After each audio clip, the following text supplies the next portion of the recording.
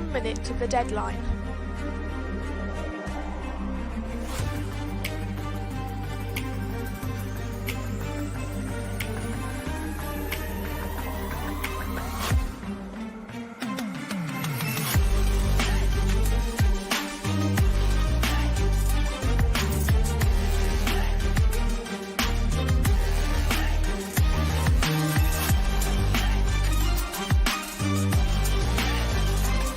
Seconds.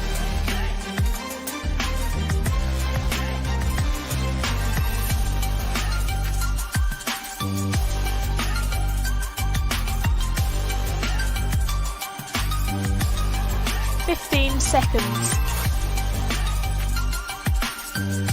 10, 9, 8, 7, 6, 5, 4, 3, 2, 1. Deadline.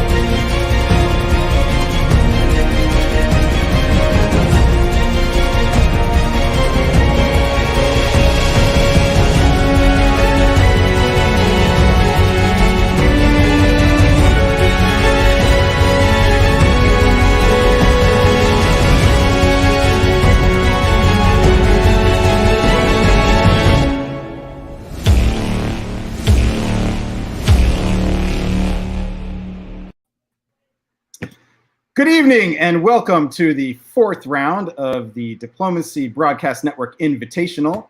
I am Brandon Fogel and I am joined by Brian Pravel. The two of us together, along with Zachary Moore, are the co-founders of the Diplomacy Broadcast Network. And we invented this thing last summer that we decided would be the capstone to a year of pandemic-related virtual face-to-face diplomacy coverage. And here we are, in the final night of the preliminary rounds, ready to see who's going to make the top board. And it has the air of a group of hungry rats thrown into a cage with just a couple morsels of cheese. And I am pumped. I was pumped already. And then I got treated to that hype video, that intro that you made, which just pumped me up even more. Brian Pravel, are you pumped? I am so pumped. We've had 3 rounds of fantastic games from some of the top players in diplomacy. The top players from the 2020 season are duking it out. And I'll tell you what, Brandon, I am expecting tonight's games. I'm hoping that we are going to see some vicious play. I think we are going to see the knives come out.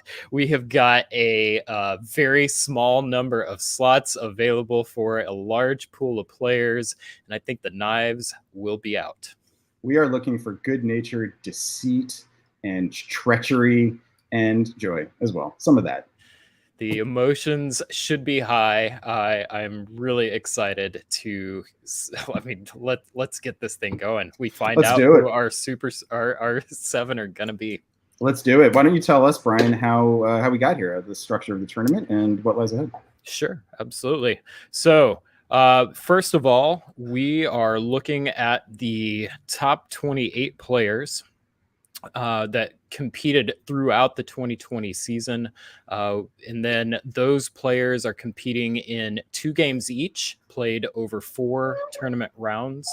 This is the final round of tournament play. Scores from both games are totaled, and then the Super 7 will advance to the top board.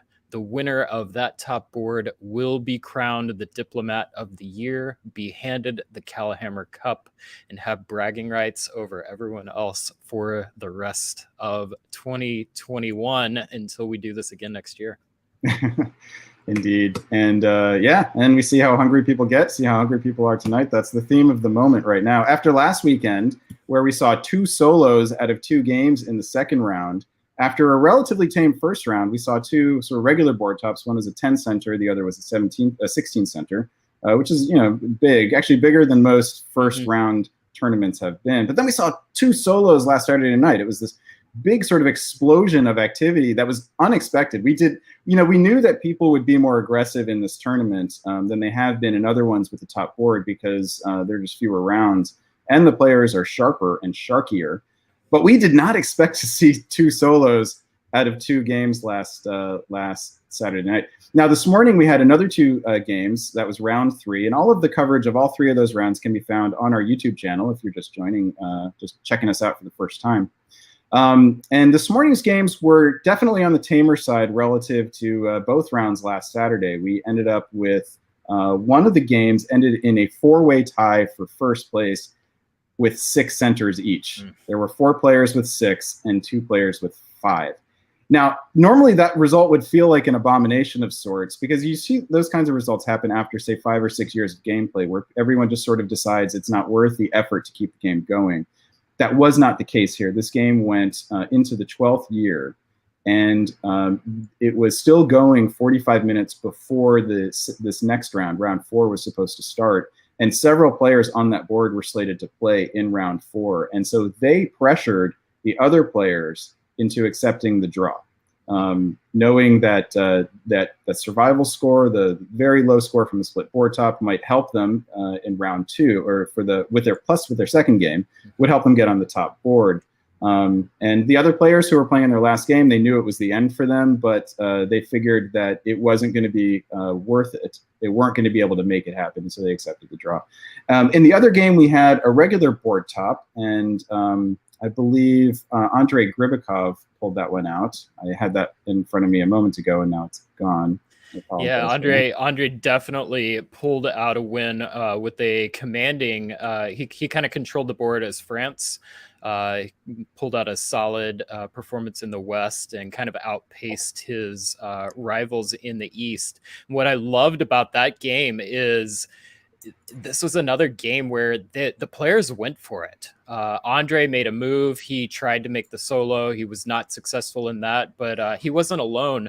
There was a strong play from John Anderson, who was competing for that board top, and he was kind of reined in by his and I don't know if it's the right word, but his erstwhile ally in Turkey, Russ Dennis, helped keep John in check. I think had some influence over the results from that game. So it ended up a really, really exciting game. Several moments in the game where many players had a really good shot, and a big surprise from that, the #1 player coming into this event, Tanya Gill, ends up with a big fat 0. The rest of the board said, nope, we've had enough, and did not give her a shot to score points. So she is playing again tonight, and this is going to be the last chance for her to score points. I'm really interested to see how hungry she is. Yeah, that was a juicy storyline in that game from earlier today. Tanya was paired up in the West with Dave Roberts, who was her ally during the Virtual Diplomacy League championship game a month ago. And Tanya ended up getting the better of him on that occasion. And Dave was a late sub. There was a player who had to drop out early this morning, and he was the second alternate. And he got in there, and they ended up being next to each other in England and Germany. And it didn't go. And Dave got his moment in the sun, at least in regards to Tanya. But Andre pulls out a 12 center board top as France, which takes him into pretty good position in the standings of the preliminary rounds for this tournament. So why don't we pull those up and have a look, if I can do it right. Give me a second. I have to pull it up on the other computer. Right. And while you're doing that, we'll just talk through some of the other big things that happened in the previous round. Conrad Woodring was playing Russia, and there was a moment in the game where I actually predicted he had an outside shot. It would have been difficult, but a shot to win that game.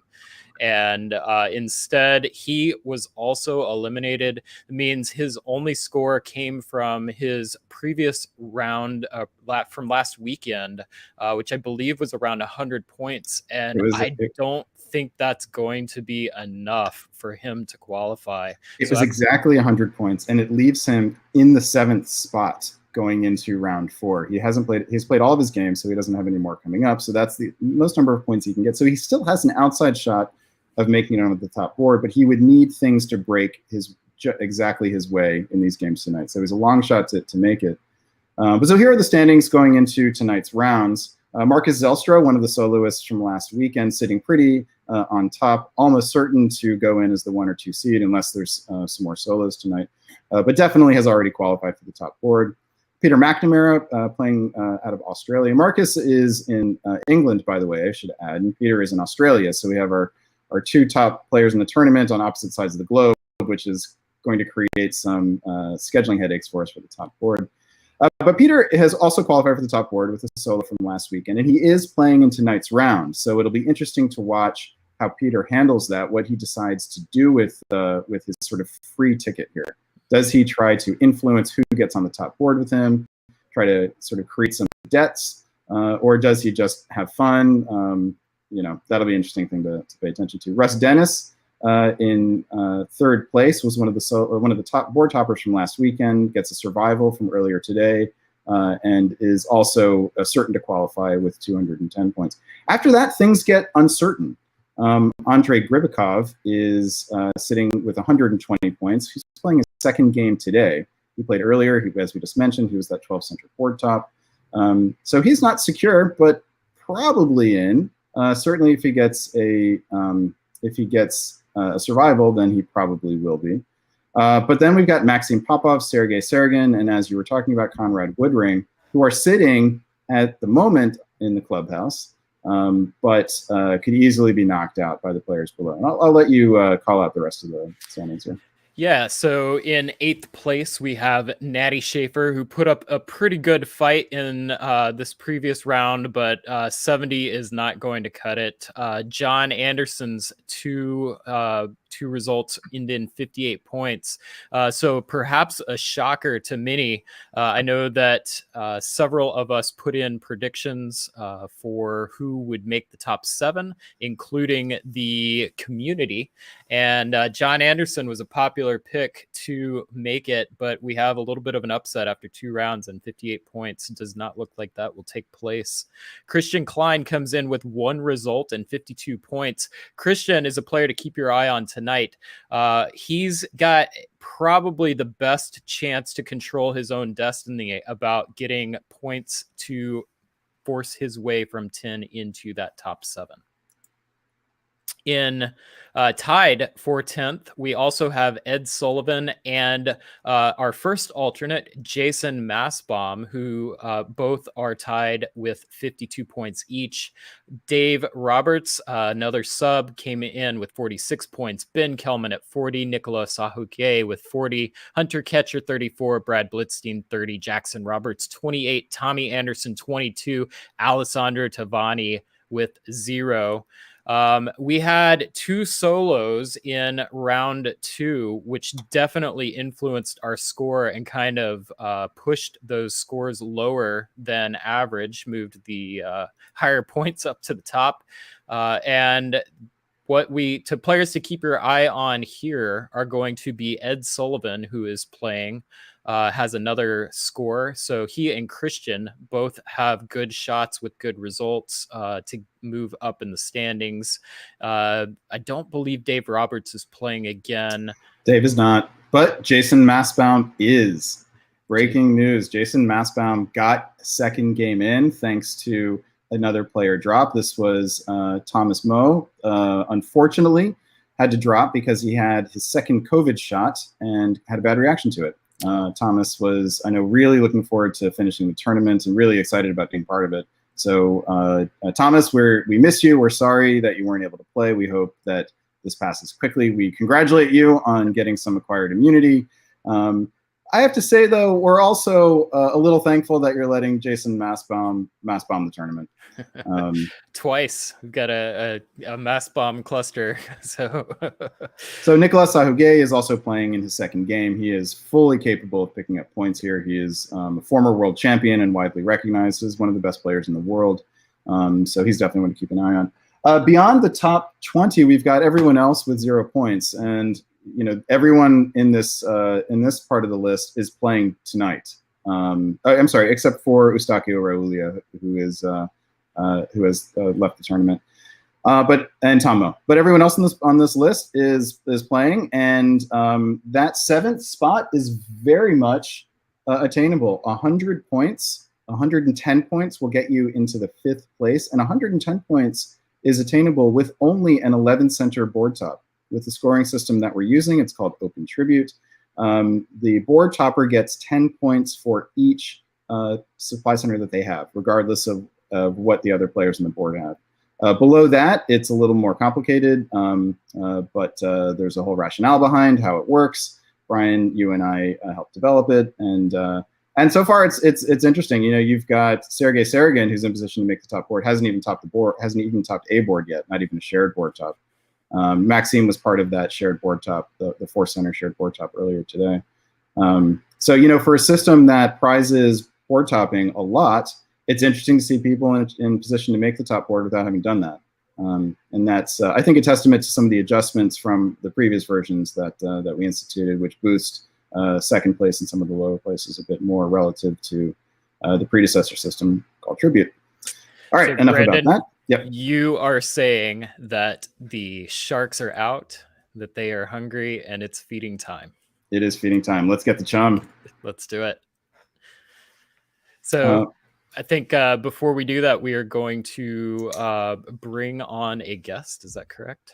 Yeah. So for the audience, one of the things that we have done so far this tournament is we have named the boards after legends of the hobby. So people who came before us, who helped build this hobby, and created this culture and this sort of existing system of tournaments and competitions that enabled us to create the ones that we have created today. Virtual face-to-face wouldn't exist without face-to-face, and face-to-face wouldn't exist without a lot of people. It's good to be reminded of who they were and what they did. So last week we named the boards after some of the brighter lights of that history, and we have a resident historian who told us about them, and he is back tonight to tell us about who are tonight's honorees.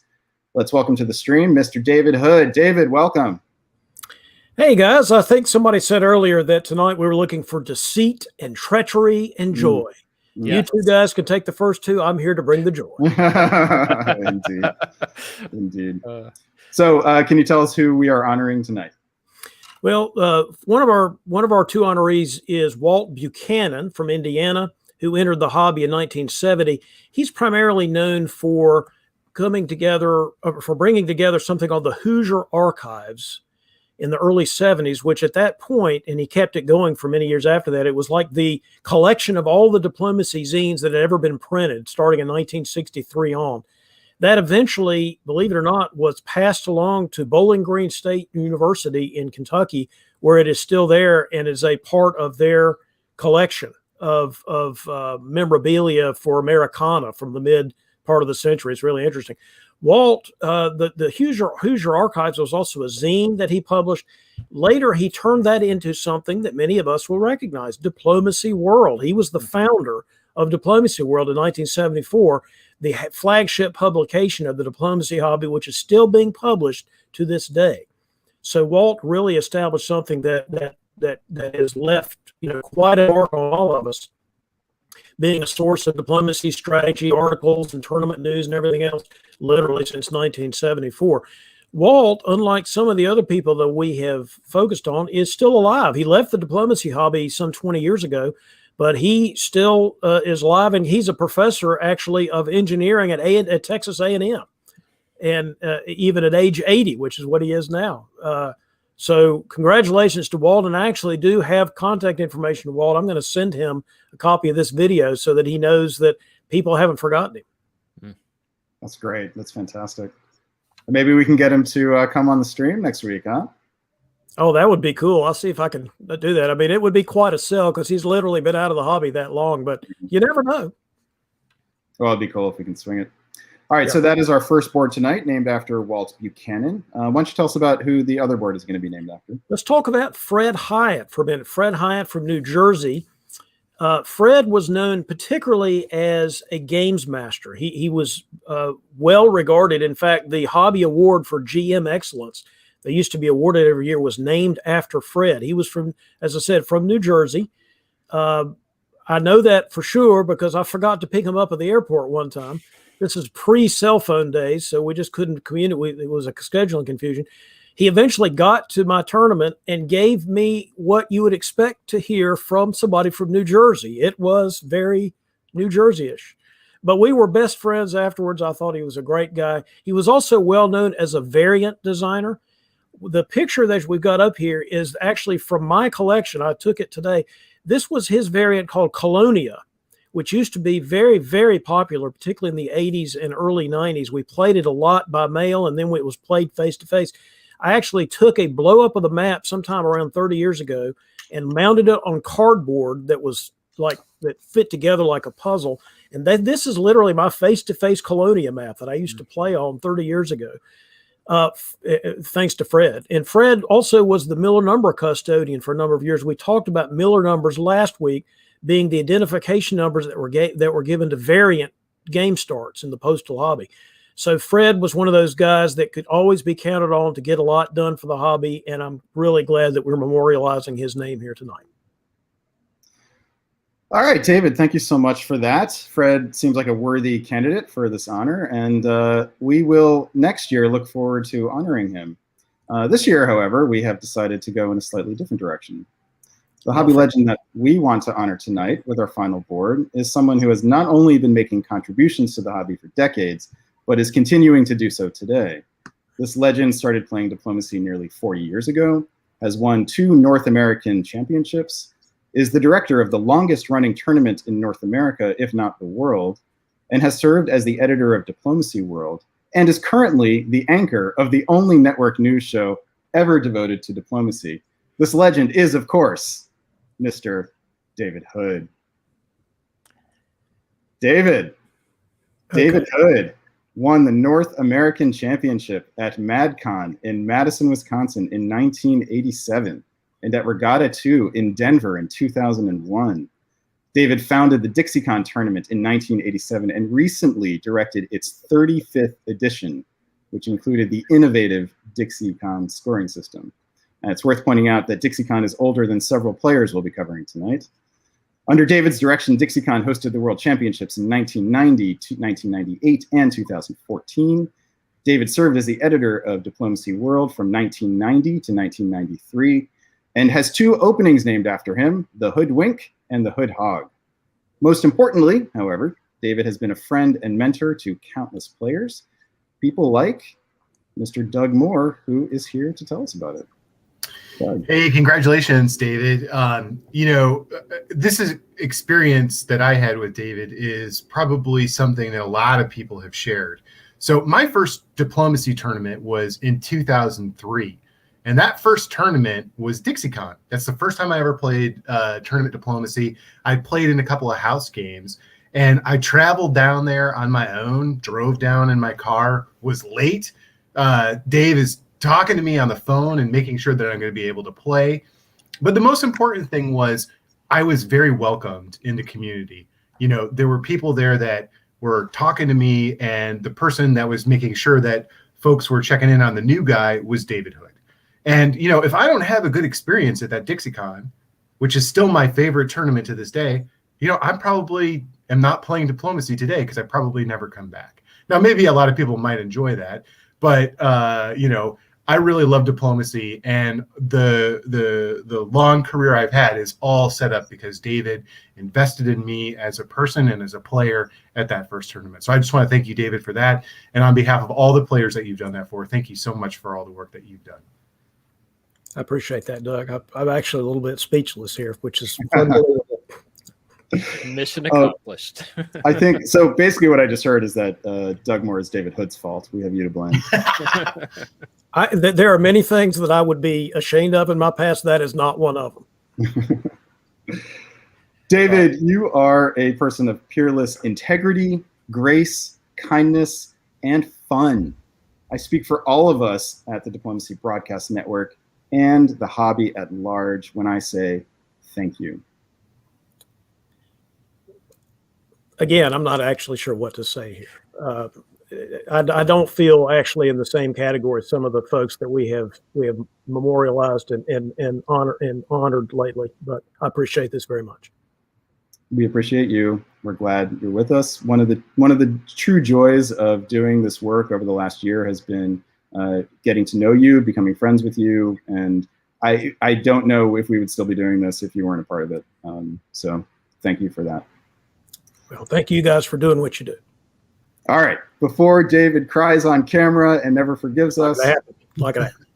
we're gonna let you go, man. We hope that you stay tuned and appreciate the den of vipers that your board has probably become. And we'll check in with you later. All right, David? Sounds good. All right, Doug Moore, thanks for joining us to give us that story. And I've heard from a couple other people who have similar stories to tell as well. Corey told one about WACCon a couple years ago.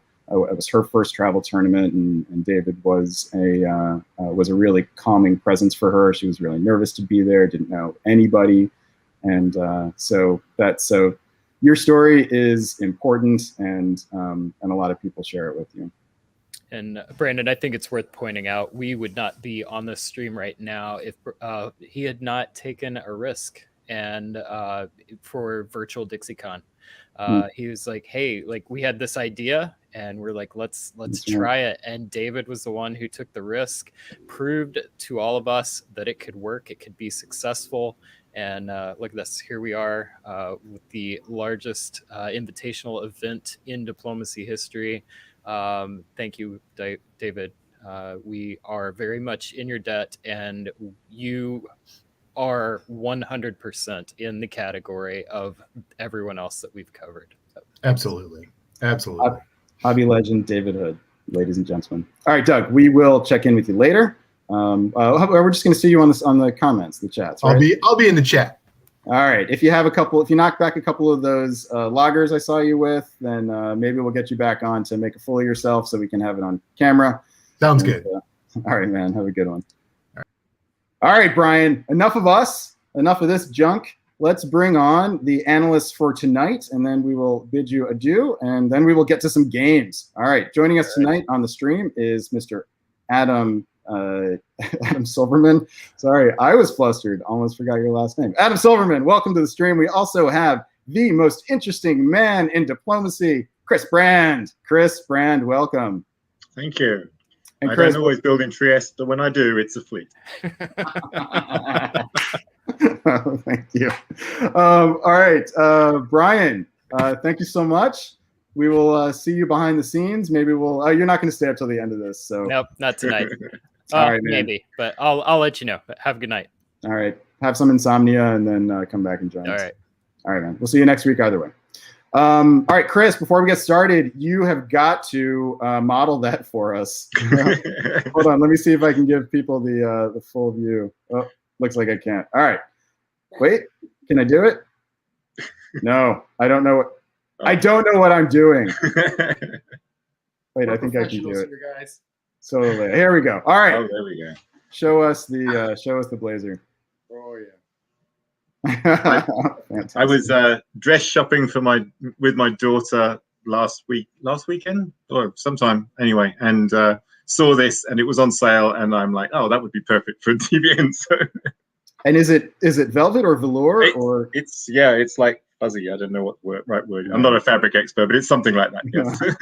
Well, we thank you for gracing us with it tonight. Gentlemen, are you guys ready for some diplomacy? Oh, yes. All right, let's just dive in. You can tell me your storylines that you've picked out as we go along. Let's see if I can work some magic and get us into, I think we're going to do board David Hood first. What do you guys think? I hope they make him proud. All right. Here is board. Oops. David Hood. And yes, almost perfect. Close enough.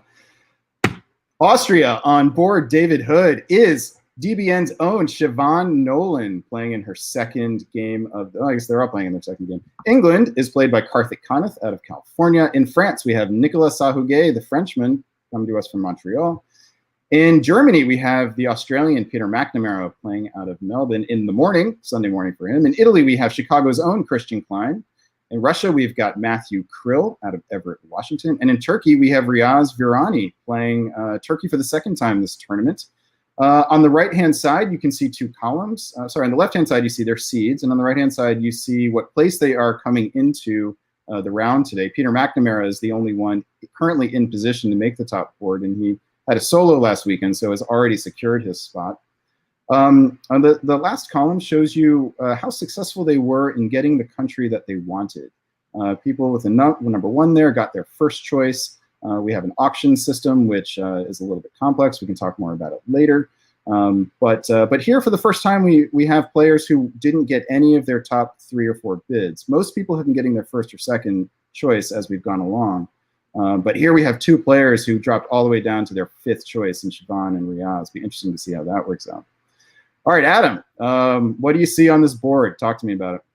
This is one of the sharkiest of Shark Tanks I have ever seen in one of these broadcasts.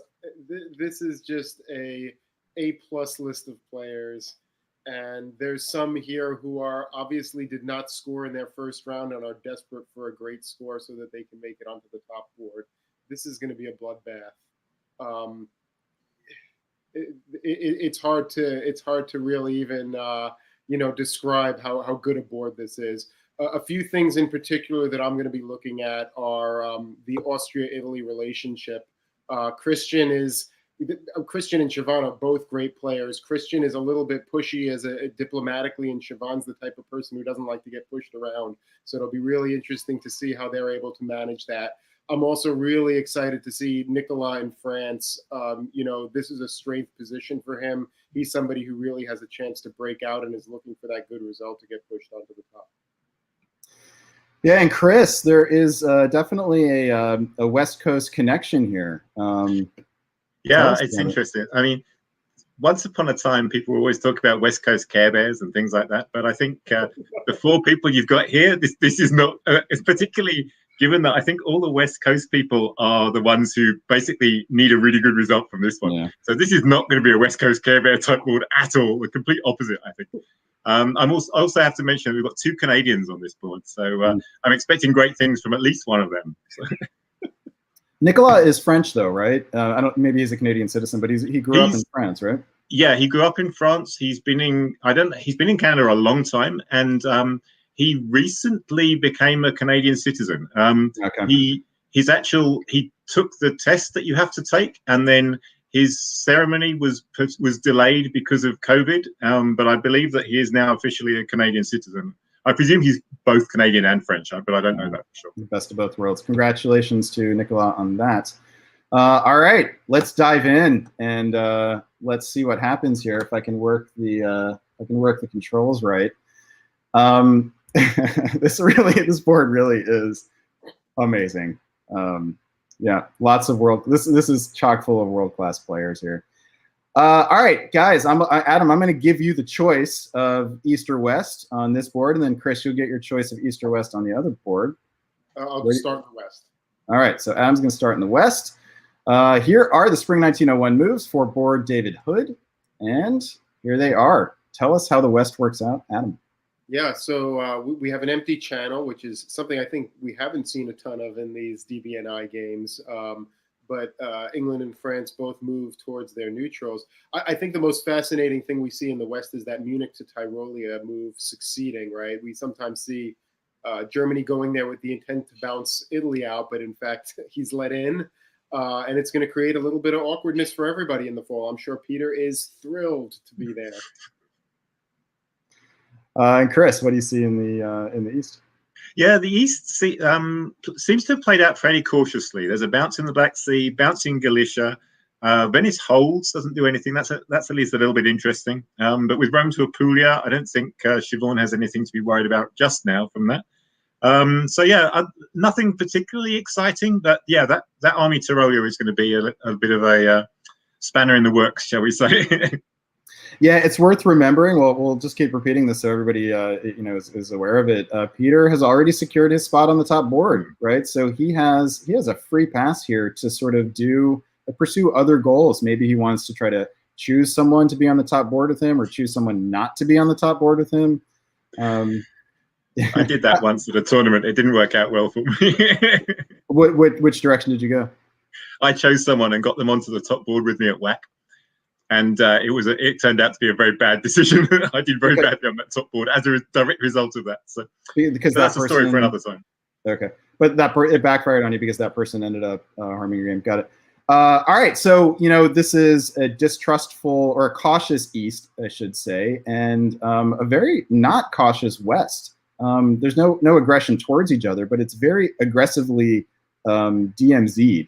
Burgundy was successfully DMZ'd. English Channel was successfully DMZ'd. Peter felt comfortable enough moving east, and Nicolas felt comfortable enough moving Marseille to Gascony, which is an unusual thing to do. What do you guys feel? Too early to draw any conclusions here, or do you get a feel from? Well, I think the Marseille to Gascony move is really interesting, right? Because Gascony is a great place to be in France if you don't fully trust your neighbors, right? And you want to be able to cover anything, and if somebody does move somewhere you don't like, you're in a position to deal with that. Versus Marseille to Spain, it gives you the option of putting your army into Portugal and your fleet into Spain. But if you're not really thinking of doing that, the Gascony adds a lot of flexibility for the fall for you. So I actually really like that opening. Okay, so it looks a little cautious to you as well. Chris? The Munich to Tyrolia is interesting because a lot of the time Germany regrets it if that actually succeeds, because if there's someone in Burgundy, then you often end up having to cover Munich. But in this case, Peter's got away with it. He hasn't got to worry about Munich at all. He can do whatever he likes with that army now. So William Stein, a viewer, informs us that Germany's opening happens only 80.83% of the time, which is not very much. William, we're not familiar with you. Tell us who you are and how you come across the stats like that, if you wouldn't mind. All right, so we have a rare opening, but we have lots of potential to cause mischief, which maybe Peter, for as sort of staid and exterior as he presents, actually has a little mischief gnome inside of him. Let's find out. Fall 1901 moves. Let's stay in the West with Adam. Well, we got to start with that Tyrolean move, which is you're in Tyrolia and then you're cold. How can you be more obtuse to your neighbors and really just continue to fluster them by just sitting there and, hey, I'm not going away. I'm not going to support anybody to Trieste or go for anything. I'm just going to sit there and be a nuisance to you. And so we'll call it the sty in the eye opening. What else you got, Adam, in the West? So elsewhere, the bounce in Belgium is certainly interesting. That could be an early sign of friction. That could also be something that they both understood was going to happen. Neither one of them really wanted the other one there, and just like, okay, we bounce and figure it out in 1902. I think is a pretty frequent occurrence. I think that's certainly not necessarily prescient of anything in particular. All right, and Chris, talk to us about the East. It's very different to spring, actually, interestingly. So we had a bounce in black in spring. This time we've got no one going to black. We had a bounce in Galicia. This time we've got no one going to Galicia. So Matthew has apparently negotiated a nice peace with both his neighbors in the south. Does that mean he's going to be playing in the north, or is that just a prelude to something different for 1902?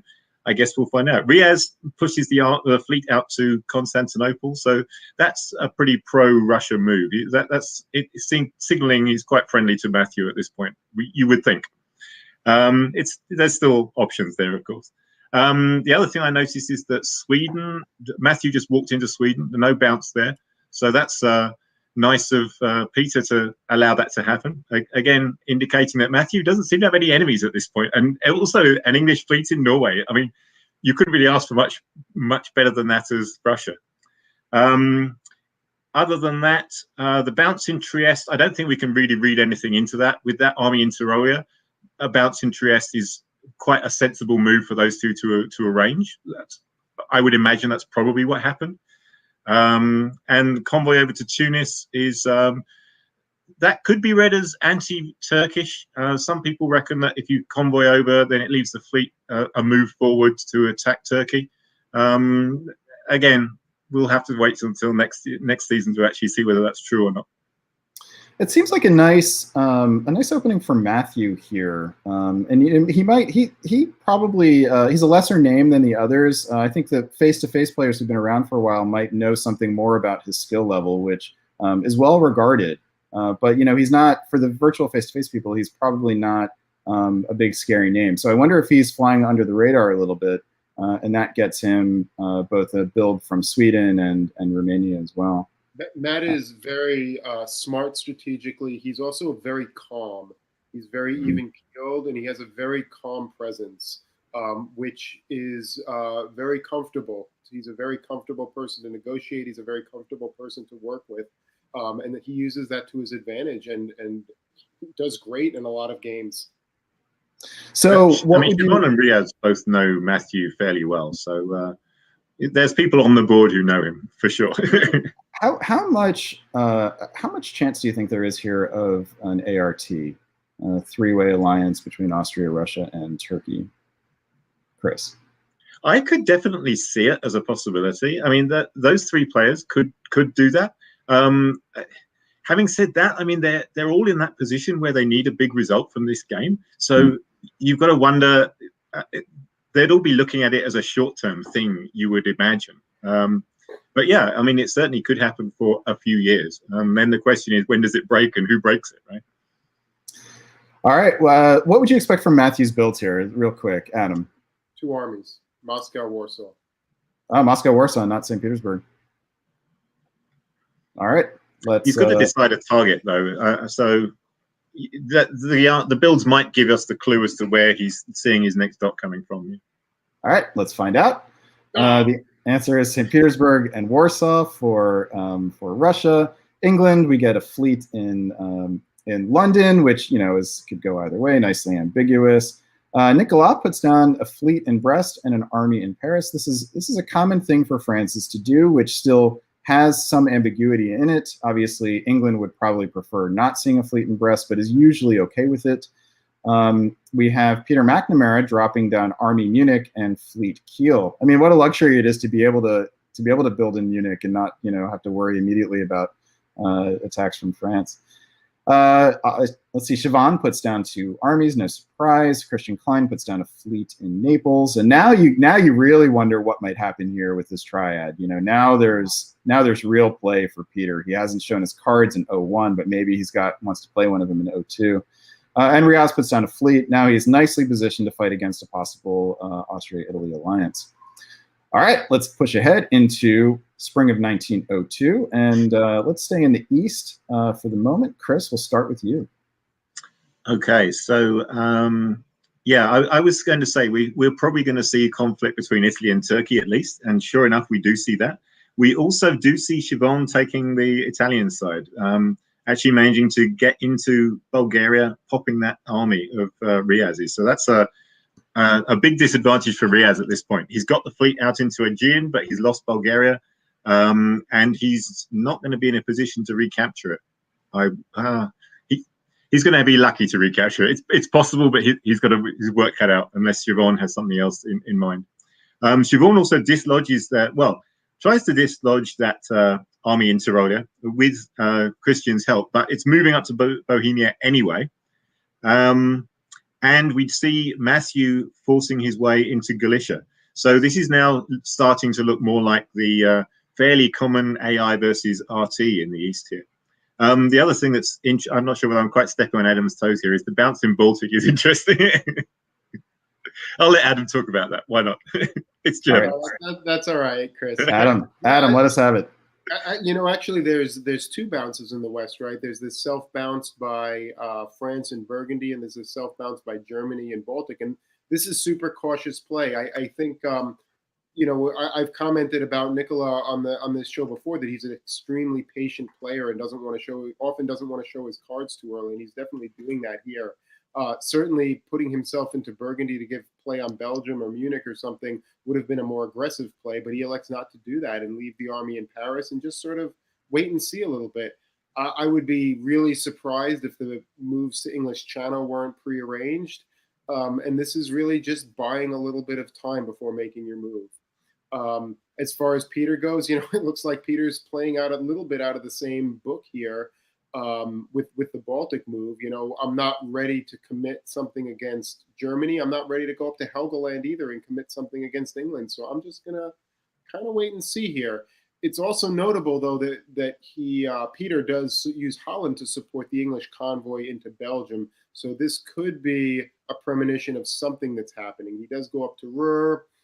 What is he doing from there? Why Ruhr rather than somewhere else? It's probably pretty hard to say at this stage.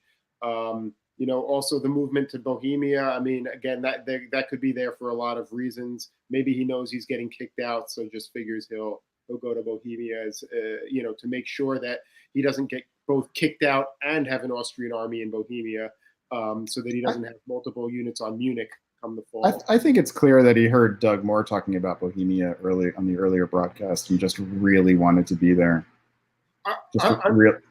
I'm feeling like it probably is that he's worried about getting kicked out of Tyrolia and also seeing Vienna to Bohemia, some kind of really massive shift north, which wasn't too likely, would have been really super aggressive on Chavan's part, but you might as well cover for it if you know you're getting kicked out anyway.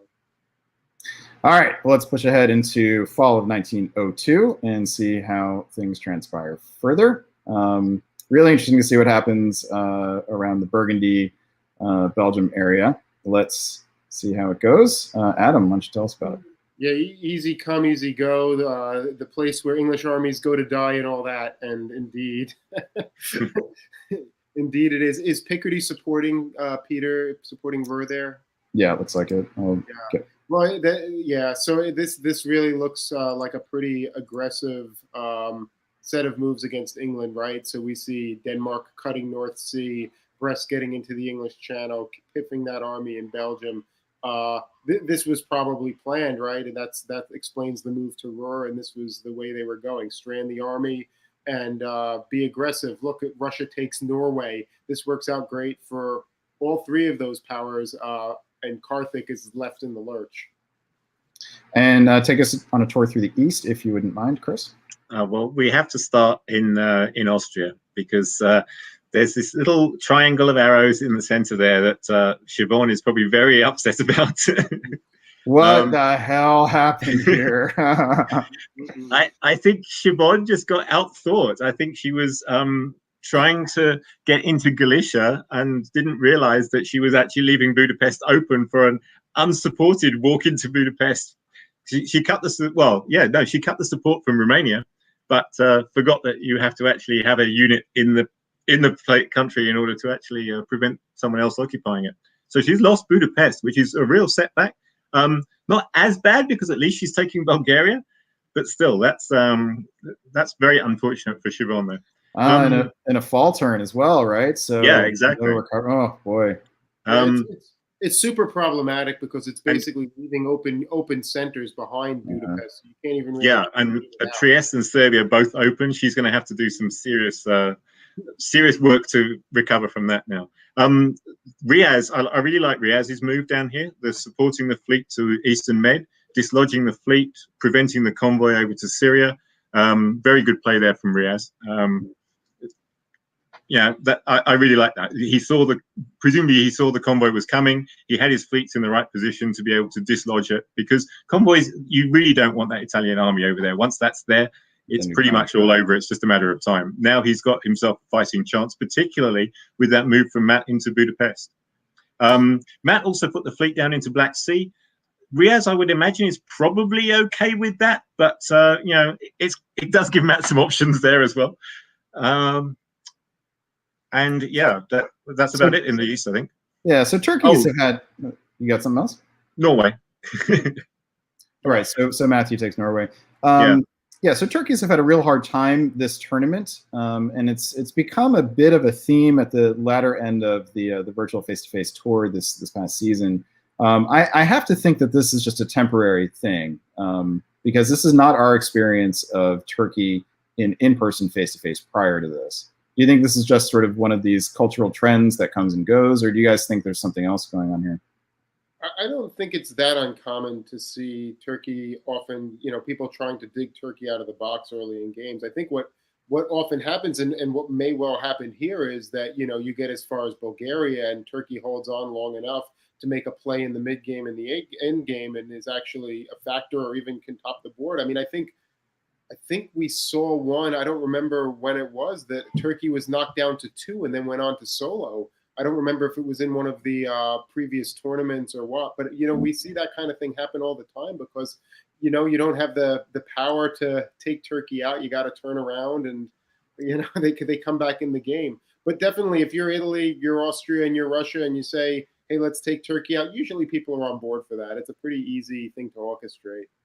Yeah, I think one of the things is people recognize that Turkey is one of those slow play powers that if you leave them in the game for 4 years or something, then they're going to cause you problems later on when you really want to be defending that stalemate line, and you don't want those Turkish units behind you, causing you problems. So, yeah, I think it's not uncommon to see an agreement to kill Turkey quickly and not have to worry about that later. But it can be pretty hard to kill Turkey. Yeah. It can be hard to kill Turkey, and also that can cost you tempo that someone else in the West can pick up on. So that's kind of that's the counterbalancing force that would cause the pendulum to swing back at some point. All right, but so you guys have identified that Riaz's task now is to play defense and just hang on long enough for things to break so that he can try to recover. So we'll keep an eye on how he does that. He doesn't have to pull one because he had the one piffed in Bulgaria. Elsewhere, we have Karthik building 1, we've got Peter building 1, and we've got Matthew putting down 2 and jumping out to the early lead. Up to 8 in 0-2 as Russia is not necessarily a good thing. It feels good at the time, but there is something called early leader syndrome in this game, and that's where you become a target because you jump out to an early lead. So why don't we, before we see the builds, take a moment to, Doug Moore likes early leads. He also likes middle leads and late leads as well, and he has a taste for them. So let's take a look at Matthew to start out with while he's riding high, just in case it doesn't last. And here is Matthew Krill. Zach's facts are for the 20th seed that he is an Alliance player. He got here through good performances at both Cascadia 2020 and 2021. He has a fan club which is named the Krill Crew. His non-diplomacy hobby is restoring classic cars. Would love to see some pictures of that sometime, Matt. His first ever diplomacy tournament was DipCon in Denver in 2001. Was that one of the ones that was, in fact, the one that David Hood won? That was his second North American championship. It comes full circle. Matthew Krill, thank you for that. All right, you guys talked a little bit about Matthew before, so let's. If you want to see pictures, you need to friend him on Facebook. I've seen some car pictures from him on Facebook. So. And good stuff. Yeah. Way beyond what I could do with cars. All right. Well, if Matthew makes the top board, then we'll get some of those pictures so we can show them on next week's broadcast. All right. So back to winter of 1902. Here are the builds. We have Matthew dropping 2 more armies. So he's had 4 builds so far. All 4 have been armies. We've got Karthik Kaneth with you're not getting any of this army build in Liverpool. And that is, I believe that's a rebuild. He had 2 units piffed over the course of the, he had 1 unit piffed, and then Norway he pulled rather than retreat so that he could rebuild it as an army in Liverpool. So clever defensive maneuver there by Karthik. We also have Peter dropping down an army in Berlin. So basically, very few fleet builds, lots of army builds. All right, let's push ahead so far. Spring 1903. Adam, tell us what you see in the West. Yeah, this is so interesting, isn't it? So we see the English Channel supporting the North Sea now, and Nicola supporting himself into Burgundy. What do we all make of that, right? We saw Nicola do what looked like an attack against Karthik, and now he's maybe doing something, setting up to take Belgium. Who knows? Really interesting, and again, making some patient play here. buying him time, not doing anything, not locking himself into any one course of action.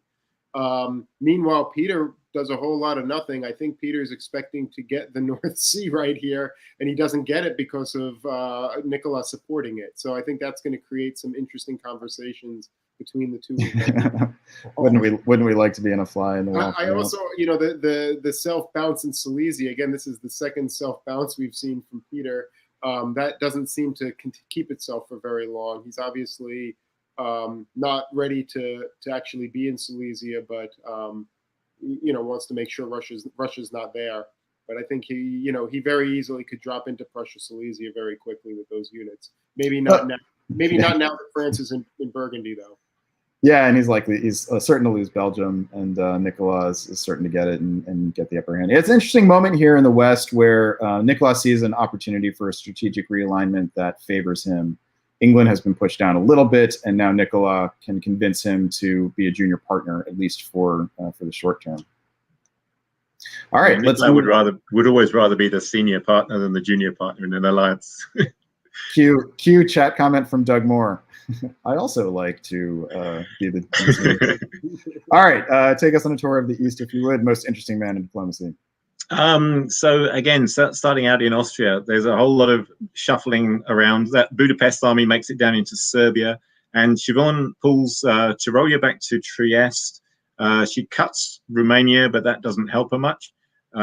Galicia manages to come back to Budapest, followed up by the Russian army in Ukraine. So it's going to be some interesting tactical play for the fall, I think, with could go either way. It's one of these where it's going to come down to Matt's going to have quite a few options for which centers he could target, and Siobhan's going to have a few options for whether she can kick him out or whether she can defend. So and it's one of those that could go either way. Like one could end up with an extra unit, and someone's looking to get popped. Yeah, I mean, to my mind, Bulgaria is looking kind of vulnerable because you've got to imagine that Riaz will help Matthew out there. So I would.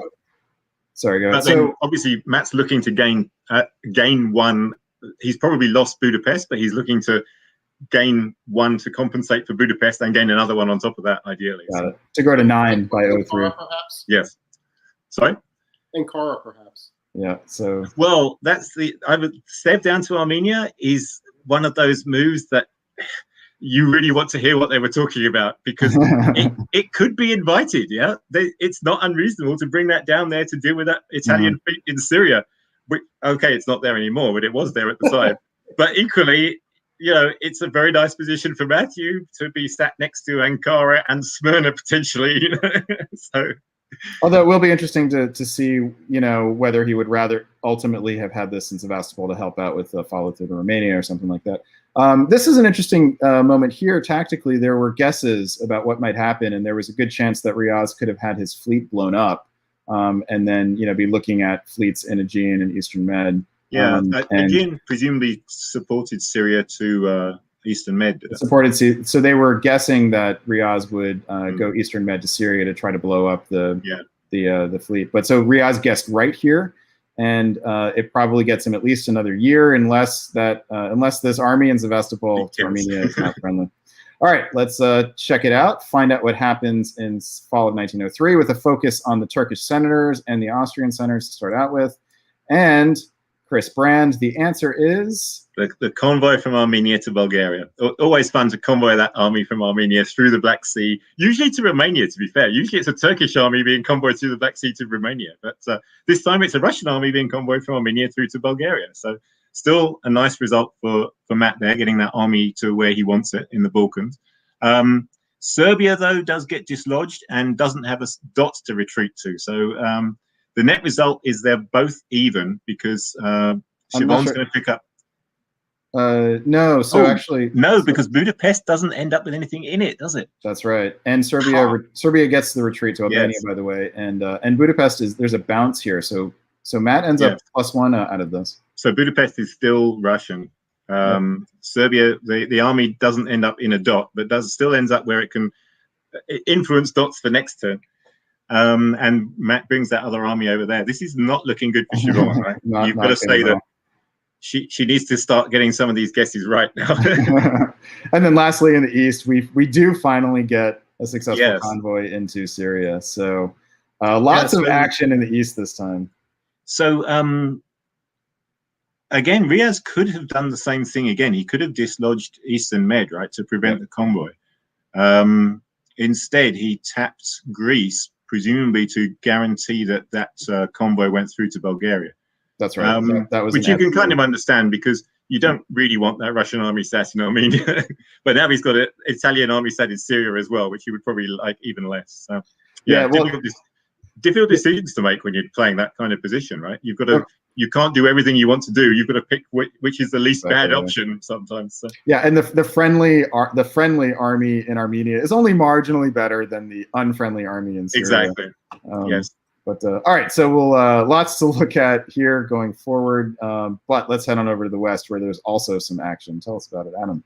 Yeah, well, we see Belgium fall as we expected. It looks like it walked out into Ruhr just to probably be safe in case Nicola did something tricky there. But Nicola does the moves to guarantee it. But Peter, it looks like, does manage to take the North Sea in this case, thanks to help from Matt in Russia, which I think makes some sense from a diplomatic standpoint. Matt wants Peter doing something other than sending armies east, and so he's succeeding in doing that by pushing Peter to the west.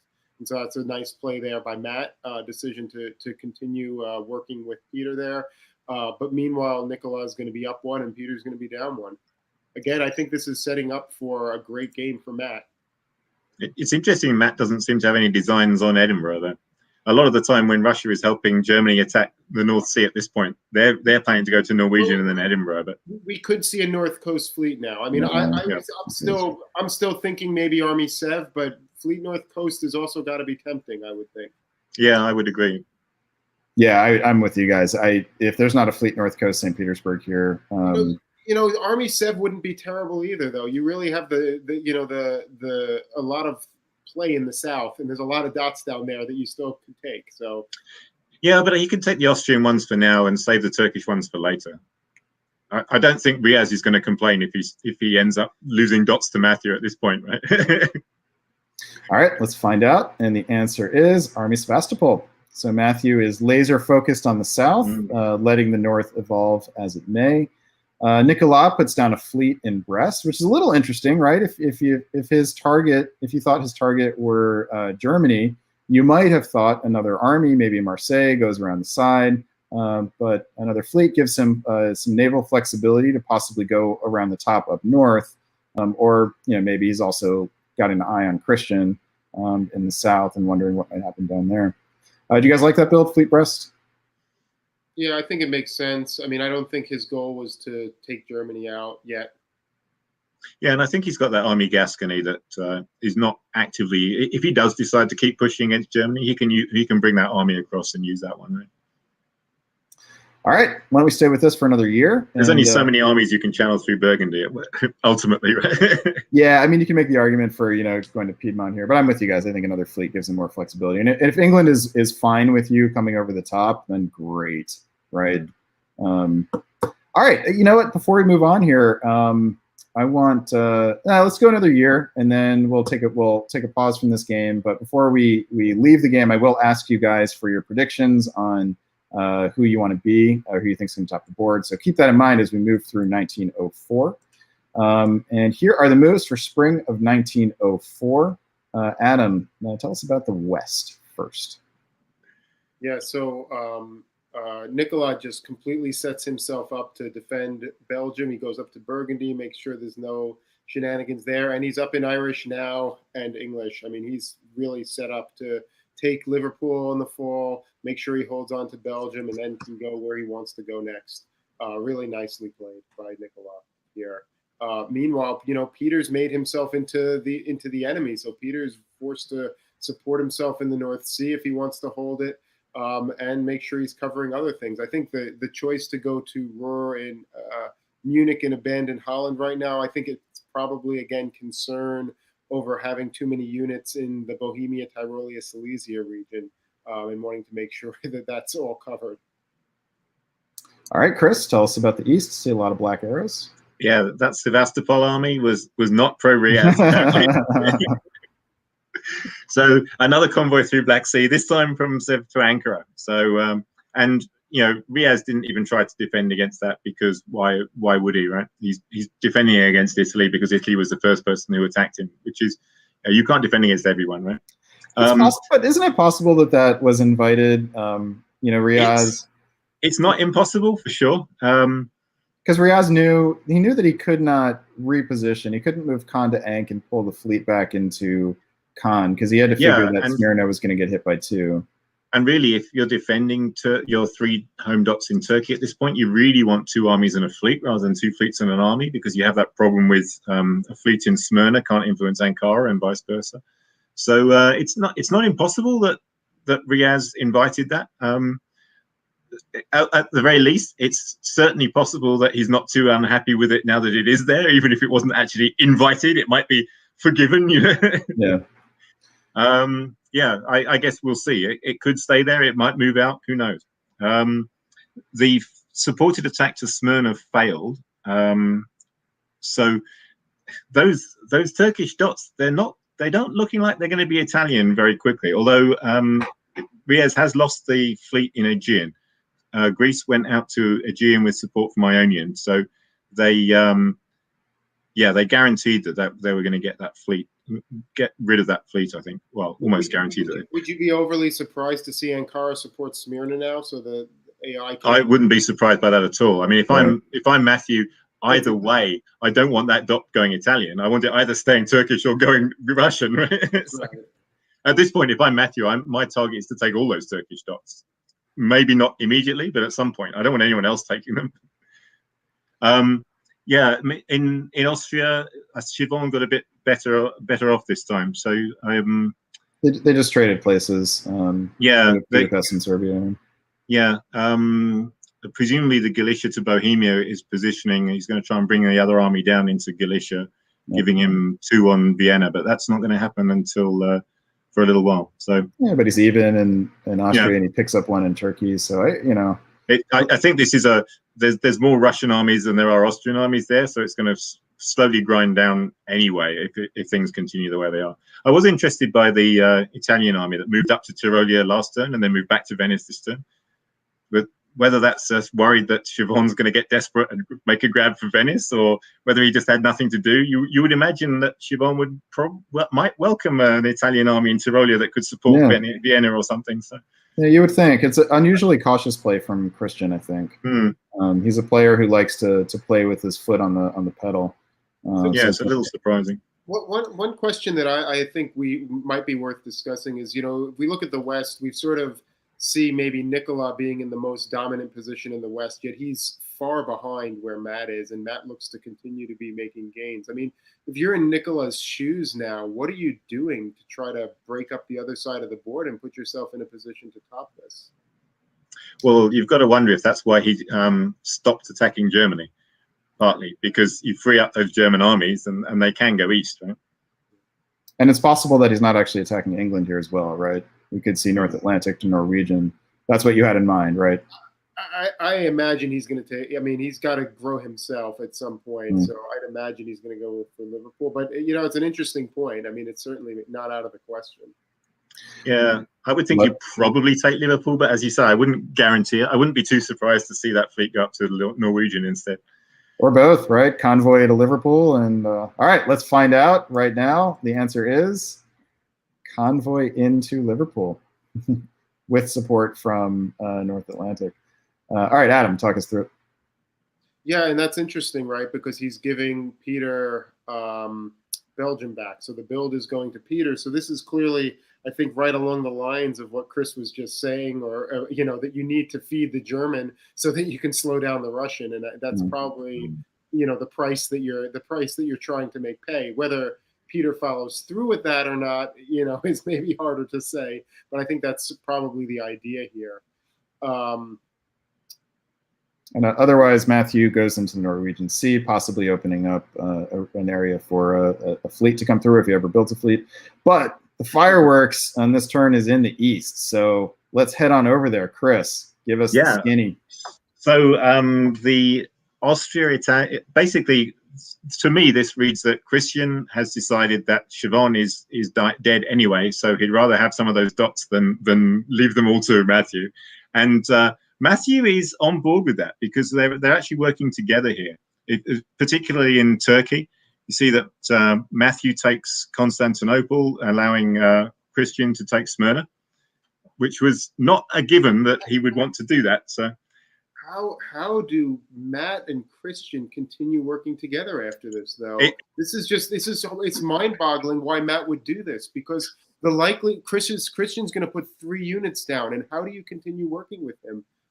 Yeah, so you've got to wonder whether did Matthew not know that Christian was going to take Greece and Trieste as well, or did he not realize that was a possibility? He's supporting him to Greece, right? So right. Oh yeah, that's true. Yeah, he knows Greece, and Trieste is at least a possibility. Yeah. Greece is guaranteed based on the fact that he's taking Khan. I mean, he's getting 2 builds himself, but man, this is going to be rough. I mean, I don't know. You guys are already jumping ahead to builds here. Christian's picking up 3. Siobhan has to pull another one. Matthew's dropping 2. This board has simplified remarkably quickly. Like we're getting to the mid game now in 1905 with Turkey gone now, and Austria, probably not long for this world. We did not see Riaz Varani's profile, so let's have a look at it. A little bit of a mea culpa here for popping it in now. Here are Zach's facts on Riaz, sporting the mustache and the sunglasses. Love the look, Riaz. Playstyle is tactician. We saw that in a couple places here, but unfortunately his time was not long enough to really showcase those talents, which are considerable. Riaz got here with a strong showing at Cascadia last year, the last major in-person event. What Riaz is better at than you? He is considered one of the elite gunboat diplomacy players in the hobby. That is true. I have seen it firsthand, as have the 2 of you. And that's Riaz. So, I'm now a little sad now that we're not going to get to see not only more of this mustache, but more of Riaz's skills. Did Riaz get best Turkey at Cascadia? I have a feeling he did, but I'm not certain of that. Yeah, so Turkey's been getting hammered. It gets hammered again in this game. It's a little sad to see. I think we'll see a turnaround on that at some point. This was Riaz had 2 games as Turkey. I think that he might wish that he had done his auctions a little bit differently in retrospect, but so be it. Let's also have a look at Siobhan's profile. So I was right. Riaz at Cascadia 2020, he took home Best Turkey Awards. So it's not that he doesn't know how to play Turkey, that's for sure. Chris, I'm not going to comment on that game. All right, you were there, were you? It's I don't know that. We could probably look through and find some nits to pick about what Riaz might have done differently here. But the biggest problem is that he didn't have an ally. Austria and Italy stuck together, and Russia was only willing to go with him for as long as he thought it was useful, which wasn't very long, as it turned out. All right, here's Siobhan Nolan giving us a new look tonight. A little baby Siobhan with her older brother. Siobhan's style is up-tempo. How did she get here? She was the Cascadia champion from 2020. The size of the target on Siobhan's back, smaller than it was last week. Yeah, it was big enough, though, I think. The target was hit. Shouldn't count out Siobhan completely, but not looking good for Siobhan. All right, we have seen 3 of the players. We have seen 4 years of this game. Here's where things stand going into the winter of 1904. This is a beautiful moment in the game to take a break, and we're going to do that. And when we come back, we'll remember that Christian Klein just stabbed Siobhan for 3 dots. For 2 dots, and connived with Matthew Krill to eliminate Riaz Varani for a 3rd dot. And elsewhere, the FG managed to take a dot away from England and funnel it to Germany. But the story of this game so far is Matthew Krill in Russia getting up to 11 by the end of 1904, opening up a yawning 4-center gap over Christian Klein. So that is where things stand in David Hood's board. We will return to this, but for now, it is time to head on over to Walt Buchanan and see how things are looking over there. The player list for Walt Buchanan looks as follows. In Austria, we have the mass bomber himself, Jason Massbaum, playing his 2nd game of the day. as an alternate coming into the tournament. He exists as the 29th seed. In England, we have Farron Jane out of Austin, Texas. France finds the #1 seed, the big head honcho coming into the tournament, Tanya Gill, who learned a lesson in her first round earlier today. In Germany, we have Ed Sullivan, the #4 seed, much ballyhooed, the champion of Cascadia 2021, playing from Houston, Texas, with electricity, but not with running water. The running water was turned on earlier during his water had been out for 4 days, was turned on during the game this morning, and one of the pipes in his kitchen immediately burst. And he had some arguments with his partner about who needed to take care of that. Fortunately, he has a very understanding partner and was able to continue the game. In Italy, we have Andrei Gribikov, fresh off the 12 center board top earlier today, likely having sewn up a spot on the top board. So it's a free game here to do what he wants. In Russia, we have Craig Mayer playing in a second game, looking for a result. In Turkey, we have Morgante Pel coming in with big credentials, have won the big tournament in December, the Virtual World Diplomacy Classic, which was the biggest tournament on the tour this year. But I struggled in his first game and came away with 0 points.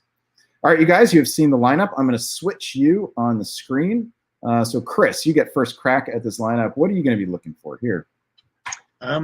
It's interesting that we've also got 4 players here that basically have got. They need they need a board top of this game, but they're spread differently because in this game it's England, France, and Russia, Turkey, whereas in the other game it's 3 in the east and 1 in the west. So that's it's going to be interesting to see how that plays out. Very hard to predict this game, honestly.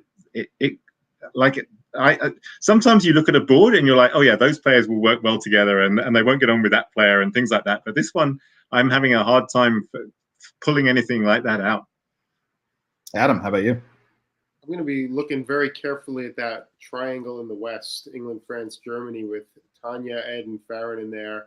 Both Tanya and Farron have had some great games and have not done so well in the Invitational so far. So we're both looking for a big result. Ed, had an okay result, is certainly looking to expand upon that. So that's going to be a pretty interesting triangle. All right, with that, let's dive in. Chris, you want to stay in the West? Yeah, sure. I'll take. You mean change to the West? Yes. I mean, West would be your default for this game since you're on top. Right. So it's sure. All right. You will stay in the switching to the West, and that puts you in the East, Adam. So here are the moves for spring of 1901. And Chris, tell us about the West, if you would. Tanya goes for the support to Burgundy, which is a fairly popular play as France. You want to ensure that you're the person that's in Burgundy and no one else. Gives you play on Belgium. You've still got the move to Spain and Portugal. DMZ in the Channel, which is good for both England and France, that it's actually followed through with by both of them. Farron positioning to put possibly the army into Norway or possibly over to Belgium, certainly more east than anything else there. And fairly normal opening from Germany. Munich goes to Ruhr is probably the interesting one. Now Ed's got to decide whether he needs to cover Munich from that French army in Burgundy. So no very exciting openings. But the army in Burgundy is probably the going to be the most influential piece there. All right, and Adam, how about a couple interesting things here. One is the Venice walk into Trieste, bounce in Galicia, but no bounce in the Black Sea. Instead, we see the Turks open to Armenia, but Enk to Khan. So this could be a setup for any of a wide range of things, and I hesitate to be predictive of it. I think it could be a Sev Khan swap. It could be shenanigans on one part or the other. I think that if there was some agreement with Russia and Turkey to do that, Venice to Trieste may influence what they decide to do in the fall anyway. All right, well, let's find out what they do decide to do in the fall. And all right, East, we've got an attempted Sev Khan shuffle. How does it work out, Adam? Yeah, well, it worked out okay for Morgante, who's in Sev. This is pretty cool, right? Because since Italy knows they're getting Trieste, they can take their build from there and go straight into the AG, and thereby disrupting this whole RT action that was intended to get the fleets out very early. So they do that. There's a bounce in Khan, so Black doesn't get in. So Russia ends up losing 7 instead of making a gain. It's kind of interesting to see that Russia goes to Ukraine from Warsaw rather than Gal in this position. So leaves Warsaw open for the potential build, but they're only getting one now. Yeah, presumably Craig thought that Gal was DMZ'd here and probably regretted immediately, thinking that as soon as these moves were shown. But he does get Sweden out of it. Tell us about the rest of the West, Chris. Yeah, great. Craig's got to be very thankful that Ed didn't bounce him in Sweden at this point. So that's interesting that both games we've seen Denmark just hold in the fall. That's not. I would say it's more than 50% that they go to Sweden. Bounce in Belgium between Burgundy and the Fleet North Sea. Interesting that Farron went to move the fleet into Belgium and the other fleet into Norway. That there was potentially the risk that the North Sea goes into Belgium and Denmark goes to the North Sea. You don't see it very often, but it could happen in this situation. So she could have convoyed the army, is what. Yeah, I think that's often the reason that you see the convoy rather than the fleet move, because the North Sea is very sensitive if you're playing England. You really don't want to see anyone other than you in the North Sea. And Tanya picks up the 2 Iberian centers, and Ed does not cover Munich. Instead, he supports into Holland. So that's that indicates that he's very confident that Tanya wasn't going to Munich, and he's not so confident that Farron wasn't going to Holland. Yeah, Farron's kind of the wild card here in terms of these moves. It is worth pointing out that this move could be arranged. Actually, no one could agree on who got Belgium, so they both decided that it was better if neither of them got it.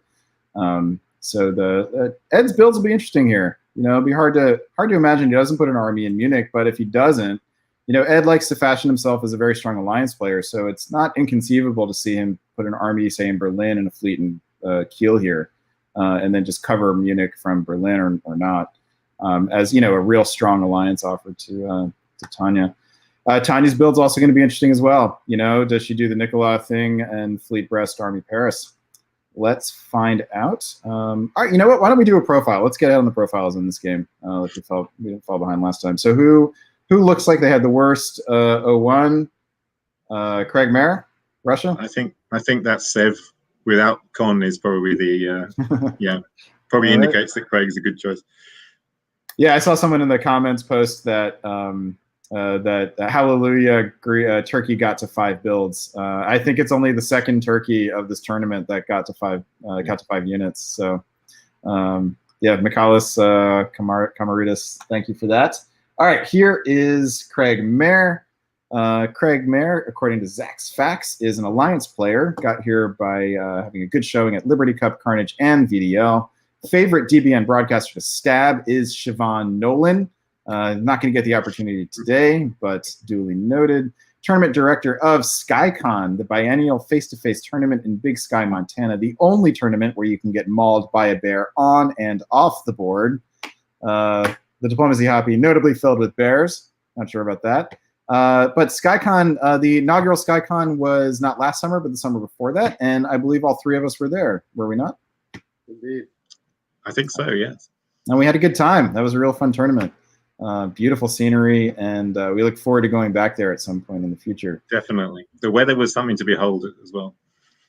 So the big guy from Big Sky, I think, is how Brian Pravel referred to Craig earlier today. Craig, thank you for Big Sky Con, and we wish you luck in turning this game around. All hope is not lost by any means. All right, let us check out some builds. I want to see some builds. Here we are, and the answer is for Tanya and Ed.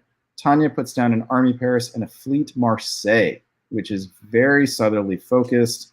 and highly suggestive of Western triple negotiations, I think, between the three Western powers. Farron puts down a fleet in Edinburgh, also consistent with the Western triple. Ed puts down a fleet Kiel and an army Munich here, which actually is less Western Tripoli than you might want. But that doesn't mean it's not happening. Ed loves strong alliances, especially ones that can get him into the mid game. So that's something to keep an eye on. Elsewhere, we have a fleet from Andrei Gribikov in Naples. No surprise. We got fleet and army from Morgante. No surprise there. And armies in unsurprising places from Craig Merritt. All right. Let's just push ahead here and check out spring of 1902 moves. And let's start with the West and see if anything Western Tripoli is happening. Chris, what do you see? Well, I'm not seeing Western Tripoli sort of moves. Norway to Skagerrak, north to Hellingerland. those don't say Western Triple to me, but I could be wrong. You never know.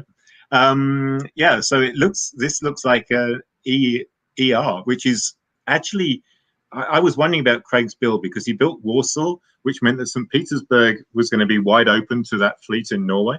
So he's doing what I love to see, which is defending St. Petersburg with diplomacy rather than with military units. So this is always good. Supporting Norway down into Skagerrak means that now he doesn't have to worry about St. Petersburg for the fall. And with the way the moves went, he doesn't have to worry about, well, he still has to worry about Sweden a little bit too, with Germany and England possibly working together. So Ed's going to be very happy that he supported himself into Heligoland.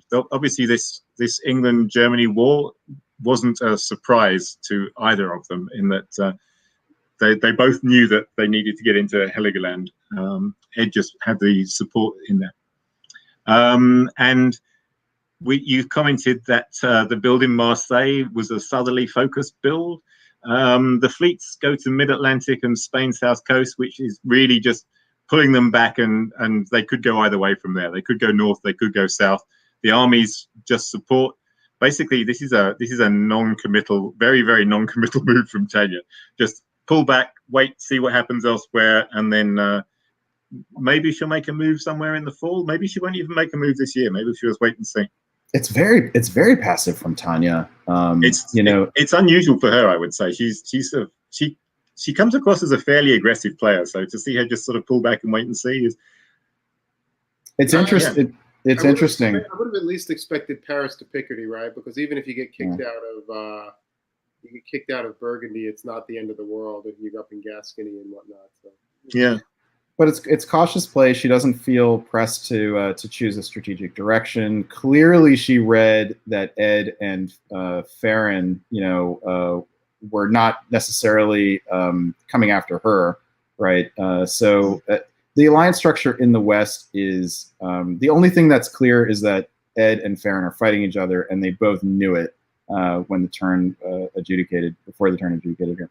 All right, we'll keep an eye on what direction Tanya chooses.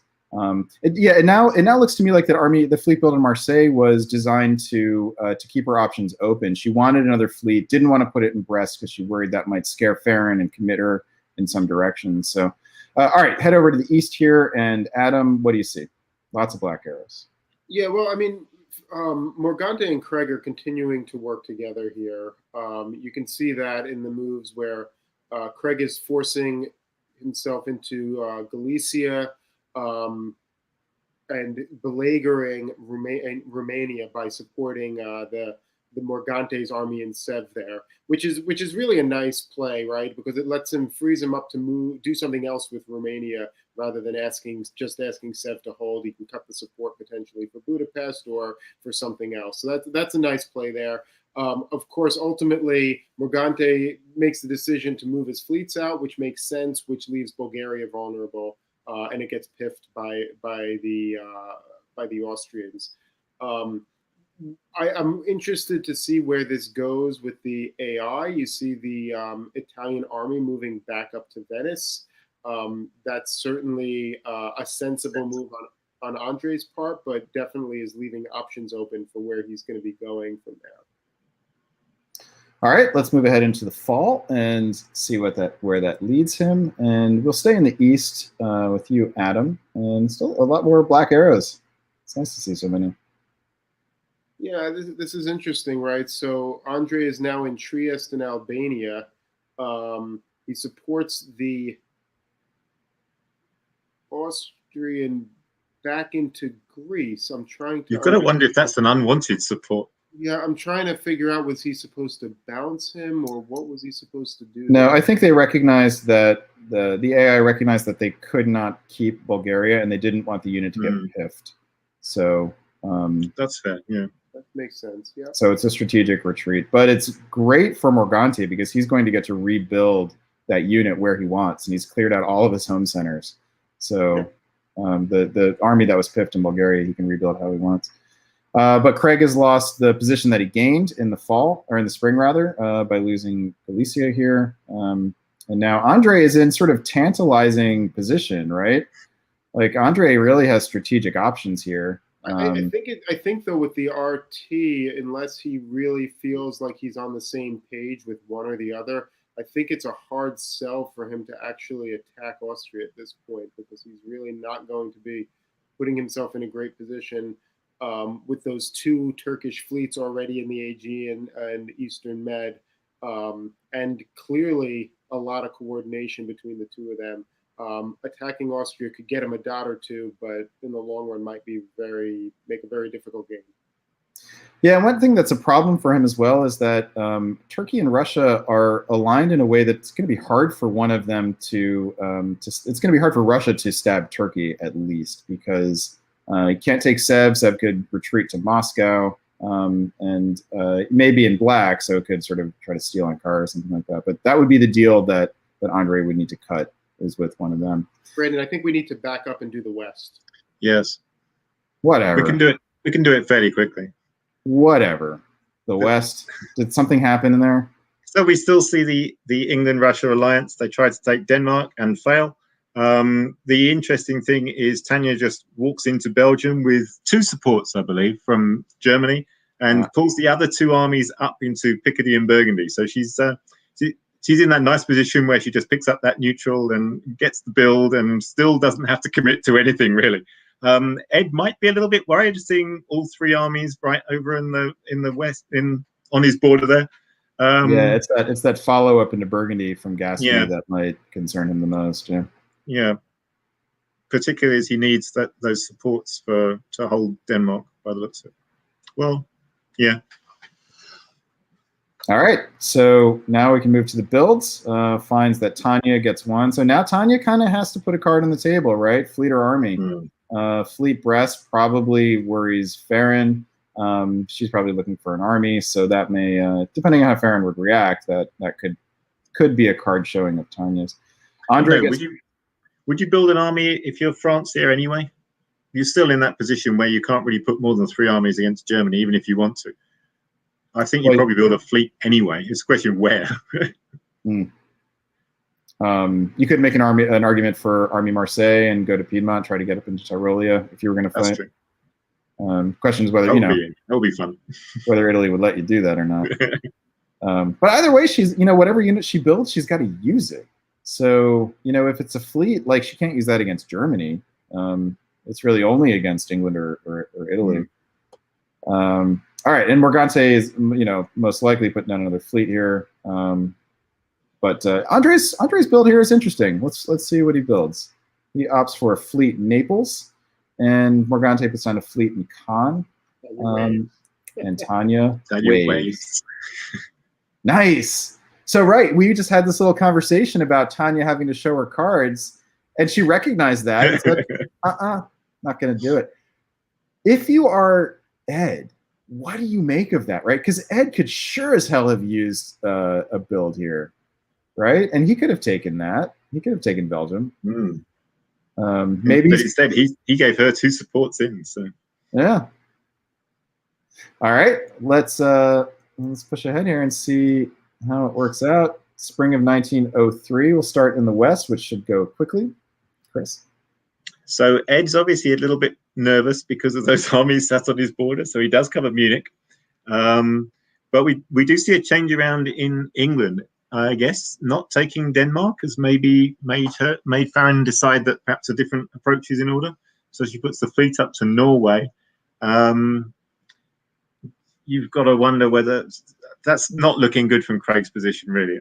That's got to be probably Norway to St. Petersburg and then Denmark to Sweden with support from Skagerrak would be my guess, that we've got an agreement between England and Germany to take those 2 Russian dots between the 2 of them.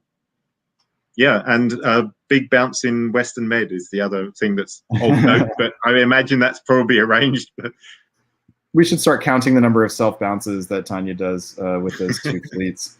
So that's 2 now, I think, right? All right, number of self bounces by Tanya.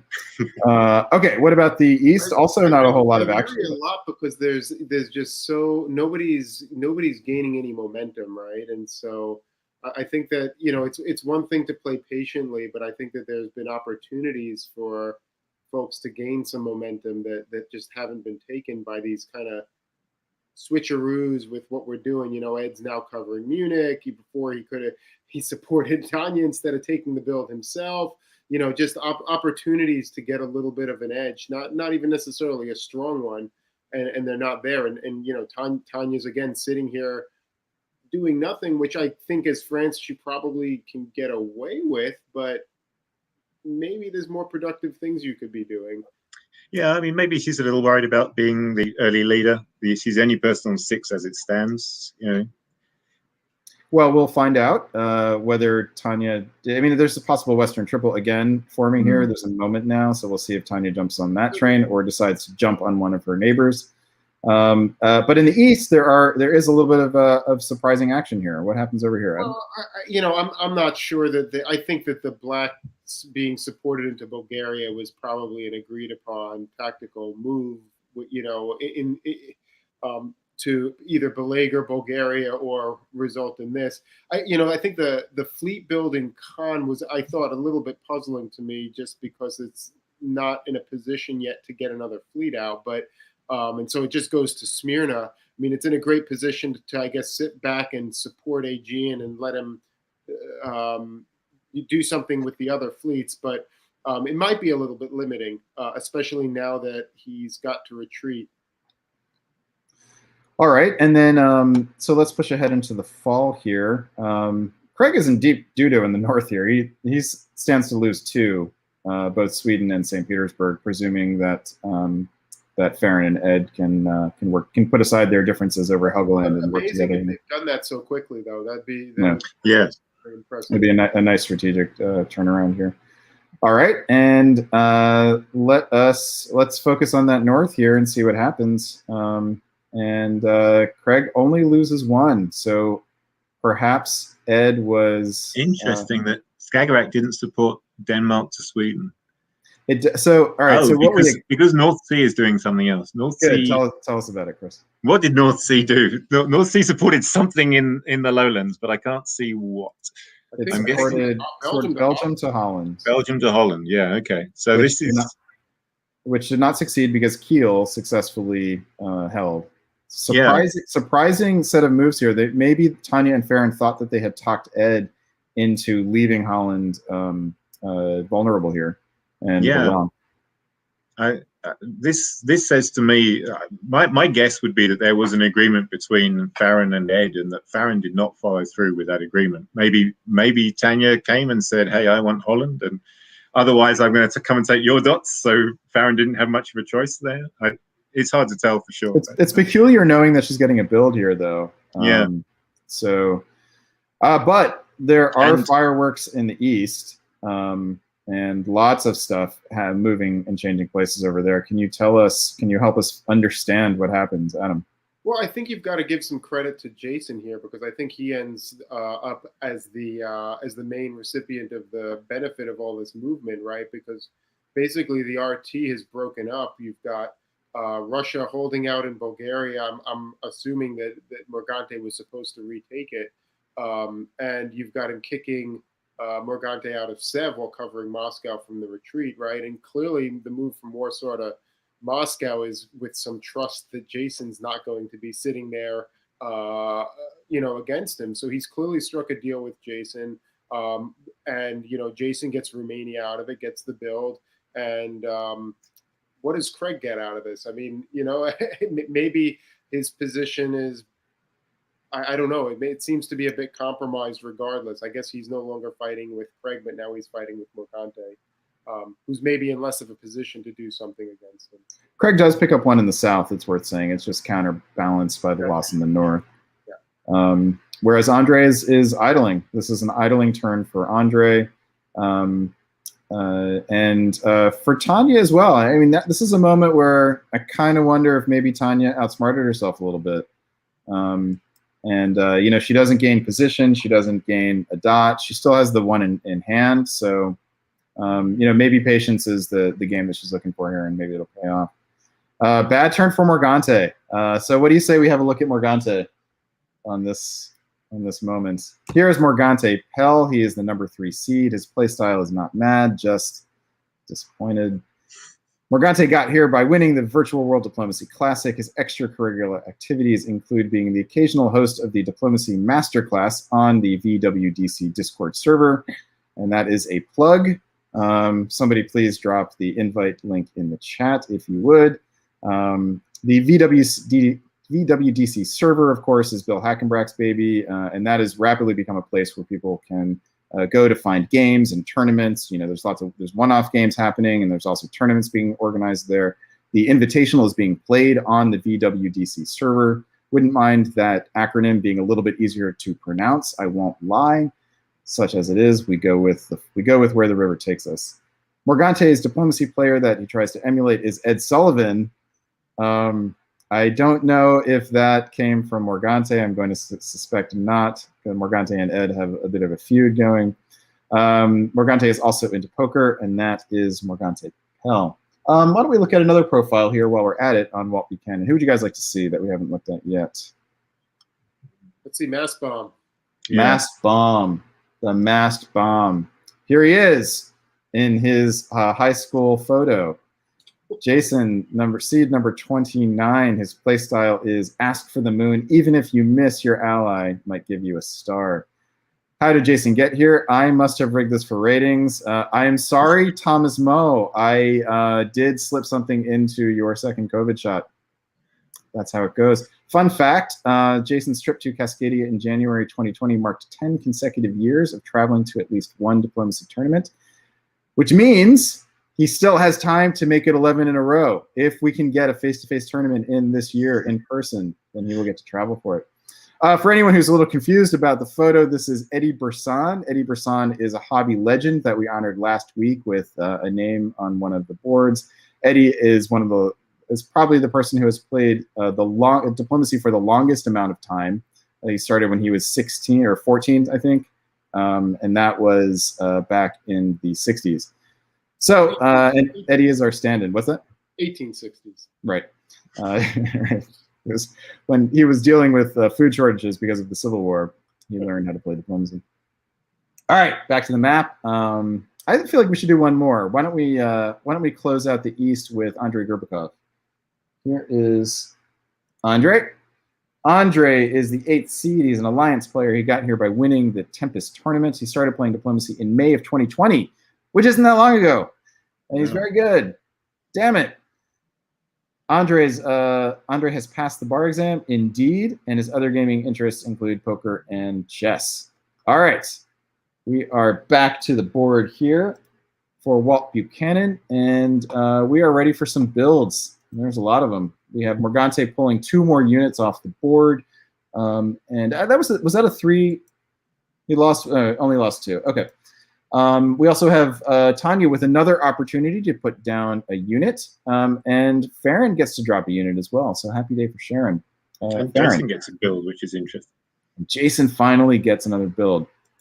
The answer is Army Vienna, Fleet Edinburgh, which suggests commitment to a continued northern aggression.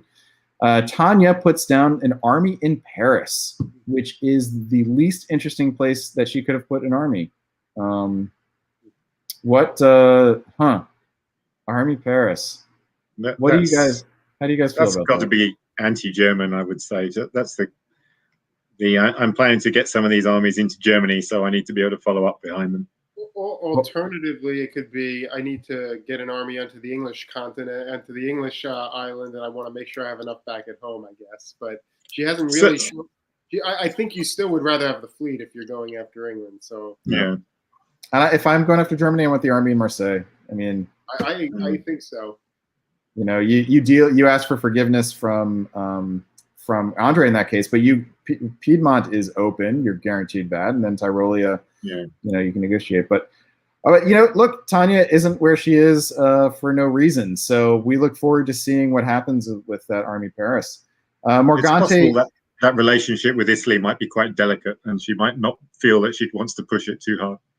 And feels comfortable, secure with her standing in the West, is thinking more about not ruffling feathers rather than sinking her talons into something just yet. But there's something we know. If there is something we know about Tanya Gill, it's that she knows when to stab. She is extremely skilled at knowing the right moment, figuring out when is the most effective time to go for it. So keep an eye on her. She is certainly calculating that for the moment. Morgante pulls off fleets Aegean and Smyrna. Interesting, keeping Eastern Med. You know, he's trying to send a signal to somebody. Not clear who. Interesting. Like, it's the most friendly to Craig that he could have been, right? You know, he could have kept the army or fleet in Smyrna or Aegean and then try to get it over to Black. So maybe Morgante is saying, okay, Craig, you did it. You did what you had to do. I get it, but you know, I'm still your better bet going forward. Let's find out. In spring of 1904, the moves are as such, and I'd like to hear about the East first. So, Adam, why don't you tell us about it? Sure. So, you know, Morgante, I think, probably didn't win himself any friends. Certainly not the AI, which is still rolling. Now pushing Italy into the Aegean Sea. That looks like a balanced Sev to arm to Sev kind of thing. Though Bulgaria does go to the Black Sea, but that's really sort of an optionality type of move, I guess. What's really interesting is just the AI moving north and walking into Munich and that whole thing going on. And I think I don't want to tread on Chris's toes here because that's, I think, really the story of this turn. AI moving west here and the R on board as well. Well, I think as Doug's pointing out in the chat, these are conga lines right here with Bohemia to Munich, Vienna to Bohemia, Budapest to Vienna.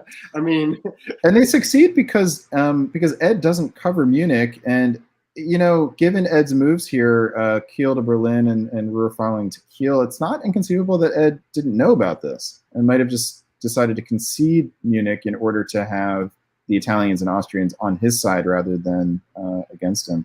Chris.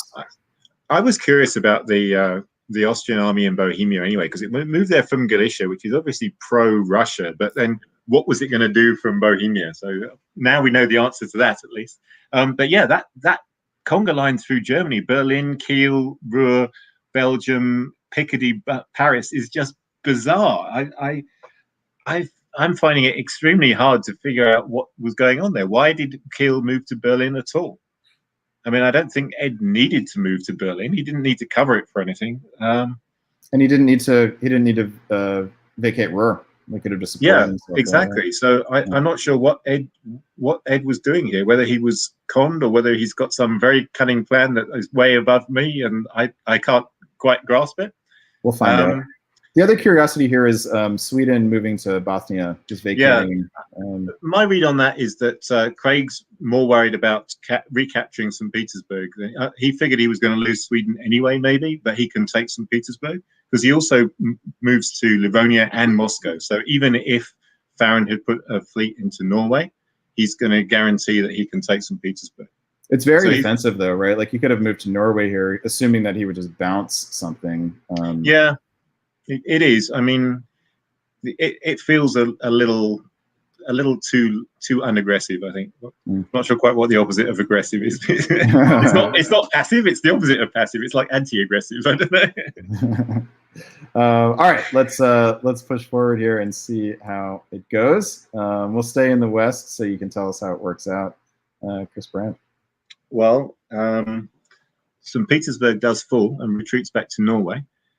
Farron's other fleet comes out to North Sea. The interesting stuff is in the center, though, where Munich makes it into Ruhr with support from Germany. and also Berlin supports Bohemia to Munich. So we've got 2 Austrian armies in the center there. So I guess that answers the question of why those armies needed to be in Berlin and Kiel, was so that they could support the Austrians through Munich up into Ruhr. This is, I mean, this is Ed reacting to that attack in. I wonder whether he's overreacting though, because he didn't really need to bring the Austrian up through there, and he's kind of giving up on his chances at this point to an extent. I mean, you're never out until you're completely out. But given that Farron seems to be more interested in taking the Scandinavian dots anyway, you wonder whether Ed really needed to go this far in getting rid of Tanya. Because this way he's lost Munich, and Austria appears to be getting so firmly ensconced there that his chances of recovering it are low, unless Austria gets gutted by somebody else, in which case Ed will be behind that person anyway. Exactly. It's hard to see how Ed comes back from this position, really, having invited 2 Austrian armies. Like, one Austrian army you could deal with, but once you've got a second one up there, they're going to be hard to get rid of. And the other interesting thing is that Mid-Atlantic moves to North Africa. So Tanya still does this bounce in Western Med, which I think it lasted at least 3 turns, right? But this time it wasn't a self bounce. So no. I think this time she bounces the Italian, but brings the other fleet up. So she's getting aggressive in the south now. I think this was more aggressive. I think she wanted to get into Western Med this time. Yes, and the army comes down to Marseille. So this is looking like we've got Tanya pushing down into the Mediterranean, in which case she's probably not too worried about losing Ruhr. Well, and she gets to rebuild it now. However, she can't rebuild it in Marseille because Marseille is covered up. So it's a peculiar evolution of the game for Tanya. And I do have the sort of nagging sense now that her moment may have passed. That she had a moment to get an edge in the West, and it may have passed now. Whether that prevents her from getting another moment in the future remains to be seen. All right, around the East here, Adam, tell us what happens. Yeah, just one further comment, and this relates to what we're seeing from the AI. I'm not sure as France that you really want to be fighting Italy here, because you're basically staying the hand of the AI. If you're starting to put pressure on Italy, you're basically making that alliance more stable than you necessarily want it to be once the eastern side of the board starts to work itself out, right? So that's going to stabilize it, and it's going to put you basically in a position where things could lock up a lot earlier than you necessarily want them to. And we're already potentially seeing some concerns of that with the Austrian armies getting up through Germany. So we'll have to see how that plays out. But I think it's also, sorry, finish what you were saying. No, I think it's going to be a lot harder for Tanya to push herself into a very strong result from this, without having taken some opportunities to break the West first. I'm just wondering if it's possible that these are actually defensive moves on Tanya's part. She knew that Italy was likely to pick up a build from Turkey. I see Trieste to Venice. I wonder if she's expecting like a fleet build in Italy was then going to come her way anyway. So this is just I'm going to be fighting Italy anyway. I'd rather get moves in a turn earlier rather than a turn later. Possible. All right, well, I'll call out the East here so we can move forward. Andre, with support from Craig, gets into Constantinople, so Morgante is going down another one here, and Austria self-bounces in a Russian dot, Bulgaria. So clearly the AIR has formed fully here and is in full effect, and is, with a remarkable paucity of units over there, is going to take Turkey out. Normally it takes more units in better position to do this, but they're going to do it here. All right, so that leaves us with this alteration in center counts. Ed conceding Munich has to give up one. Tanya gets a chance to build yet again, though she has not gone up in dot count. She's rebuilding a 5th unit, so presumably now we will finally get another fleet, this one in Brest. Morgante is going to have to pull one, and Jason gets to drop another army rather, and Andre presumably is going to be putting down a fleet here in Rome or Naples. And the answer is fleet Naples for Andre, army Paris for Tanya. That is maybe not so surprising, given that if she assumes that Ed is going to be fighting alongside the Austrians, she is vulnerable. She would be vulnerable in Burgundy with once an army gets into Piedmont here. But oof, man. that is a constricted. This is a constricted place for China to be in, just like Adam was saying. And while her defensive potential is good, okay, the offensive potential is nothing right now. Yeah. And my eye starts to turn north towards Farron and starting to wonder, what opportunities are going to be presented for her now. Feels like the door is opened up a little bit in a way that didn't look like it would early on in the game. Just one other comment about that army build in Paris. I think that diplomatically, you're looking if things are not going well with you and Ed, I think diplomatically you want to be getting on the same page with Jason, and I think that army build actually makes that a lot harder as well. Do you agree with that, Chris? Because one can make the argument that trying to lock up Austria and make it clear that there's nothing to be gained from the French, centers would cause Jason to turn. For Austria to keep pressing, he's leaving himself massively out of position for Italy and all kinds of Russia behind him. So I don't think that that's necessarily what Jason wants to do, unless he really feels like his hand's being forced to keep what he's got. All right, Chris, how do you feel about the build? Yeah, I think you could. Everything you've said is true. I think personally, I would prefer to build a fleet in this position. I'm not a fan of the army, but I think, maybe it's enough to convince Jason that he should be that there's nothing for him here and he should be taking Ed's dots instead. There's an argument there, but is that necessarily good for Tanya? I don't know. It's obviously better than him taking her dots, but it's not that much better. All right, so I have not asked you guys to give me who you like best at any point in either game yet. I threatened to do it in the other game, but didn't get to it. So I'm gonna do it right now. Put you guys on the record. I'm gonna write it down. Chris, who do you like on this board? It's a very even moment here. Sort of tipping point could go either way in lots of different directions. Which would you pick? Easy, actually.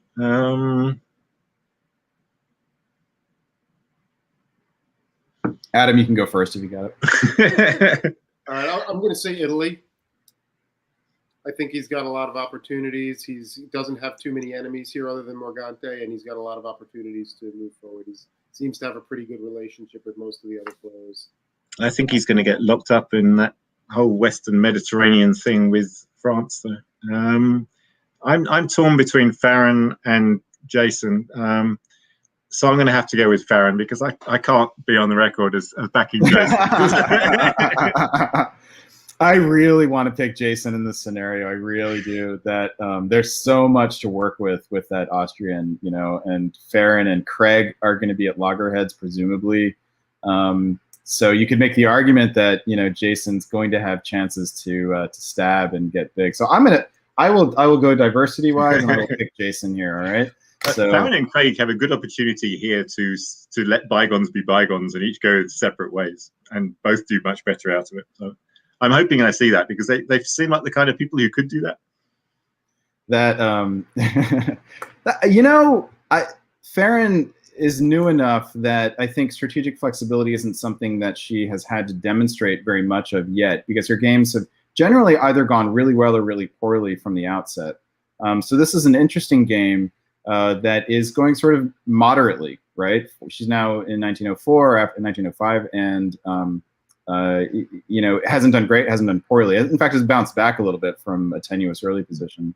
So it'll be interesting to see here, a turnaround. I agree with you. There's a natural moment here for Farron and Craig to put their backs against each other and fight outward. Whether they do or not, fascinating. All right, so I've gone on the record now that a DBN commentator has picked Jason to do well at some point in some game. So we have crossed that Rubicon. Let's cross another one here into 1905. And it's fun to click the button and to see black arrows nearly everywhere. It just feels like a wave. And there is a real sense to the direction of these arrows. So Chris, I wanted to hear about the West first. Yeah, well, Farron is not making peace with Craig, that's for sure. So we've got a convoy over into Norway, getting the army that you need if you're going to go and attack Russia. The fleet goes up into Barents, but Craig counters as well. He's got his army up into Finland and the other army following up behind in St. Petersburg. So that's going to, if it was just the two of them, that would be a fairly even match, and I wouldn't expect to see a lot of change there. But we also see the German moves.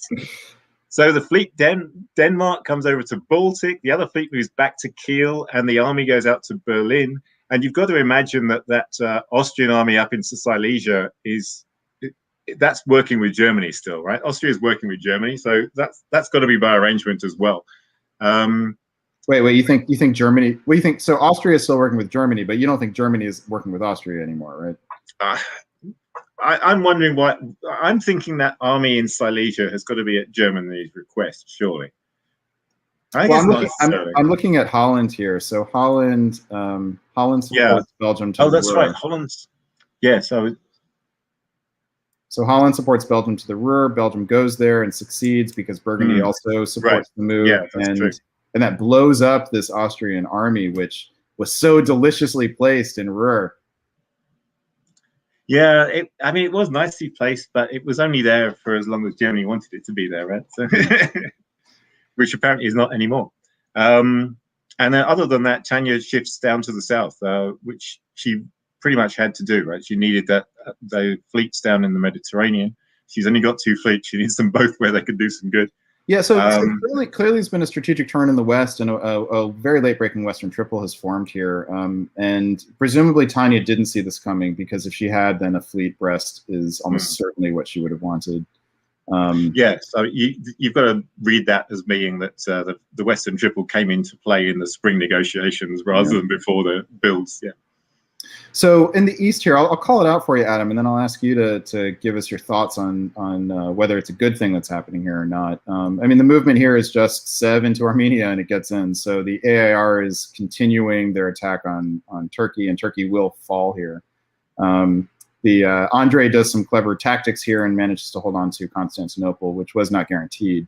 But he did it in such a way that Khan couldn't be taken without also leaving Ankara open for a retreat. All right, so Adam, how do you feel about how the East has developed here? Well, it's interesting that we continue to see this Jason self-bouncing in Bulgaria. I wonder, I mean, the Jason's going to have some interesting opportunities in the fall, right? With some Russian dots behind him that may be tempting if he thinks that Craig is not going to be that helpful and losing out in the north anyway. But it's hard to say. I mean, it's the Craig has now got the position on Ankara. Jason could potentially try to walk into Sev behind him, walk into Bulgaria, walk into Warsaw, all of those kinds of things. So that's really what I'm looking for in the fall. So a possible stab here of Jason on Craig. Nice. All right. That is a juicy moment here. Why don't we take this moment actually and have a look at some profiles? I think so. We've done all of the East. This would be the moment to be seeing Jason and Craig. I think we've already done them. So why don't we have a look in the West? Feels like Ed Sullivan is the one to look at. Yeah. Yes. All right. Here's Ed Sullivan, the number 4 seed, giving us a little taste of baby Ed. I think they said this was his 11 or 12-year school photo. And this is also a certificate of secret agency that he received when he was that age. I guess he was a spy and had managed to be recruited and passed all the tests and got his credential. And he was an official Armada agent. And he's nice. I guess it's been declassified now. He can show us. So thank you for that, Ed. Ed's playstyle is Care Bear with rabies. The rabies doesn't always show at first. It can be latent, and then suddenly you're a wild animal, and that is actually Ed Sullivan. Ed got here against Zach's vocal objections, and Ed's favorite cigar is Don Carlos the Man by Arturo Fuente. His diplomacy hero is none other than tonight's honoree, David Hood. Little known fact, Ed coached the University of Houston to win the National Mock Trial Championship. So Ed knows how to craft an argument, and that's what makes him a successful lawyer as well as a former secret agent. All right, that's Ed Sullivan. Thank you, Ed, for that little history there. And back to the board here. So going into fall of 1905, Here's how the board stands. So Adam just said that he was looking for a possible stab by Jason on Craig. That is a juicy possibility, right? And I can kind of see it now that you've laid it out. You know, this is a moment where Jason, he's clearly not going to make more progress in the central, you know, in Germany or France. So if he thinks he's going to build somewhere, it's got to be the Russian centers. Chris, would you stab if you were Jason here? I would definitely consider it. I mean, a lot depends. You've got to assume that he's going to lose Munich if he doesn't give it to supports. But then Warsaw is wide open. He's guaranteed to take Warsaw. He's got a good chance of taking Sevastopol because you've got to assume that those two units are going to try for Ankara. And Bulgaria is a possibility as well, particularly if you talk to Italy. And, you know, we've seen Austria, Italy on good terms so far. There's no reason to think that they wouldn't talk to each other. Or, of course, you've got... no, you can't really put the Italian into Bulgaria, can you? So, yeah, it's a possibility. It means giving up Munich for Warsaw, Sevastopol, but that's not a bad deal, right? 2 for 1. Are you giving up Munich, though? Because Bohemia and Tyrolia can still support it. Oh, that's true. There's Tyrolia there as well. Yeah. So you need to be you need the Italian to be okay with you, you know, stabbing Russia and possibly going. Yeah. Maybe you give the Italian Greece, right? Maybe you tell the Italian, walk Greece behind me. I'm taking 2-1, and we're in great shape. Oh, and that's nice because actually you only lose Greece if you get Bulgaria in that case. So. All right, let's find out. We've raised the stakes. We have, for the viewers out there, we have no idea. We genuinely have no idea what's going to happen.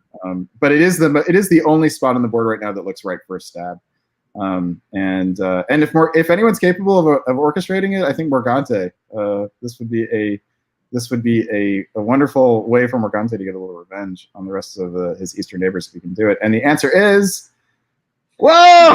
Yeah. Holy moly! Yeah. Between us, we called it perfectly. Look.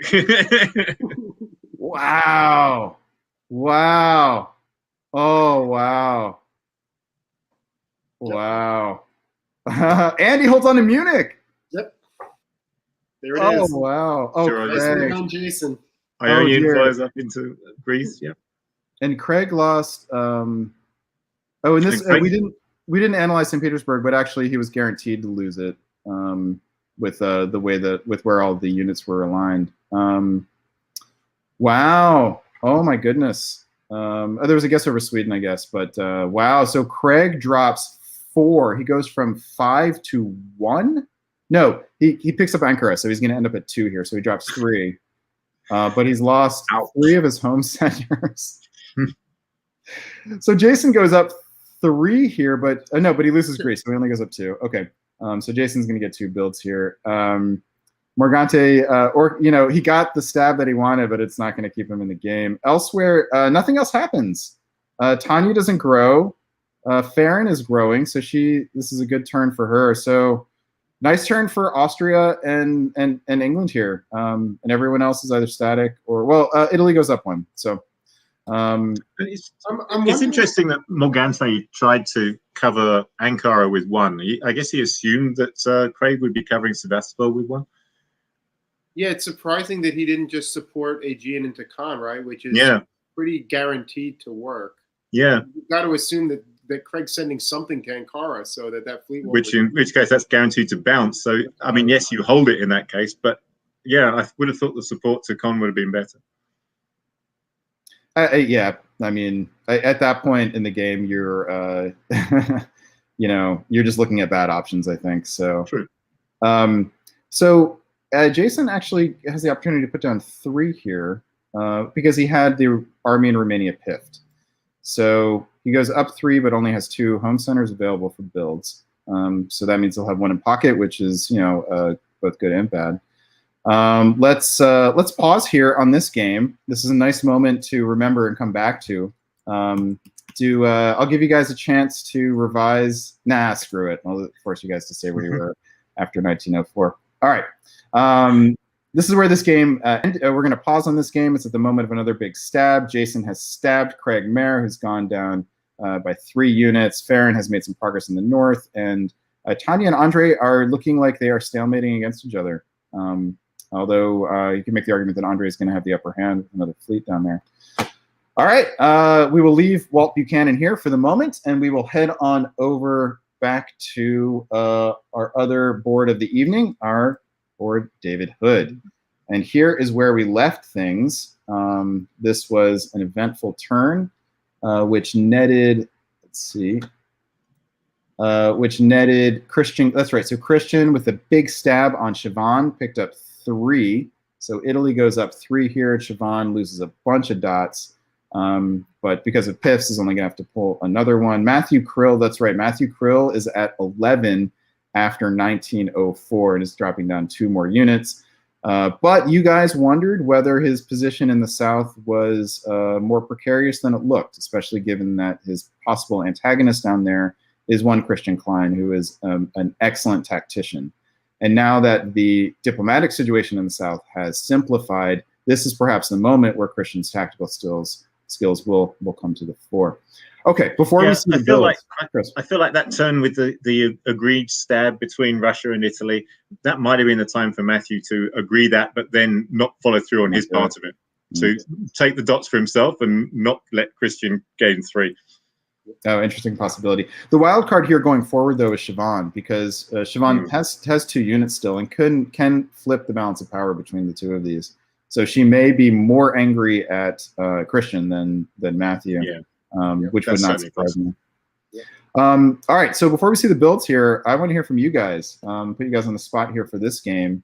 Who do you like from this point going forward? All right, I'm going to pick one of you because neither of you are jumping in. Adam went first last time, so Chris, you go first. I still like Matthew. I think even with that disadvantage in the south that he's got, I think you're right. I think Siobhan is more likely to be angry with Christian than angry with Matthew, in which case that's 2 extra units that Matthew's got down there effectively.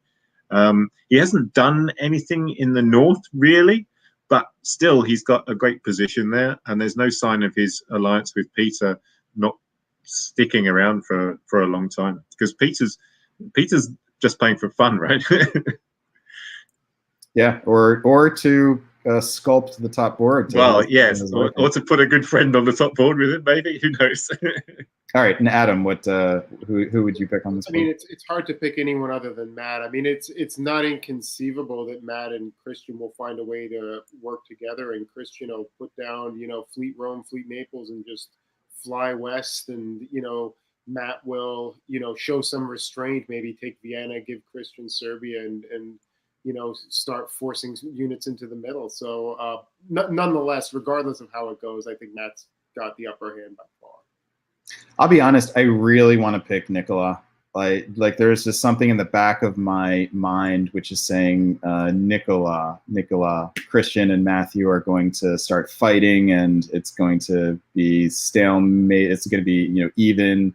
And Nikola's just going to slowly grow and then somehow snap the quarter. All right, so I'm going to pick Nikola to be contrary, but I think you guys have raised really good arguments. All right, I'm going to switch you guys on the screen. So we got Adam back in the west, Chris back in the east, and let's keep on going here with Mr. David Hood. Builds are as follows. Karthik pulls the fleet in Edinburgh. Peter drops an army in Kiel, but the big news is that Matthew Krill has put down a fleet, finally, his first fleet build of the game, despite being at 11 units in 1904, and that is a North Coast St. Petersburg fleet. Elsewhere, he drops an army in Marseille, which is fun. That could do a couple different things. What it can't do, though, is go to Armenia. And so that signals that Matthew doesn't think that Christian is the one he's going to be fighting next. Christian, for his part, puts down 2 armies, which is also interesting, and that suggests that he does think the person he's fighting next is Matthew. The fleet Naples, obviously, will be useful no matter what. Siobhan pulls the fleet in the Aegean, which makes sense in terms of just trying to stay alive, because they're on the 2 units now are on dots. That does, I think, make it a little harder for her to maybe help Matthew in the south. Well, So I think it's Just very good. easy for her to now say, "Hey, look, push Serbia into Trieste and follow into Serbia. You know, you just go behind me, push me into Christian's dots, and you take my dots behind me." So I don't know. I mean, the Aegean might be more fun, but maybe more practical to keep the armies. Especially with Italy having 3 builds, you were pretty much guaranteed there was going to be at least 1 fleet there, probably 2, right? In which case, Aegean doesn't really amount to much. Right? I am really surprised not to see the army Sev, right? Just to, I mean, it certainly is signaling, but I mean, I think he may regret not having that unit there. Yeah, Warsaw feels, yeah. I would prefer to see it in Sev than Warsaw, I think. So yeah, I mean, Warsaw is, you know, you can use it against Germany. You could still use it against the Austrian units. You know, you take Vienna and you follow into Galicia, but it certainly leaves you vulnerable on the flank. And it's worth saying as well, right? If Matthew were able to get the jump on Christian, then he is guaranteed the board top. There, you know, then you're also looking at 18 at that point, right? If he could get the jump on Christian. Do you guys like that army Rome, or would you rather see a fleet there? Unless you're going west, I think it's the right thing to build, is the army. It sends a very strong signal to Nicola, which I think is probably a valuable thing at this point. All right, let's keep on going forward here and see how it goes. Here are the spring of 1905 moves. Lots of black arrows again. I think we're in the fun mid games where we get lots of movement rather than blockage.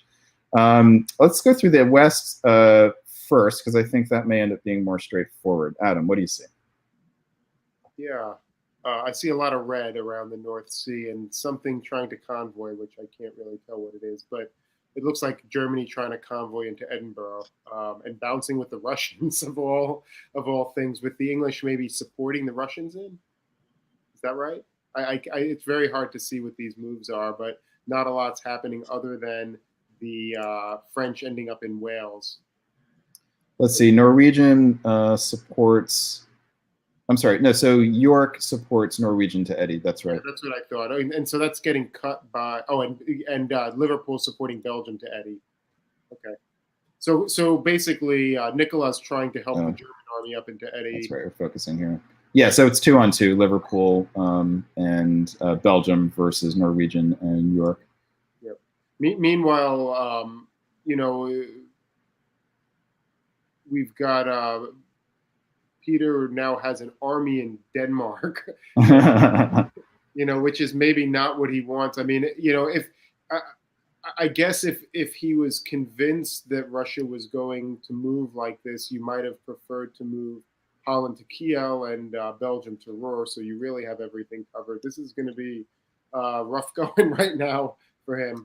He can protect. Well, no, I don't think he can protect Berlin at this stage from that position. So. All right, and how about the East? Chris, decipher this for us. Yeah, Siobhan doesn't seem to have a friend, even now. you would have thought she might be able to janissary herself to one of those two, but it doesn't look like it. So Serbia tries to go to Budapest, and Vienna goes to Tyrolia. But Matthew supports Christian into Vienna. So this looks like this is just they've agreed that they'll just split the 2 remaining Austrian dots between them. And if you look at the rest of the moves, I would suspect that's an agreed bounce in Constantinople. So the only thing that sort of indicates that maybe it all is not well between Italy and Russia is that second Italian army coming up to Venice, following up behind there. That, you know, there's a lot of Italian armies coming up in the center there. Where are they going to go? So it doesn't take that many to take Vienna, especially if you've got Russia helping you, right? Yeah, that seems like that's a nice point. That you know, these armies that extra army in Rome felt potentially anti-Russian, and now it's getting into position to potentially actually be anti-Russian. This stuck out to me as well. That Constantinople moves from Constantinople to Bulgaria, but to the east coast rather than the south coast. This is a very Italy-friendly move by Russia, isn't it? Yes, absolutely, yeah. So do you think that one or the other has gotten the upper hand? And here we'll show the positions here. If we are anticipating Italy-Russia conflict that's imminent, if we're expecting it to be imminent, who do you think has the upper hand going into the fall of 1905? Whoever convinces Siobhan to help them. Mm. Would you expect to see a stab at this point? I mean, I think Christian has done everything right to prepare for a conflict between them, whereas Matthew has done everything to try and prevent a conflict between them. Which is interesting because it's two different approaches. So yeah, and which is going to win out, I don't know. But that, I mean, if they do fight, then Matt's going to regret that fleet moving to the East Coast. He's going to want that in the South Coast, right?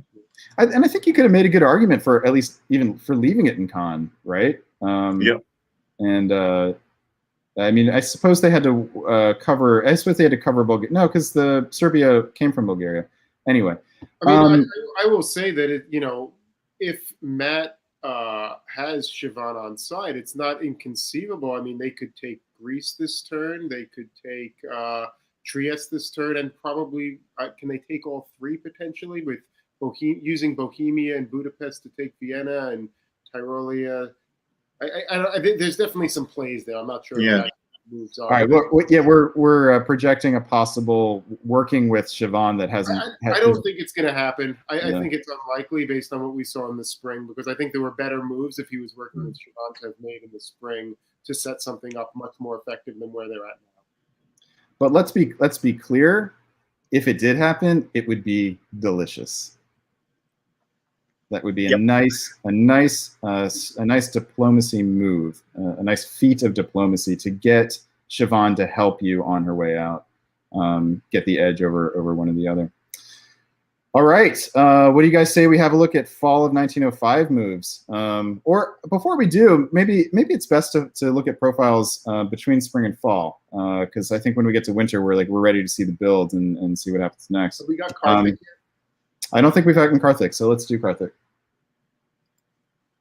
Here is Karthik with a revamped profile, thanks to Zach, that is now so big that we can't even see the header and footer. Karthik comes in as the number 10 seed. His play style is up-tempo in extended deadline, alliance play, and virtual face-to-face. So a sophisticated distinction here between different modes of play. Karthik loves a good stalemate line. How did Karthik get here? Strong finishes at Tempest and the VDL. Would Karthik like to guarantee victory? Of course. You have to believe in yourself and play to win even against other elite players. Playing scared is a guaranteed way to cost yourself potential points and wins. Did I give that enough swagger? Felt like it needed it, especially coming from the Heisman Trophy winner.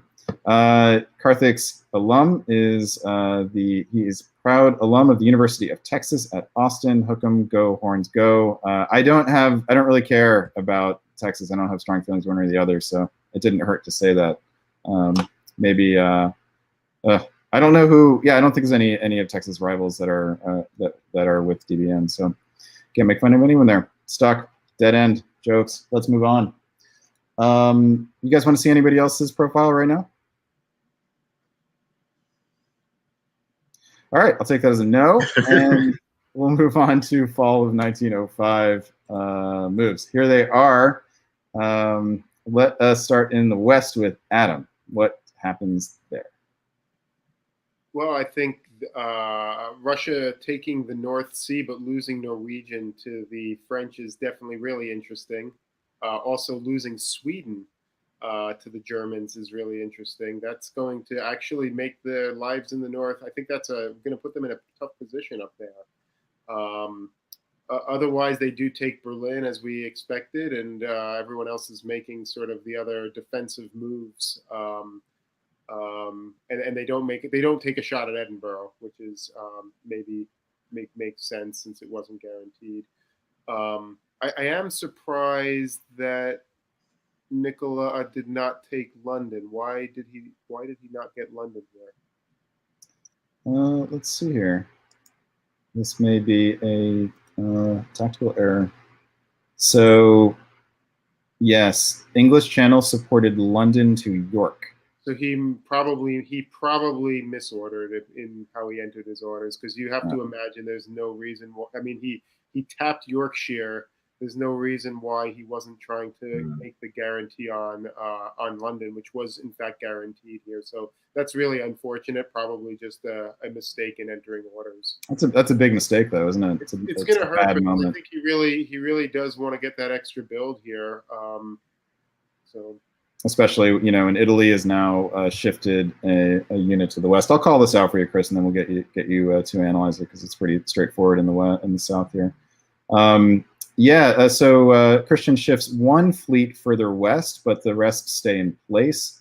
And elsewise, not much happens. Siobhan exits the game. Matthew and Christian split her dots, and Matthew moves a unit north. So we have the IR, rather than coming into immediate conflict, are now starting to separate a little bit, but not very quickly. So that could be easily reversed. Chris, how do you feel about how this IR, this wintergreen, has developed? Yeah, I mean, they couldn't really pull back more than one unit each, given the fact that Siobhan did still have two armies on the board that could cause them trouble. So I wouldn't be surprised if we see a little bit more withdrawal next turn, now that those red armies have disappeared. But I mean, it looks like they've got a good agreement here, and they both seem to be sticking to it for the moment, at least. We didn't see Tironian Sea go west, though, either. So right. Christian's not committed to anything at this point, right? He's taken the last dot from Siobhan, and he's got a build, and we'll wait and see what he does with it. Yeah, this is a fascinating moment in the game. We have Matthew, goes up another dot to 12, and he has his position in the north has shifted now. He's gained in the North Sea, but the line is no longer as well set up as it was before. This may be a sort of fleeting advantage that he has up here. And you've got Christian, who is not really pulling away very quickly and could easily snap back. And then Nicolas, who, boy, really could have used that build here. He's not necessarily have to worry about Christian at the moment, although he might, but gaining more tempo in the north would keep him sort of in the race more with Christian and Matthew. And so closer to being able to make a move if the opportunity arose. All right. Let's see. We got your thoughts on who you liked best. So let's last year. So let's just move forward here and check out these builds. We say good game, Siobhan. Thanks for playing. Thanks for playing in the tournament.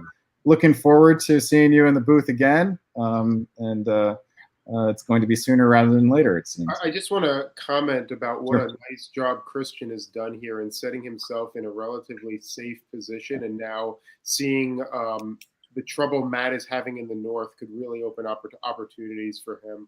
I'm really impressed by the position that he's put himself in. Yeah, I think when we talked a year ago about who was in good position here, we dismissed Christian because we kind of assumed that Siobhan would side with Matthew against him, and that hasn't happened. So now, actually, I'll give you guys a chance here. Do you want to revise? Would you take Christian here over Matthew? Don't all speak at once. I think that I think that Matt got a little bit timid here, and Christian is not going to take his foot off the gas. He's not a player who I've ever seen take his foot off the gas, and I think Matt did a little bit with allowing Christian to get those 3 builds in the first place, and then not seeing where this would lead. So I'm going to switch, and I'm going to put my money on Christian right now. Okay, Chris. Yeah, I'm going to stick with Matthew, but I can't disagree with anything Adam said. I know. If Nicola had gotten that build here, I would stick with Nicola, and now I'm like, come on. But I'm going to go on a limb here and predict that there are more twists to come in this game. That despite seemingly simplifying, that we are in for it. And I'll tell the viewers right now, we don't know what's happening in the game. We do have Kevin O'Kelly, who's acting as a producer tonight, who is keeping tabs in the game and is giving us tips on how to pace ourselves. So we are preparing for a long night. We went longer last week than we expected. We expect to go longer tonight, which means like 3 or 4 a.m., which is another 2.5, 3 hours of diplomacy. All right. Let us. Oh, and Corey is eavesdropping on conversations and is passing information on to Kevin. So I don't mean to leave Corey out. Brian has signed off for the evening. Well done, Brian. All right, let's head into. Let's see. Oh, the builds. We haven't seen the builds yet. We get that Southern Fleet build now from Matthew Krill, south coast of St. Petersburg. It's still a Northern Fleet, but it is on the south coast of St. Petersburg, and that makes sense because he's not clearly going to be fighting.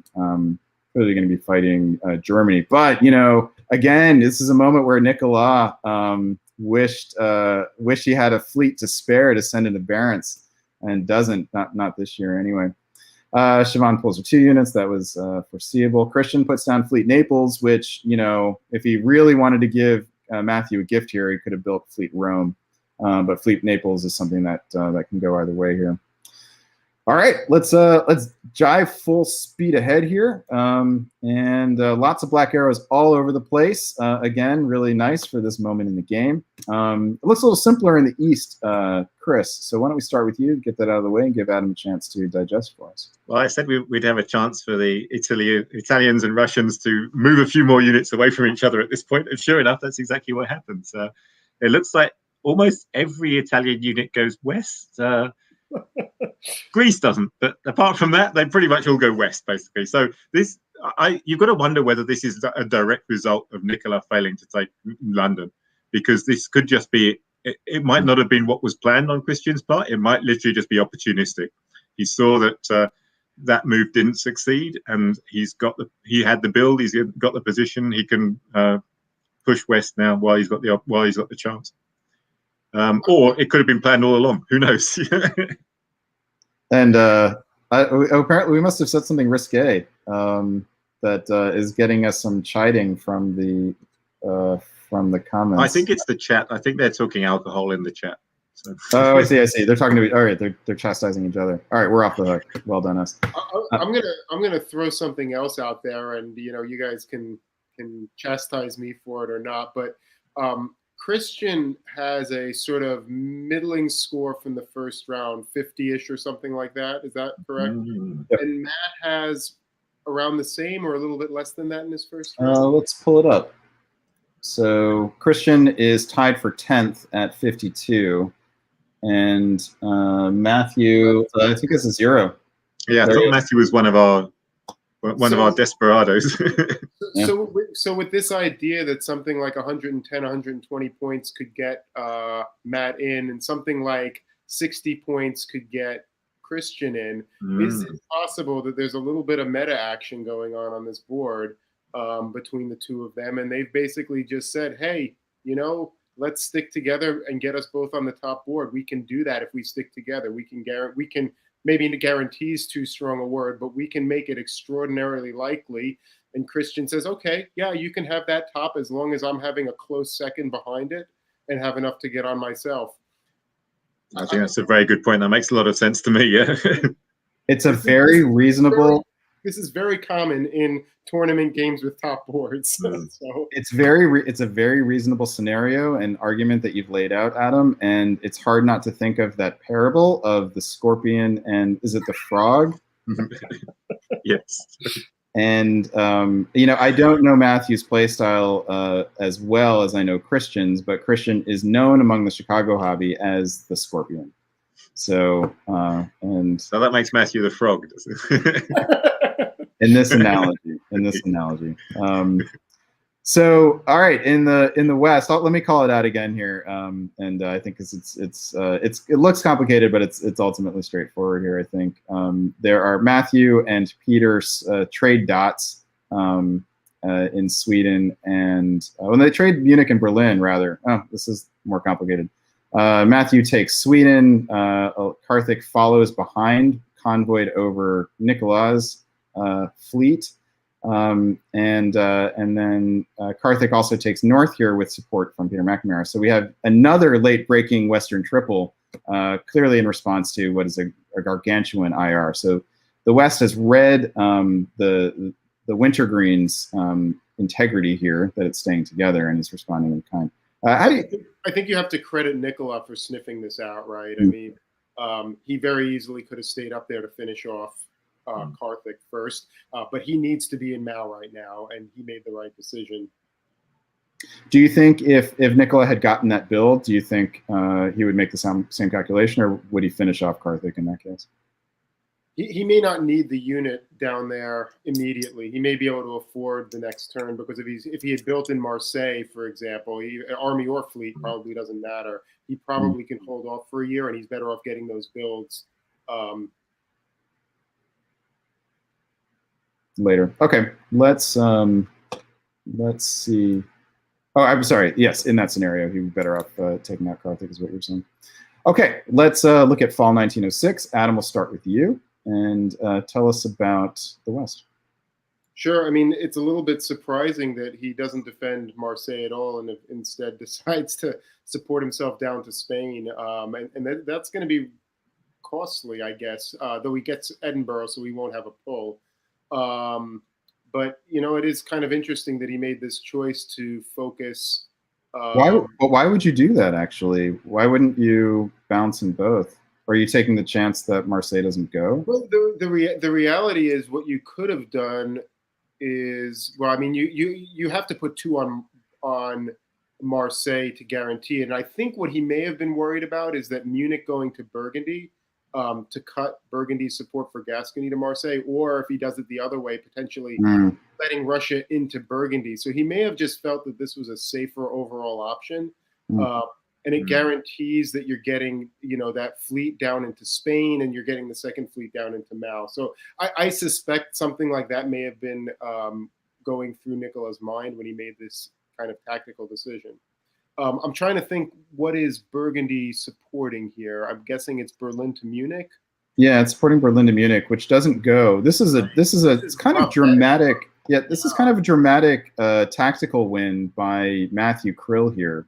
So there were lots of possible guesses here, and what ended up happening here is that Berlin went to Munich with support from Kiel and Burgundy, but Munich was supported by Tyrolia and Silesia, and Munich supported Prussia into Berlin. So it's kind of magical that how this sort of thing works out according to the diplomacy rules, but Matthew ends up the big winner. He gets to keep Berlin, gets a unit back in Berlin, and keeps Munich. And then he also keeps Sweden in the north and gets position in Baltic. So this is dramatically good how this worked out for Matthew. Yeah, I was trying to figure out in the spring who came off better around Germany, and I had to say I think Matthew came off slightly worse, but it was not a big deal. But then in the fall, Matthew wins big time, I think.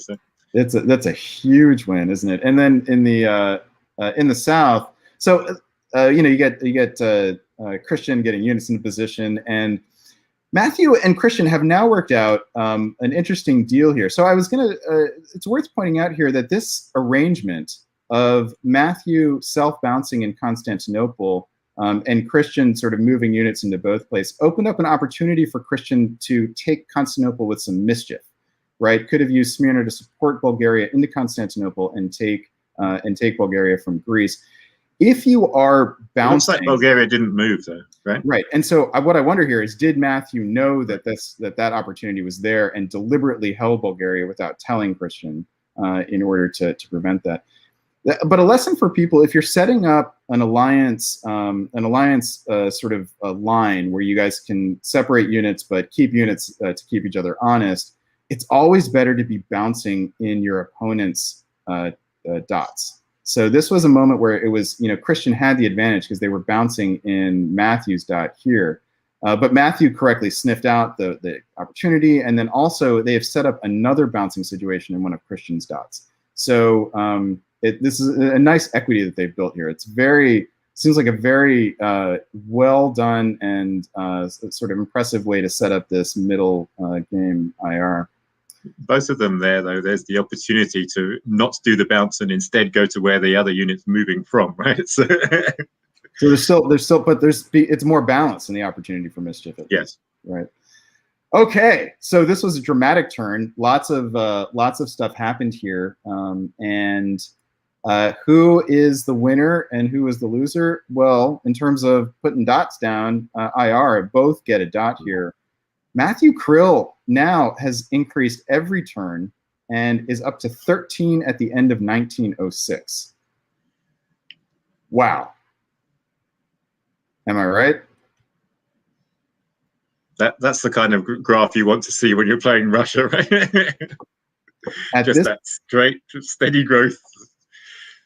At this point, Christian is at 57. And how much did he have coming in again? Do you guys remember? 52. So at this point, independent of what's happening on the other board, this would get Christian onto the top board. And it obviously would get Matthew onto the top board, but it would also depend on what's happening on the other board at this particular moment. I'm told by our producer that this is the turn where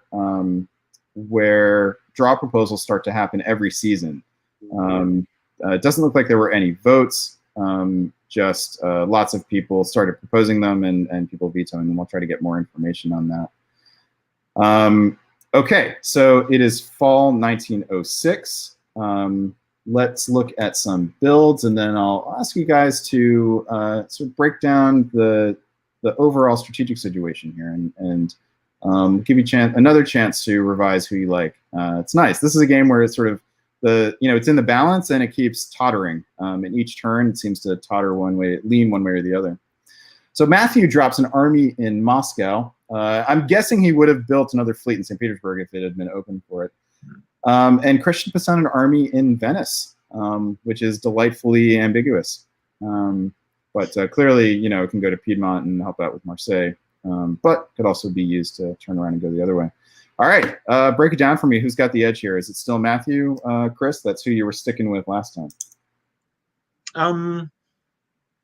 Yeah, I mean, Matthew's got less flexibility than Christian has, I think, still. So you've got from that point of view, you've got to definitely, you don't rule Christian out by any means, right? But there's a 4 center gap between them. That's significant as well. If Matthew can keep pulling off turns like that last 4 move, then it's his game to lose, basically. But it's going to be tough. I mean, they're at that position now where they're along the stalemate line. They've got Marseille, they've got Munich, they've got Berlin. So Sweden and St. Petersburg are the vulnerable two, and they're both Matthews. So that's unfortunate. And he's got 3 fleets in the north, so maybe he can push. Maybe he can still push further in the north. It's interesting situation, basically. Is what it comes down to. All right, Adam. What Did that answer your question? No, not at all. But I'll let you off the hook this time. Yeah, I mean, if we want to sort of separate the meta element, which I think may be at play here, I think the 4 center gap is certainly putting Matt in an advantage. I'm not so sure what happens if somebody tries to make a move here. Honestly, I think that there's probably opportunities either way. And given the unit advantage, I think Matt's probably at the advantage. But turning on Christian at this stage of the game could cost him in the north, which would make ultimately, getting a win, an 18 center win, very challenging. All right. So I'm sorry. Who were you sticking with Christian there, or moving on to? I mean, my gut feeling says that there's some meta stuff going on with respect to the tournament, and I think that Matt's going to top this board and Christian's going to come in a close second. Actually, Christian can force Mid-Atlantic at this point, can't he? That's correct. Yes. That's going to be fun. They'd have to risk losing Western Mediterranean to do it, but he can definitely do it. Okay, so what I heard there was that Matthew tops the board, but Christian still wins anyway. That was what I heard from Adam. All right, so here's a little bit of intel from the from spring 1907 from the board. Christian has, at this point, raised the temperature on the board and has openly vetoed draw proposals and is asking, demanding a 12-11 to end this game. So Christian, may have done some math here. Again, we don't know whether he was looking at the other board or exactly where the other board was at this point. But so, I wouldn't necessarily be comfortable with that 109 if I were Christian as well. All right, so here we go. Spring 1907. When Christian demands a 12-11, who does he want at 12? Well, great question. Thank you. All right, spring of 1907. Adam, take us around the West, if you would. Sure. Well, I think so Christian does not go for Mao, but he instead goes for Spain, which is guaranteed with these moves. He cuts Gascony and cuts Mid-Atlantic. So, well, actually, I guess this is not guaranteed because Western Med could have been cut by Mid-Atlantic, but that was probably unlikely. So he does take Spain with his fleet. He retreats from Mao. Boy, Kiel falls. This is just they're convoying France back into the French army from England back into the continent. I mean, this is a really rough position for the West, and they are not winning. Wow, it's we've sort of been downplaying Matt's success this game, right? Unreal. And it's honestly, you do not want to be Matt Krill fighting Peter McNamara in Germany in this situation. Tactically, Peter is the last person you want to have a tactical battle with. And yet here it is, and Matt's winning. I mean, yeah. And Ruhr now goes to Burgundy. It moves.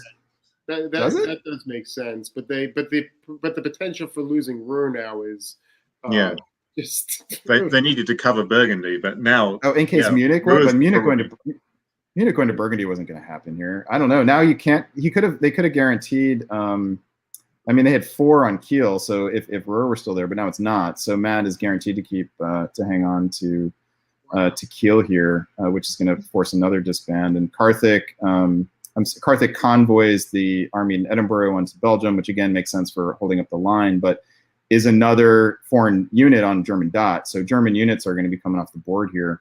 Well, that's a spring turn, Brandon. I'm assuming that one of those is going. That Belgium's probably going to get supported to Ruhr right now. Yeah, if it can go, it might not go. It can make it. Yeah, this right. And so look, we can dispense with the rest of the board because nothing happens. The East is not very exciting. Yeah, and in the North, it's a stalemate, which suits Matthew just fine, I think, at this point. And I think if you're Christian, you really wish you had built a fleet because it's a unit that can do something, whereas that army in Venice can't do anything other than potentially go against Matthew. But oh goodness, this is a sizable turn coming up here, right? Because the opposition to Matthew in the North is Kiel is still vulnerable because Munich can be cut here. So they should be able to retake Kiel here. Okay, let's just keep on going forward here, and let's not get too bogged down in tactics. All right. Yeah. They take Denmark, which is this is sensible, right? Taking Denmark when you know you're going to get nailed in Kiel makes a lot of sense here. But oh, there it is, Matt. There it is. All right. let's turn to let's dispense quickly with the West. Well, I guess the East is it's pretty simple. Matthew turns on Christian and takes Vienna, and pulls an army back from Galicia. So he is making a bet now that he's done enough in the center of the board and has slowed down whatever potential challengers he has in the North. And can secure the board top by taking out Christian. Wow. Wow. What do you guys think about this? Tell me, is this wise of Matthew, or has he bitten off more than he can chew? I think this could now be a very long game because I think this now is going to open up things for Nicola to push through the middle. So we'll see, but it could be a very long game. Yeah, so, it's not a very strong stab. It's a 1 dot, but it's a significant dot, right? Yeah. But then, has he got the units to hold the center, to hold his German gains, or is he just going to trade some of Germany for some of Austria? That's right. So the move to Galicia is interesting because it definitely gets a unit sort of closer to other dots that might be affected. But I think he'd rather go to Bohemia here, and so you can sort of press your advantage in Tyrolia. Like that's the stress point that you can break Italy with. Let's point out what happens here in the West. Italy gets into the Mid-Atlantic, but it costs them Spain, and Christian also loses Marseille here. So Nicola is getting a build here. Christian's going to be pulling 2 units. And it's not going to be hard to figure out which ones Christians are going to pull. It's going to be Mid-Atlantic and either Lyon or Western Mediterranean. Are we sure it's Christian? He could be pulling. Yeah. Smyrna. I would be stunned. So Christian is vengeful. So that's what I'm saying. If he's mad at somebody on the other side of the board, it could be Greece and Smyrna. But I suspect he's going to be mad at Matthew. That's my prediction. I could be wrong. You would think. I mean, Nikolai just outwitted him there, but Matthew betrayed him. So we've gotten a moment of treachery, the treachery that we were hoping for earlier. But equally, if you're Italy, you really don't ever want to pull fleet Mid-Atlantic. if you've got a fleet there, it's so hard to get it there, and you really don't want to take it off once it's there, right? Well, and plus Liverpool is just there, sitting juicy, right? You know, it can't be stopped. All right, Peter is pulling a unit here. Matthew's dropping down 2 units. So obviously a unit in Sevastopol. Any argument for an fleet there? Just army. You already got the fleet in Bulgaria. Yeah, the army to go down and capture Smyrna has got to be the way to go, I think. And then Army Warsaw to try to do something with, just because you got lots of fronts to fight on, and that fills that Bohemia gap, right? Yeah. No, you don't want to bank the units at this point. You need units on the board. All right, so Matthew Krill now has gone up to 15. Yet another increase at the end of 1907 is just 3 dots away from ending this game on his own terms. I think we've ignored the profiles here because we got entranced with this game. Who haven't we looked at? We haven't looked at Christian Klein. Here is Christian Klein. The number 7 seed, his play style is he's the boiling water and you're the frog. So lots of frog analogies help us understand Christian Klein. How Christian got here is the DixieCon champion. So he won the first tournament in the virtual face-to-face era. That was a long time ago. He hasn't played a whole lot since then.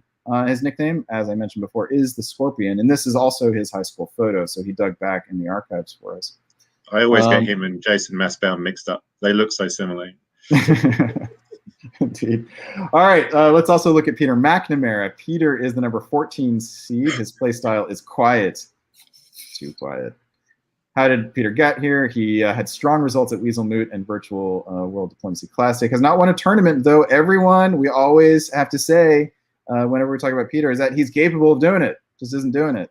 Little known fact, when an Australian player flushes your championship hopes down the toilet, they rotate clockwise. We'll have to wait a week to see that sort of thing happen, because it doesn't seem to be happening tonight.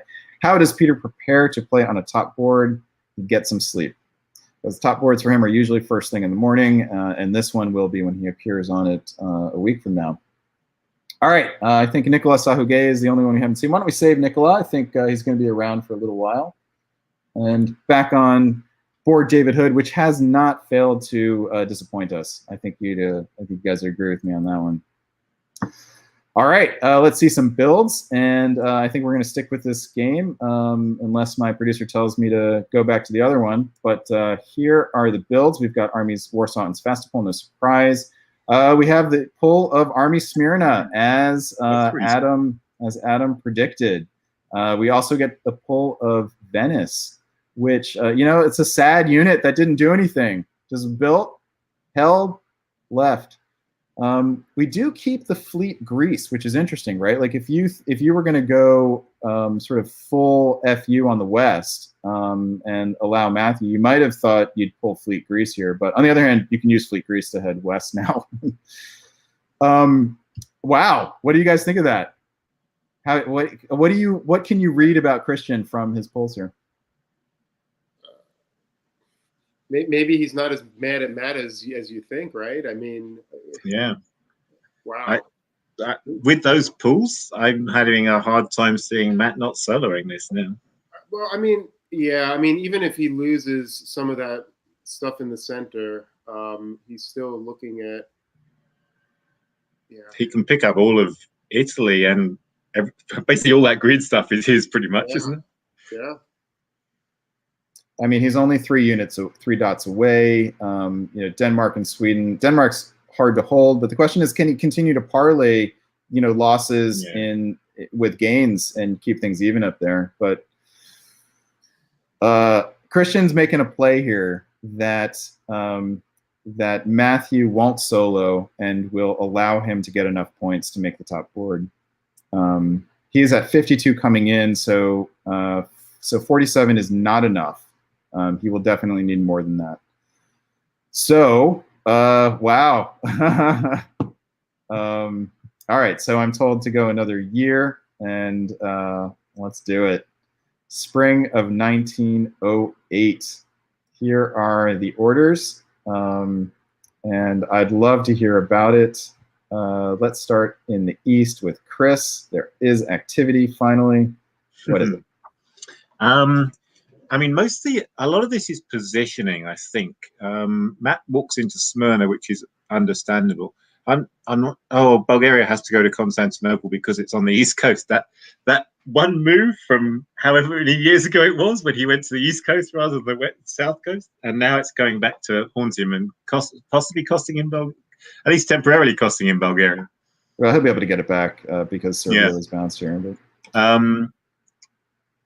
Warsaw goes to Silesia. Tyrolia gets into Munich, which is interesting. So there's cooperation between between Italy and France to kick Russia out of Munich at this point.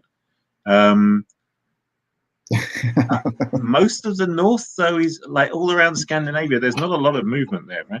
Let's look at the humor in the middle of the board. Though, I think is Munich and Kiel were both dislodged, and they both could have retreated to Berlin. Ah. So, which would have been a net victory for the Western forces. Yeah, get one of the Russian units away. But in any case, we get the retreat to Berlin. We get the retreat to Holland. So Matthew has continued to play yo-yo here and is able to at least pick up one, even though he's down 2. What do we make of Lyon to Marseille? I don't think Germany could afford to lose that army. Germany couldn't risk retreating to Berlin because that German army is so important, and you can never replace it once you've lost it. That's right. That's a great point. Let's look at the units in the west here.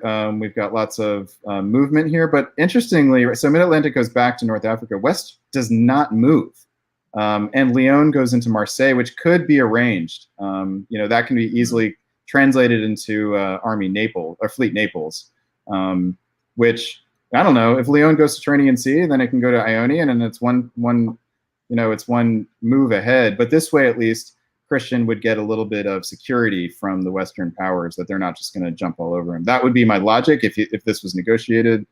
What do you guys make of it? I would have to imagine it's negotiated. I think, I agree with you. It's surprising that we're not seeing more movement back east because you do want to start getting something towards Aegean and Adriatic, perhaps even, if you're really full on defending against Matt at this stage. Also really fascinating is Piedmont to Venice. We just pulled Venice, so Yeah, but you've had a season of negotiations since then, right? That's right. And so maybe the negotiation is, you shouldn't have pulled Venice. You need to be in Venice. Okay, sure. But I do, Christian is famous for threatening to throw a solo in spring of 01. Like he loves the solo threat as leverage, and those disbands were a loud solo threat, I think, and a solo throwing threat, and the rest of the board heard him, and it looks like he's gotten some cooperation from them. Now he's gaining 2, right? Because he's gaining Munich and Marseille potentially. Well, he's going to lose Smyrna for sure, and he could lose Trieste. Well, he's not going to lose Trieste, I guess, but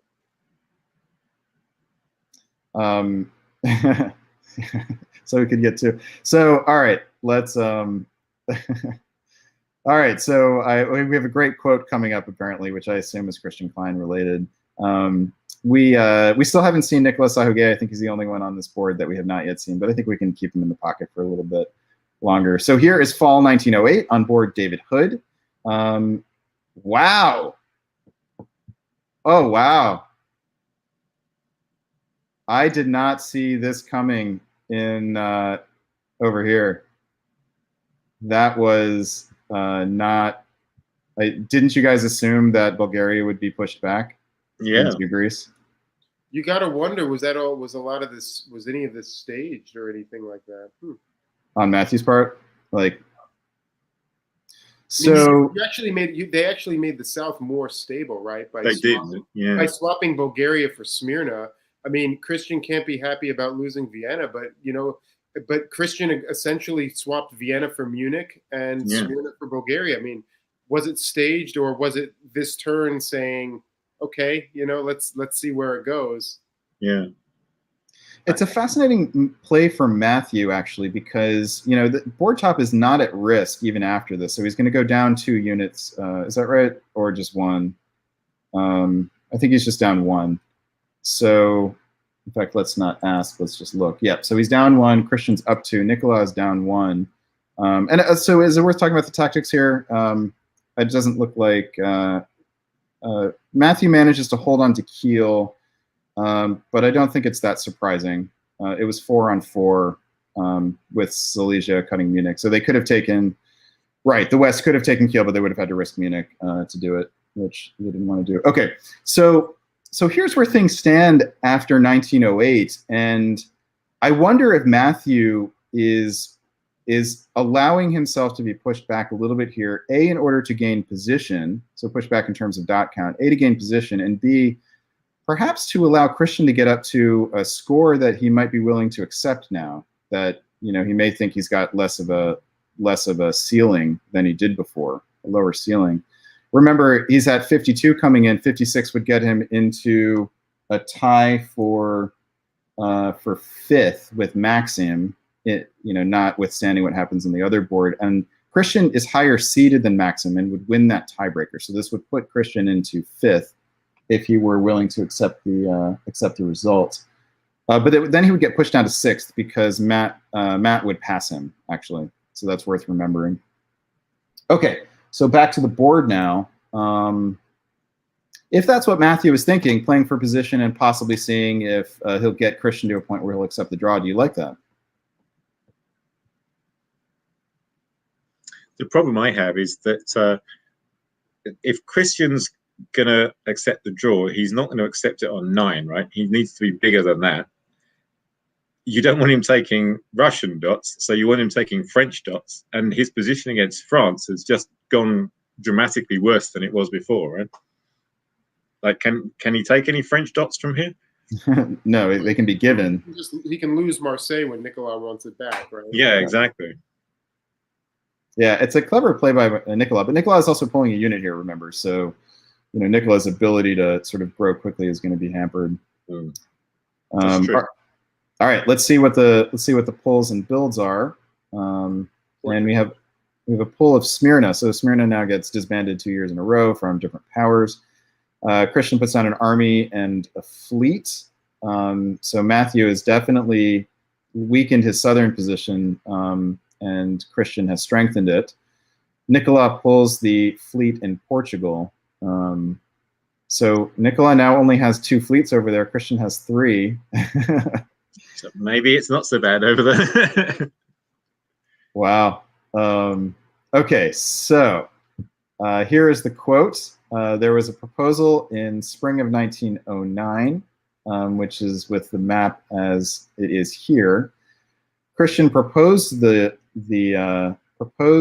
draw, since he had made a promise to take the vote. I guess there was some discussion between Matthew and Christian about this. And somebody asks at the board, does anyone know if this result will put Christian on the top board? Response, at this moment, it will. Are we sure we want that? And then the draw vote failed. All right, we are going to pause on board David Hood in the spring of 1909 and switch back over to Walt Buchanan, which we left in only the fall of 1905. We are 3 hours into this broadcast, and we're only midway through Walt Buchanan, and I'm not being told to speed it up. So, all right, let's. Well, maybe we'll move a bit faster here, so that it's, you know, if the boards do end, then it's not going to be 5 a.m. All right, so here is where we left things in the fall of 1905. There had been a big stab, right?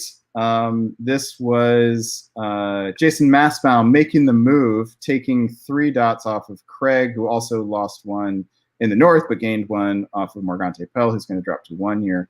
Jason only had 2 centers open for a build, so he's going to have 1 in the bank here, and Andrei Gurbukov appears to be on side with him, so there's an AI appearing to be developing here, and we also have Tanya, who's been playing a very long game, with Farron possibly lurking in the north with growth potential. But Ed Sullivan is on his back heels here. That's where we left things here. Just to remind you guys, Chris picked Farron. Adam liked, I'm sorry, Chris picked, I wrote F. Shoot, I don't know if that was Farron or France. I don't remember. No, I think it was Farron. I think I did pick Farron. All right, I'm going to make a note of that. And then Adam picked Italy. I assume there's no one whose name starts with an I. Yes, so you picked Andre, and I picked Jason for to break the barrier of DBN commentators liking Jason's play. Okay, here we go. I got to switch you guys back up. So Chris, you are in the west here. Here are the orders for. If I can click on the button here. Oh, we didn't get the builds, right? So. Jason drops 2 armies, no surprise. Andre puts a fleet in Rome. Jason says, thank you. Craig pulls all of his northern units, keeps Black and Ankara, which is awesome. Farron drops army in Edinburgh. And on we go to spring of 1906. Chris, tell us what you see. Oh, North Sea to English Channel is the one that stands out there. I bet Tanya wasn't expecting that, or didn't ask for that for sure. Yeah, so the build in Edinburgh was just a ruse, I guess. Other than that, the German units shuffle around a little bit. Baltic comes back to Berlin. That's kind of interesting. Tanya does a whole lot of nothing, really. She supports, interesting that she supports the German Holland to Kiel rather than supporting herself into Munich. But I guess that's reasonable. That's just a tap of Munich. But she's potentially walking into Holland with Germany's agreement in full, I guess. You know, but she's got problems in Brest, though. She's got nothing next to Brest now. So. She's probably really happy that Gascony's still there. Yeah, Gascony's still there. She's probably really happy that army, that Congo line didn't get into Piedmont and Marseille. Farron did try to send the Army Edinburgh to the Black Sea. Didn't work. But she does have a. Well, actually, she has a choice. You know, there's going to be a question here for Farron what she does next, because Picardy is not automatically open. Also, Belgium is possibly there for a supported attack, but she's got a guess here to make. What about the East? Tell us about it, Adam. Yeah, I mean, I think it's really interesting what Jason's doing here, and I think he really is getting into a more solidified position, which is probably exciting for him, and while solidifying his alliance with Italy.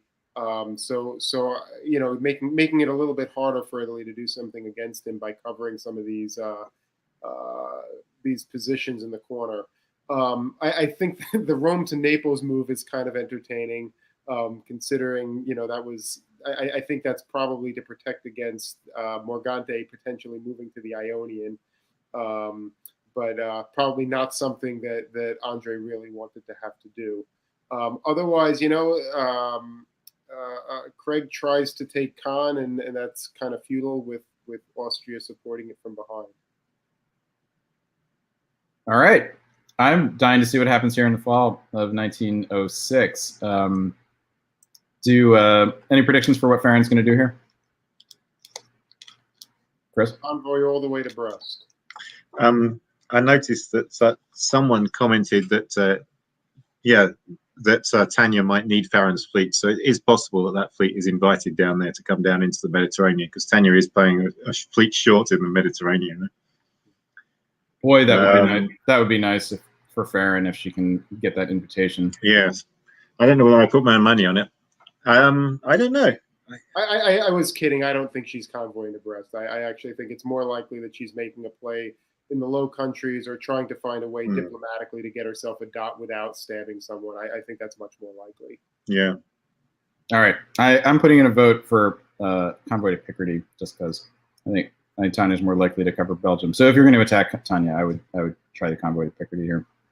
And the answer is, wow, goes to the Mid-Atlantic without the follow-through to English Channel. So that suggests that this was planned and invited and welcome. And boy, good work for Farron. What are you doing, Jason?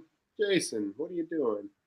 All right, well, first let's finish off the north here because Farron does, it's not all sunshine and roses for Farron, who loses Sweden here to a German who can't even use the build, has no place to put the unit down.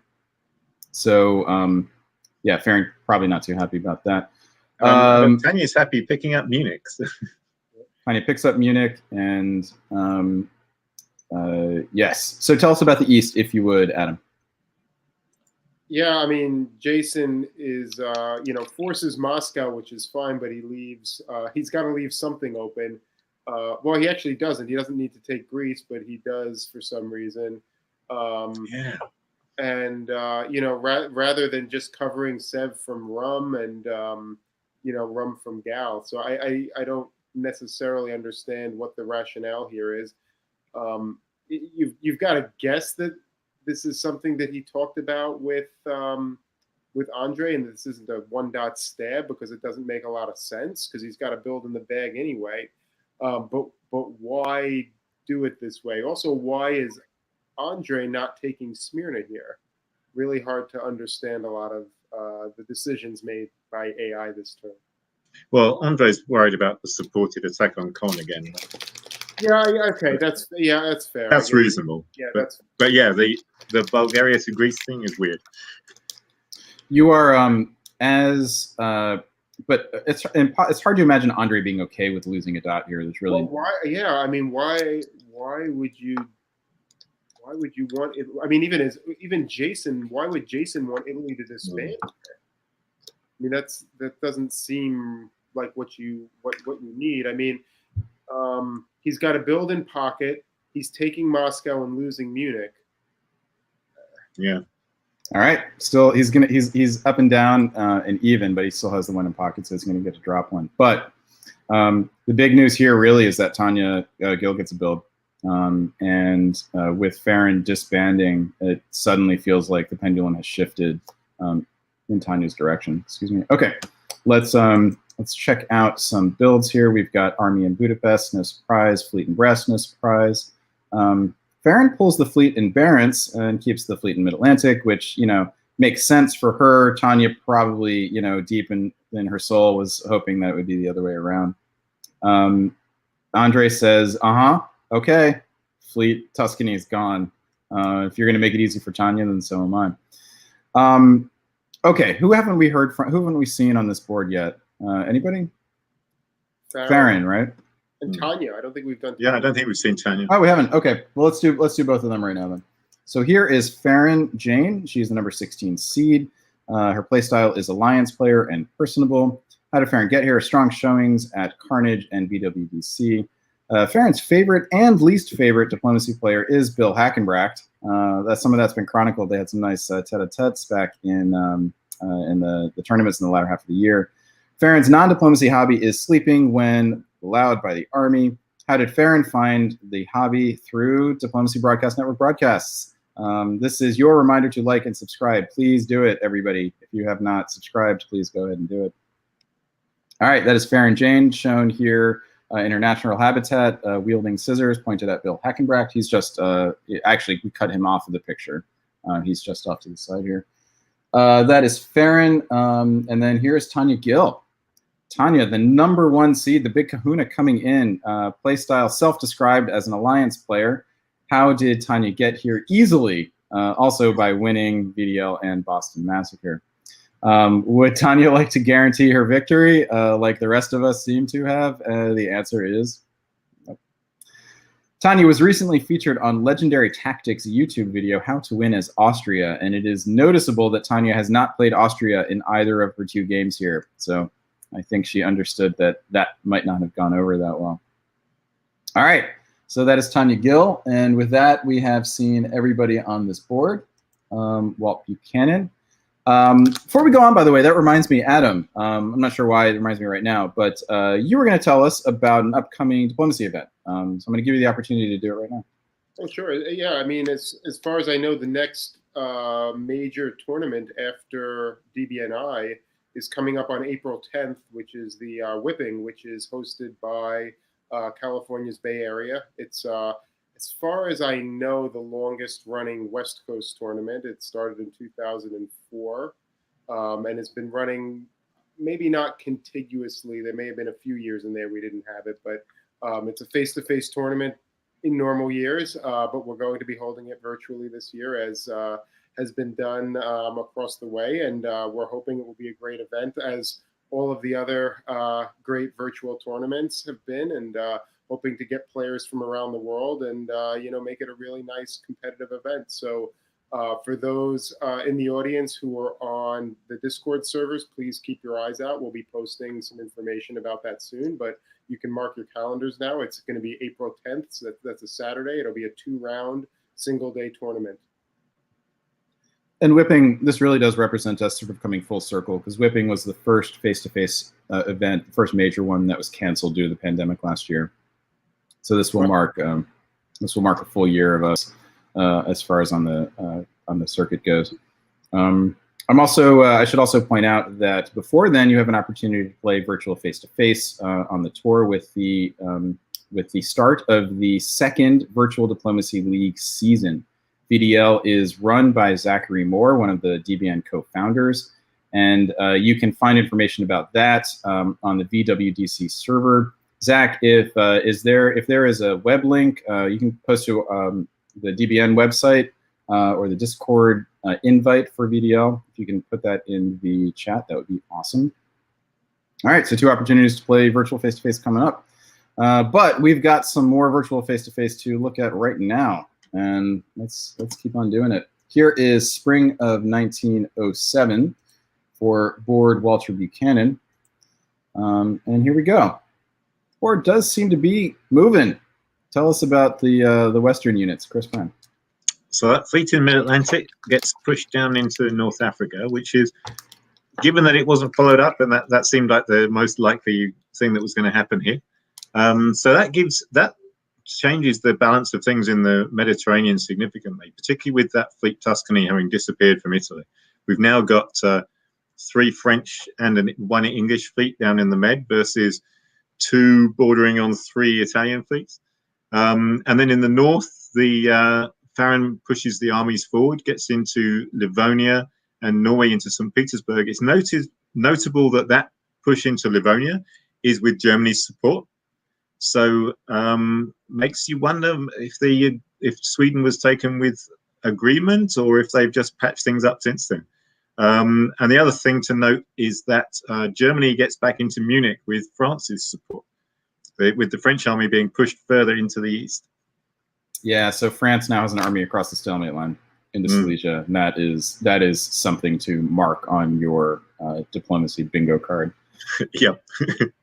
All right, so how do these Eastern units move around? What's the net effect? Who called the 1907 Western Triple? I mean, Ed's taking Munich here.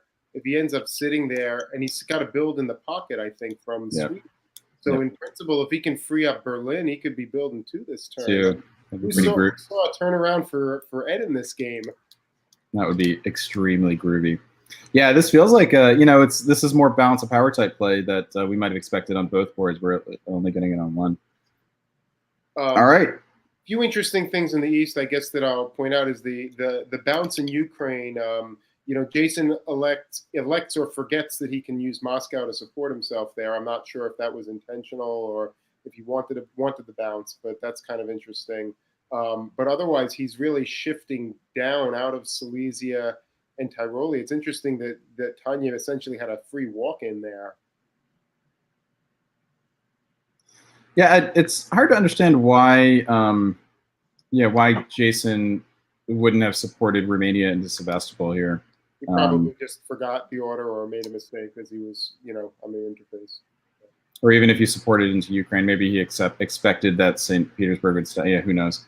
In either case, the West is advancing here. This Western triple, and I think you'd much rather be in one of those. And Moscow likely will fall right now.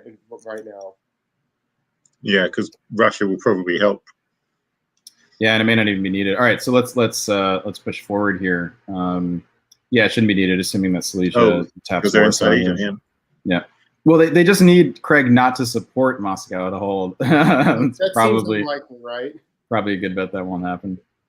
All right, so let's see. And it's worth noting that Andre got his fleet over. By the way, one thing I forgot about Andre when we were considering why he might be fine letting Jason have his dots is that Andre is spot on top board is secure.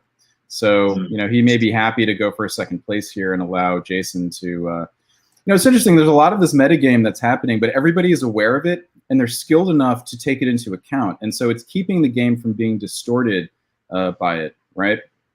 At least this one, we might question about what's happening in the other game.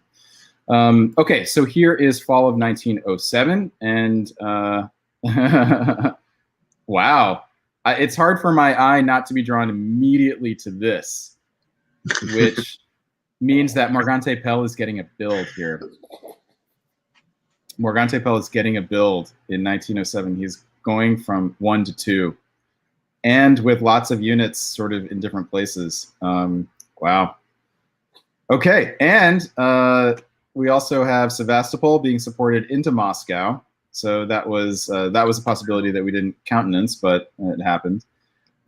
We have Germany taking one of Tanya's dots, which is going to force a disband for Tanya because she doesn't have a subsidiary dot to replace it with. I did wonder if we might see Silesia supported into Warsaw.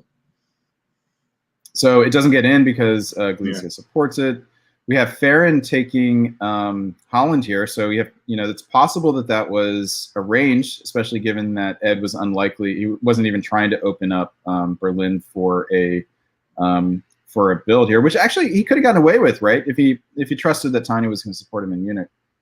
But in any case, there's lots of shifting here, and we have a very balance of powery situation going on here. End of 1907. This board is 7-6-6-6-5-2-2. Everyone's still alive. Everyone's, not necessarily viable, but not completely dead either. So Tanya outguessed Andre down in the south as well. He covered Tuscany, and she took Piedmont as a result. And Tyrrhenian. Right. But she has to pull. So what do you pull if you're Tanya?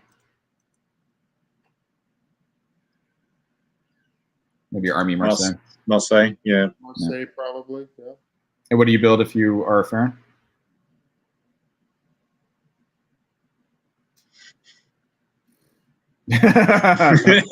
All right, here's what she gets.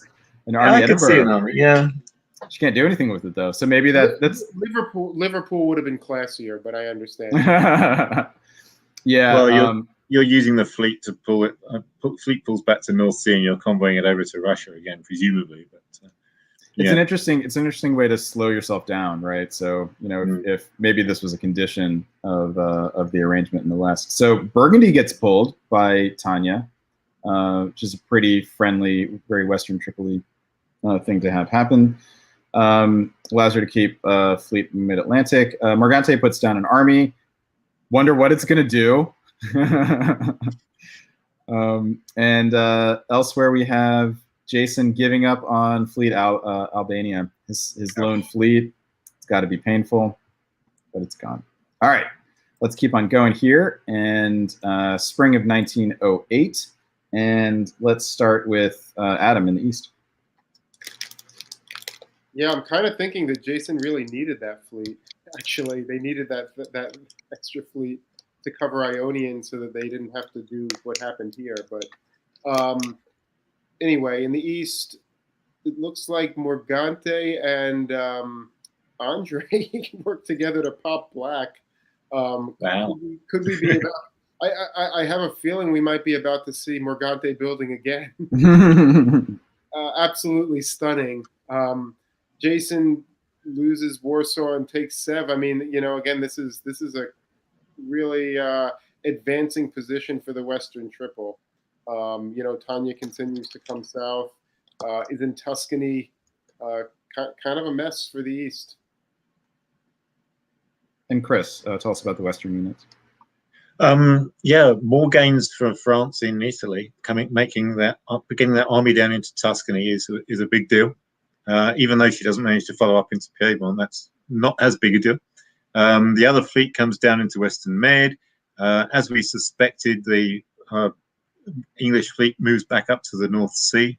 You've got to imagine Sweden to Denmark is just keeping her honest there. Because Ed's still pushing the other army goes east into Prussia. So this is, you know, the Western Triple making good progress, basically. I mean, yeah, this would be a great position for the Western Triple in 1904. Yeah. and also France is in Warsaw. Yep. Yes.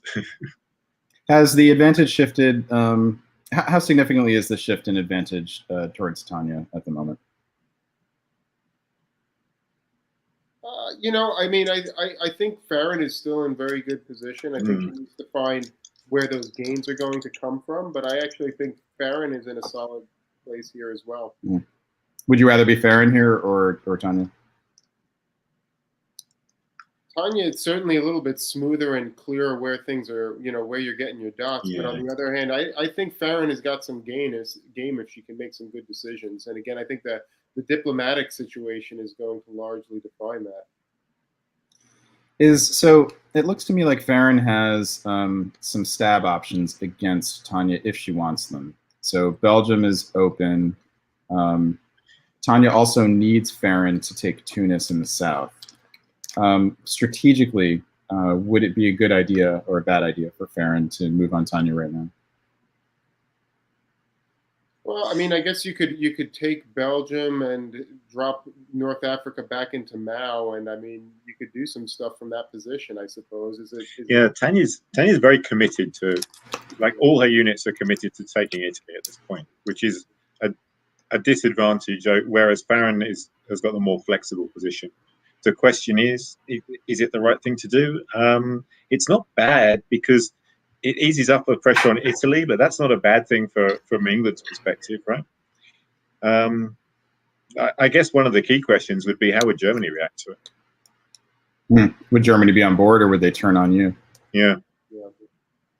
The other question was, so France is fully committed in the south, and my wonder for Farron is, if she doesn't move now, does Tanya become too powerful? And that's the difficulty, is as soon as Tanya starts to actually pick up some of those dots from Italy, then the opportunity's gone, and it's probably gone forever at that point. This might well be a now or never situation for Farron. All right. Well, that's why we play. That's why we watch the game of diplomacy, is for difficult moments, difficult decisions like this. So here we go. Wow. Chris, talk us through what happens in the north, and then Adam will do the sound. Well, we talked about Farron possibly stabbing France. We didn't talk about Munich to Burgundy as a possibility.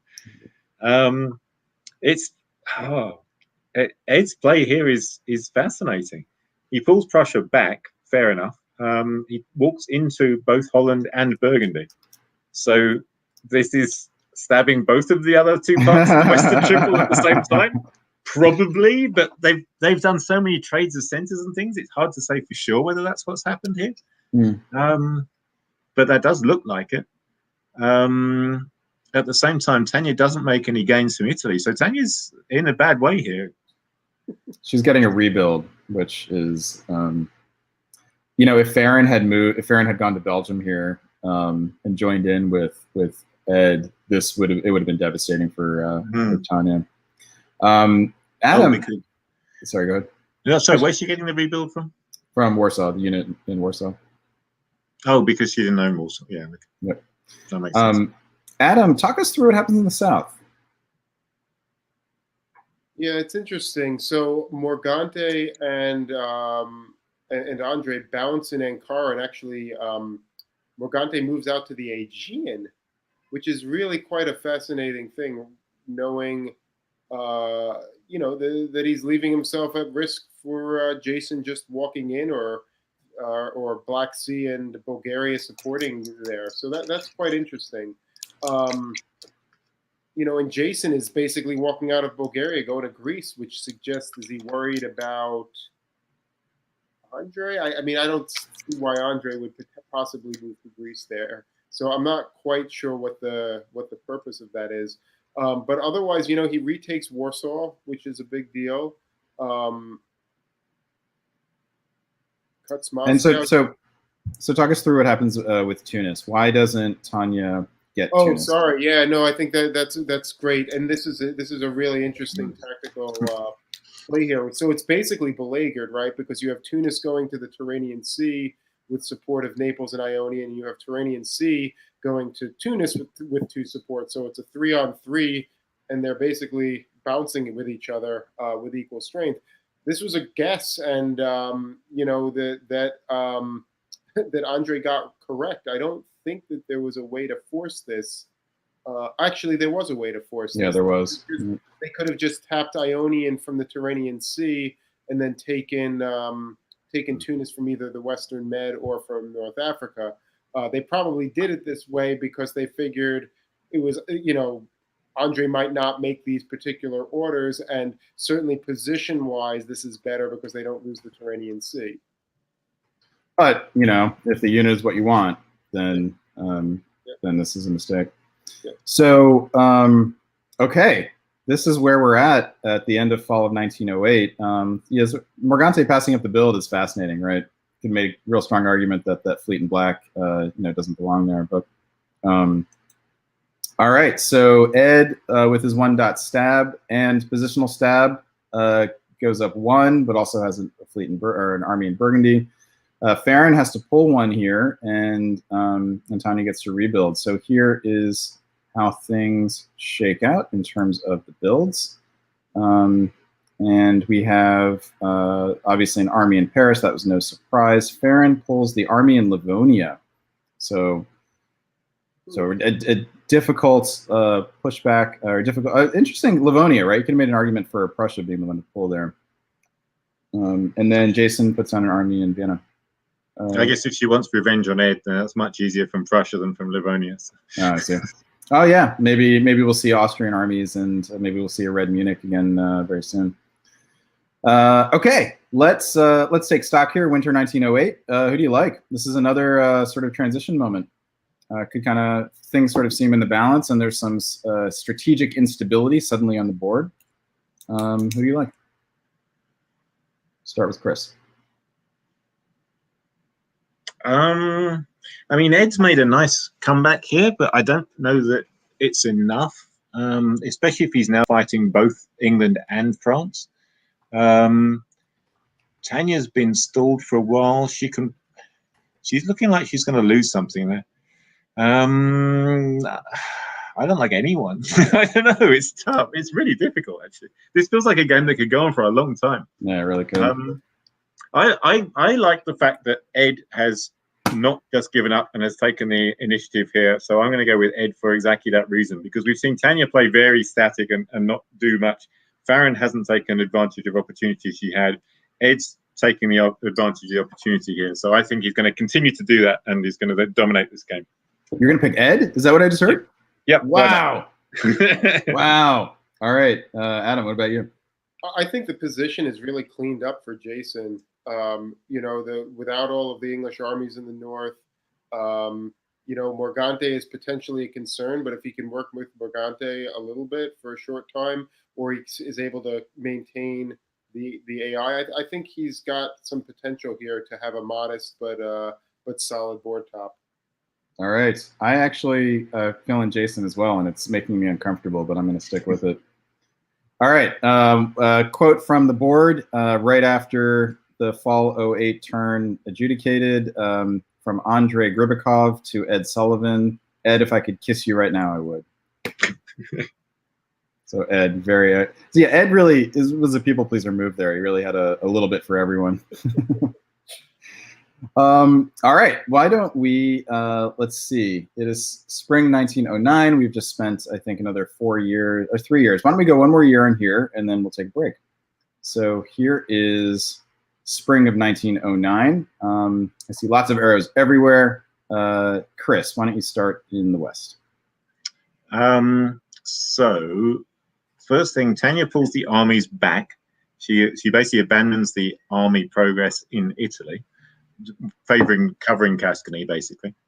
Ed moves Burgundy up to Picardy, and also takes Belgium. So this is just securing Belgium, basically. Picardy's going to have a play for Brest in the fall. Marseille going to Gascony is obviously the smart move. If you're defending France, Gascony is a really nice place to have that army because you can cover all three of your dots. You've got play on Burgundy as well. So the move to Gascony is a very strong move from Tanya there. We also see Farron putting Western Med into Tunis. So this is the England helping France into Tunis. So we're getting potentially a build for Tanya, except she's probably losing Belgium. So, but the interesting thing is the two of them are working together down there. And then a load of shuffling around Scandinavia. Sweden comes down to Denmark, and then there's a bounce in Sweden. It looks to me like Ed is expecting to lose Sweden, but making sure he's not losing Denmark, particularly with that St. Petersburg fleet coming back to Bothnia. And then in the center, we don't see the Austrian units interfering with Munich yet, but they might do in the fall. It's hard to imagine that Munich won't be red after this turn. Yeah, it really is. Ed might be okay with I think Ed was part of the three-way tie for 10th place, so Ed might be okay with a sizable second place. But so there's some activity in the south. Tell us about it, Adam. Well, it looks like Morgante is going to have his home centers back. Yes. Oh, great job, Morgante. For those of us who left you for dead, it's at our own peril, I think, until you really are dead. This could be really interesting to see what he's able to, what other kind of wizardry he's able to manage here.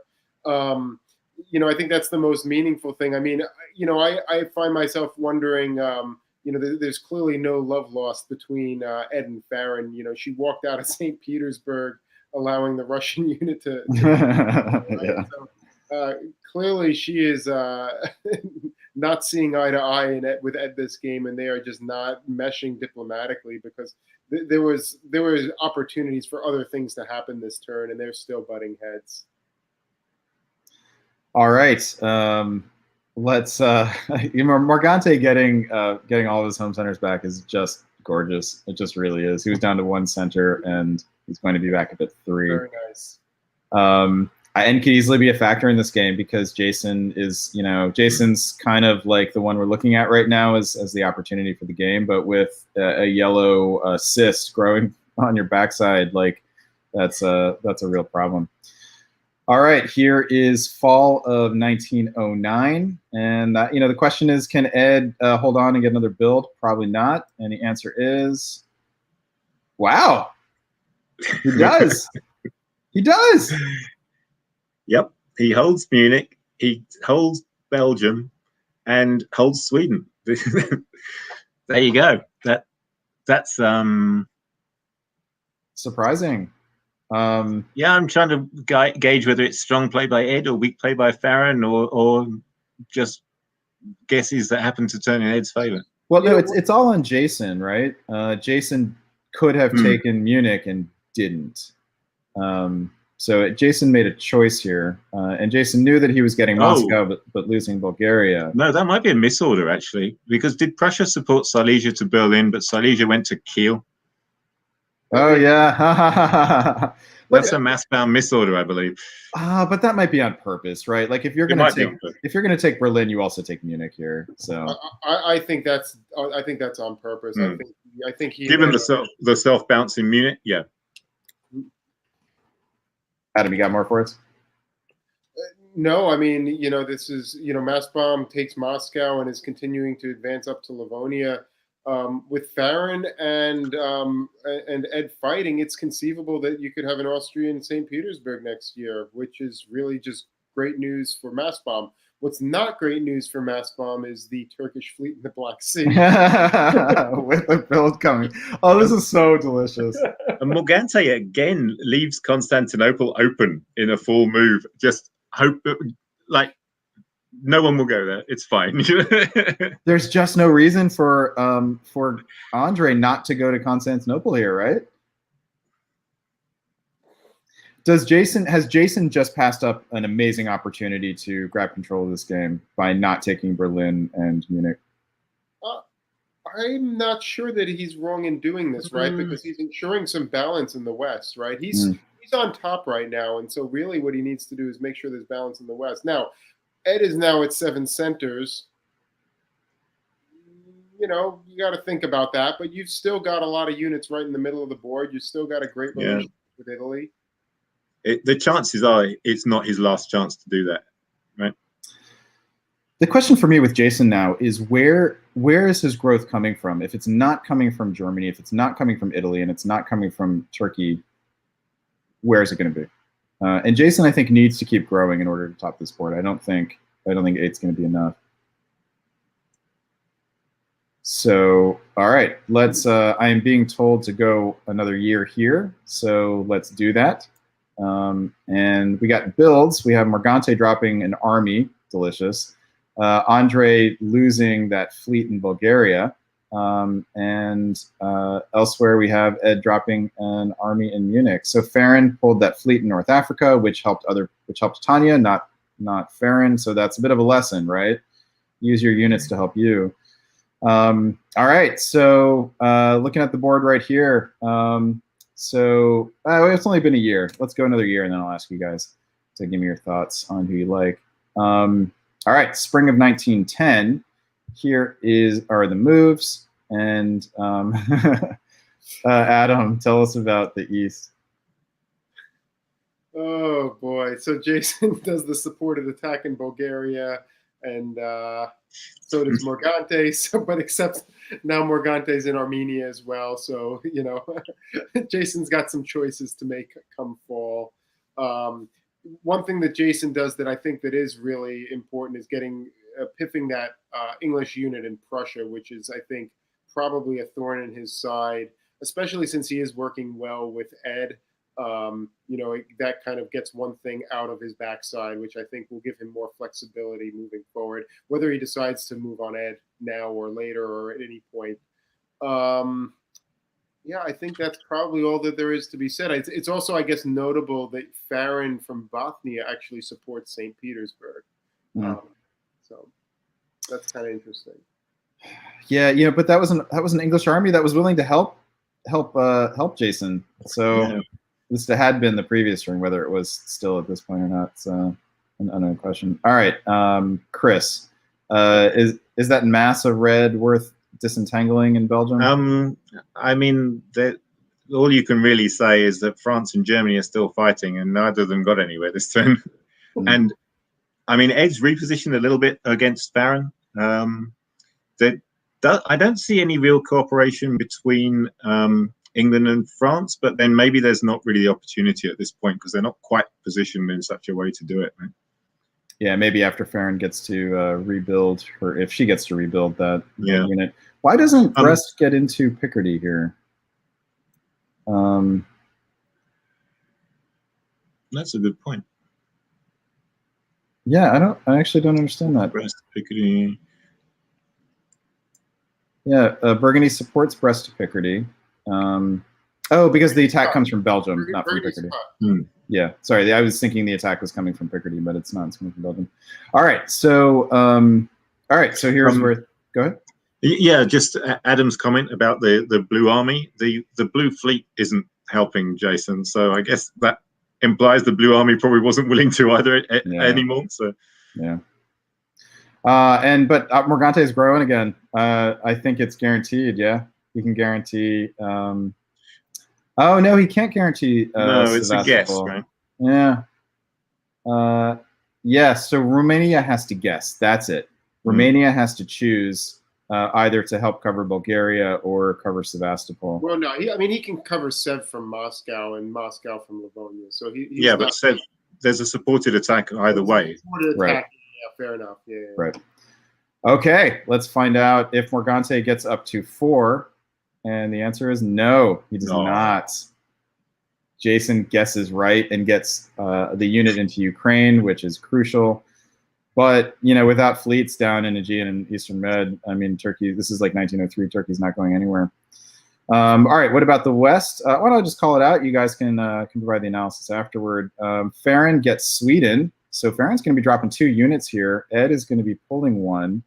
Ed does get Burgundy now this time with the supporting there with 3. But he's going to have to pull a unit, so maybe he'll be pulling Burgundy. We'll see. Retreats to Skagerrak. Elsewhere, nothing much happens. So the board ends up looking like this.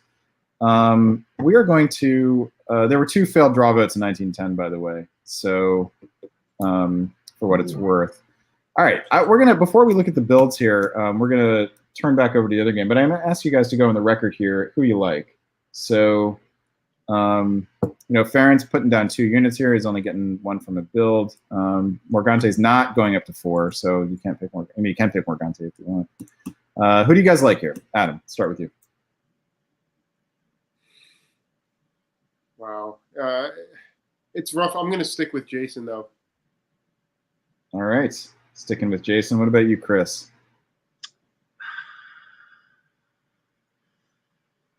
Yeah, I'm not seeing where Ed's going to get the gains. I'm going to have to jump on the Jason train as well. Oh, my God. We can't be unanimous on that. I don't. Let's see. For Jason to win this, he's going to have to take. It's going to have to be on Italian dots, and he's going to have to convince Morgante to. I don't know. I'm actually concerned about Jason's position here. All right, I'm going to go. This feels like a game that could go on for a long time still. Yeah, yeah, it really does. It really does. And Farron and Ed are at each other's throats. If Farron and Ed could work it out, they could both help each other a lot. You know, and Tanya is stuck in the south. Fleet Liverpool, Fleet London, right here. Yeah, do it and say, look, Ed, let's make it happen. Maybe pop Skagerrak, right? I would love to see something like that. That would be awesome. I'm going to pick Farron. I'm going to do it. Okay. All right, let's head on back over to David Hood. And here is where we left things. By the way, if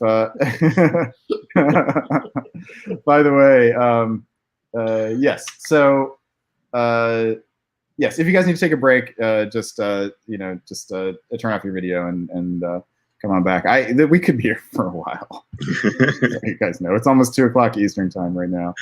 All right, so here is where we left things in board David Hood.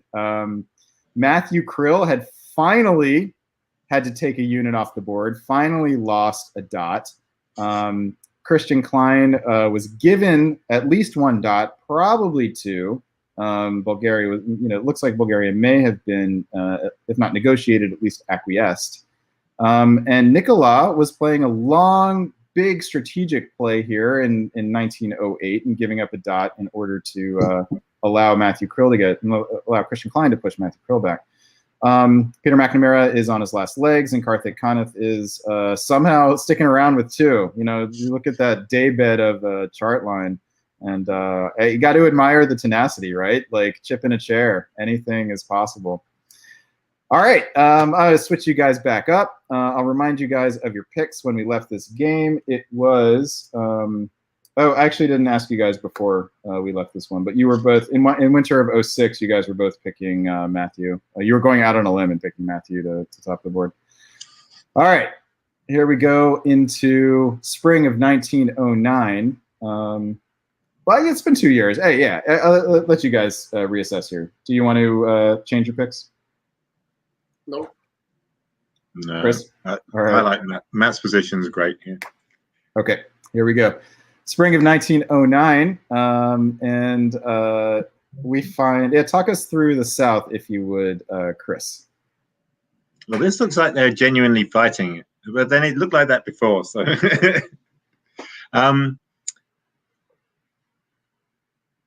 this does look like Matt has decided that his dots are going to come from the south, from Italy. That I don't think there's another way of reading this, particularly with the Italian fleets almost all moving east. North Africa to Western Med is covering against a possible French fleet, but that is so paranoid. Can I just say that is so paranoid? that is really paranoid. It could have gone to Tunis, but then is it really needed in Tunis? No, but now you still have the fleet in Western Med, so Yeah. you know, Nicola. So anyway, Nicola's probably not happy about it.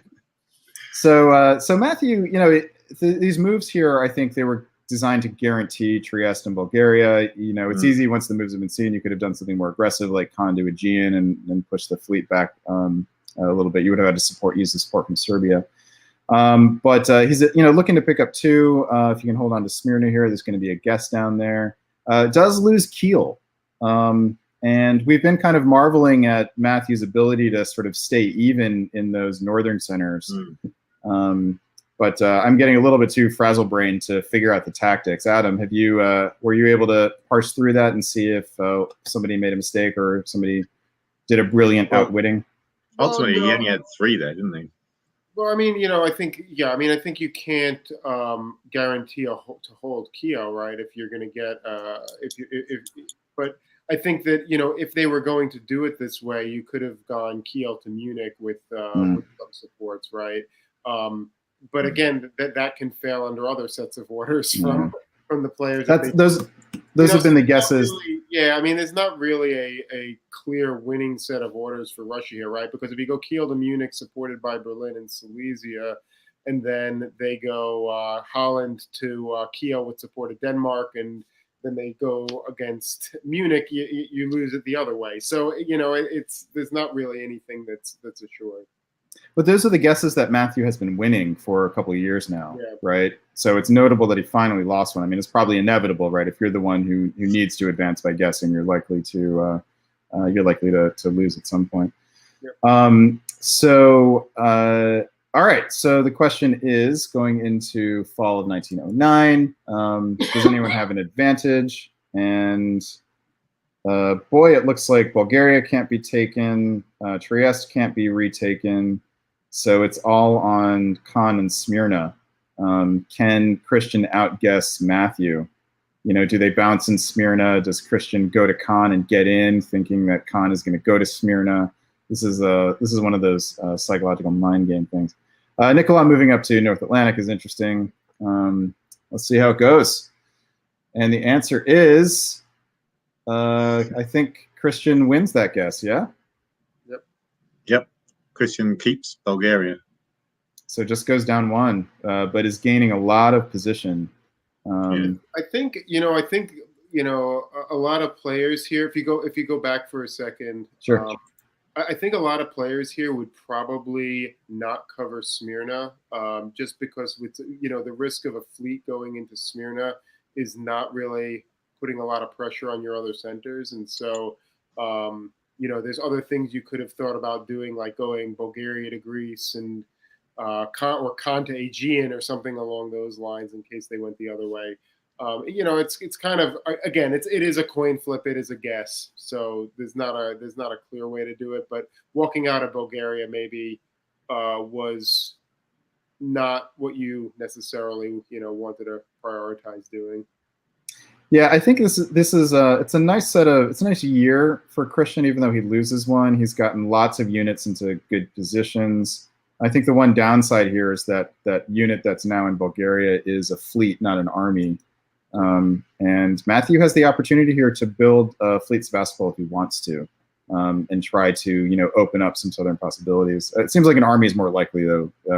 It's got more tactical flexibility around the Balkans.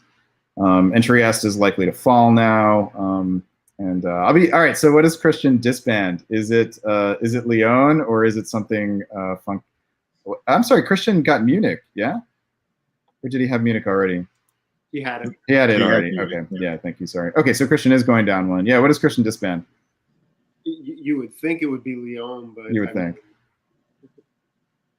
All right, let's find out. And so we're assuming Army Sev from Matthew, I assume. And the answer is Army Sev, Fleet Lyon. All right. We have just one comment. I'm a little surprised that, well, I guess Burgundy needed to support Munich there. I was going to say that I'm surprised that they didn't find a way to get the German build over to Nicola, but I guess there was no way to do it. I guess had he gone to the English Channel, they could have given him Belgium, but they probably want to have him up in Norwegian. So, all right, let's push forward here. And here is spring of 1910. Let's see, Chris, talk us through the South. Well, Trieste does fall. There wasn't, Christian guaranteed that by cutting Serbia, I think. Yes. Fleet Smyrna comes out to Aegean, which is fun. So that looks like Matthew should be able to guarantee Bulgaria in the fall. But oh no, there's going to be a guess over Smyrna again because there's a fleet in the Eastern Med now. That's why I wasn't too worried about giving up Bulgaria, because having an enemy fleet in there is not terrible because it's a good place to kill it. But yeah, he's going to have the same problem down there of having to guess correctly what's going to happen with that fleet. I think the problem is it's probably less of a guess now, right? Because there's not much reason for him not to go to Smyrna from Eastern Med. He can use Bulgaria, right? Ionian to Aegean, and he doesn't need to do it from Eastern Med. So Bulgaria couldn't fall for sure, right? Oh, but Serbia's got to be defended as well. So yeah, you guys are talking about there's tactical stuff here. Yes, Bulgaria should definitely fall, but Serbia is at risk. And then there's also the question of whether what happens with Smyrna here. This was a big tactical win for Christian getting into the Eastern Med here. There was a 50-50 guess here over what Smyrna would cover, and Christian has won. So now this is, these are some tactical wins that Christian is starting to build up, and you sort of feel the boulder starting to gain some momentum going downhill. All right, so here is how things stand in the fall of 1910. And here is how things work out. Oh, anyone want to take guesses on who gets more builds here? Nicola or Christian? So is Nicola getting any builds? Actually, that's my question for you. Nicola could, in principle, get 2, right? He could retake Marseille and take Belgium since Germany can't use the build anyway. And I don't think he needs to double support Munich right now. So, in principle, I mean, I don't know, what Nicola is thinking here, but he certainly could end up with 2. Yeah, I don't think there's any reason not to take Belgium. Probably not. What about Marseille? That's the diplomatic, right? How's Christian going to react? Yeah, that's a bit trickier. I would be surprised if he takes Marseille at this point, to be honest. All right, let's find out. Doesn't take either one. Wow. Nicola doesn't take either one. Oh, Christian, Germany frees up Kiel for the build. There's a kill for the build, and Christian takes Smyrna. So loses Bulgaria, but takes Trieste and Smyrna. So we now have Matthew Krill being pushed back again. So it's just -1, but that's the sort of thing that can start to snowball. Why Aegean to Khan? What is the point of that? It's a great question. You would think Aegean to Greece if you were going to... Or cover Smyrna or hit Greece. That's just a mess because now... Yeah, that looks like a misorder. That's terrible. I mean, that's just a bad order. I wonder if it was a mistake and he intended to go to Smyrna. Because there's no reason why you would do that. Yeah, it's a curious set of orders too from Christian, with just support holding Greece. I wonder if Christian ran out of time here. Well, I mean, it makes some sense, right? Because going Aegean to Greece supported by Serbia was certainly a possibility. And if you're focused on holding Trieste, you may not be wanting to move units around. So if Matthew had bounced in Smyrna here, he not only would have stayed even, he would have destroyed the fleet in Bulgaria. Would have been a huge win. And instead, it's a really big win for Christian. Not only is he going up 1, but his positioning is suddenly starting to look really nice. Yeah. In fact, he can guarantee Khan.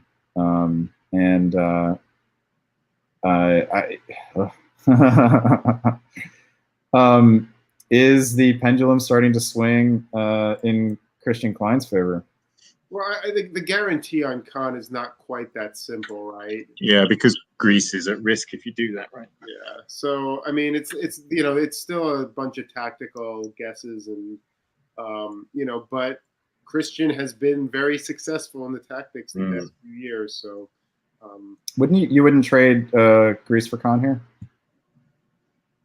you might not even be trading it, but I'm just saying that there's things that are not assured. I mean, you could be making plays on, you know, sliding things down to Albania. I mean, I'm assuming we're going to see an Army Venice, which he'll try to get into play by going up to Bohemia or something along those lines, maybe. Or maybe you get an Army Naples to convoy to Albania. I don't know. Let's find out. The answer is Army Venice. We got a Fleet Keel. Woo! Love it. Oh my gosh. And we get the loss of Fleet Bothnia. So we have the extended naval battle developing in the north. What's your guys over under on how long this game's going to go?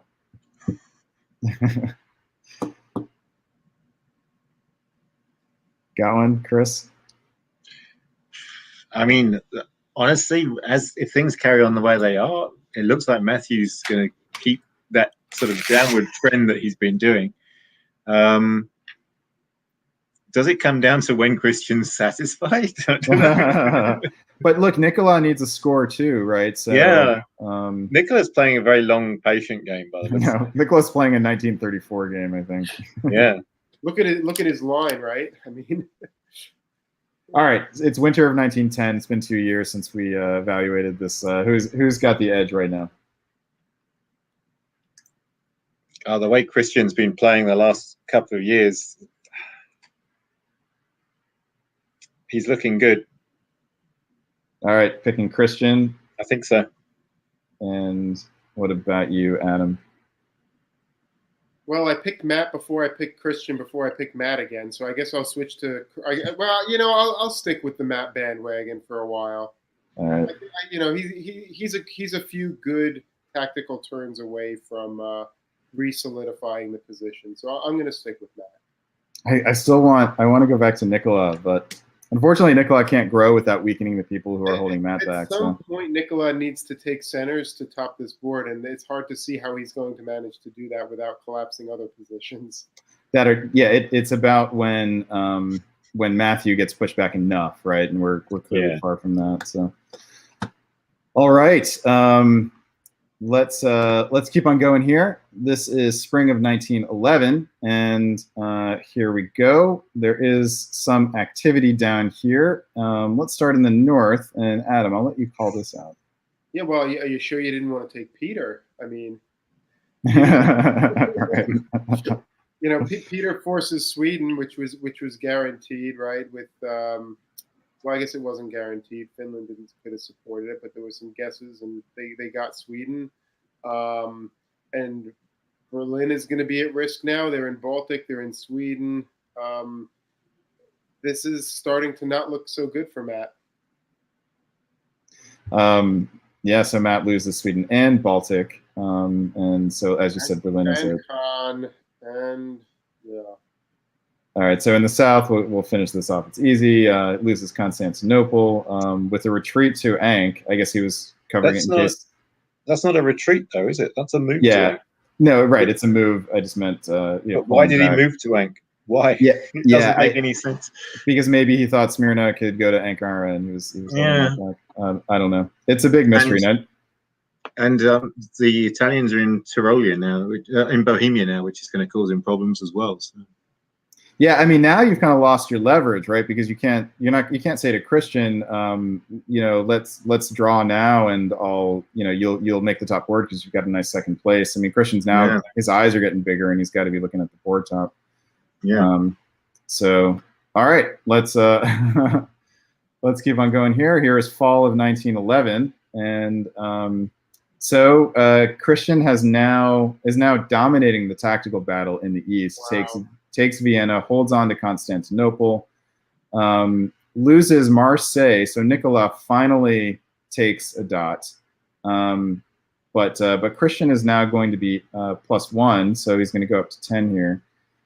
In the It's gonna build. in the center, Peter. That's right. Karthik takes Belgium and goes up to 3. So he's going to build in London. Great. So Karthik and Morgante are the two comeback kids. So Peter, Berlin does not fall. This is really fascinating. Do you think that Peter is sort of acknowledging that if Matthew collapses too quickly, that Christian's just going to top the board without any problem? Is this an alliance play, like a balance of power play on Peter? Is Peter trying to keep everyone playing until next weekend so that they're all exhausted for the top board? Do you know your own name right now? Which one of you is Adam? Which one of you is Chris? I can't really see anymore. All right, let's push ahead here. So here's how things stand. We've got Matthew dropping 3. Oh, that is just a brutal looking chart, and you get the feeling of what it might look like in a few years, and it's not pretty. Oh, Matthew. I will also just point out, like, psychologically, you've been playing this game for a long time. You hit 14 centers. Your eyes were lighting up, and to get pushed back like this, and actually it looking like you're going to get pushed back further, it is so demoralizing. And I think, I'm sure Chris has never been in this situation, but I have, and man, it sucks. Wow. Yeah, you've been playing this for, I don't know, 5-6 hours already. This is really hard, and this is really just draining. And, you got to feel for Matt right now. You're right. I've never been in this situation. I can't get up to 15. So. Yeah, right. Okay. I don't think so.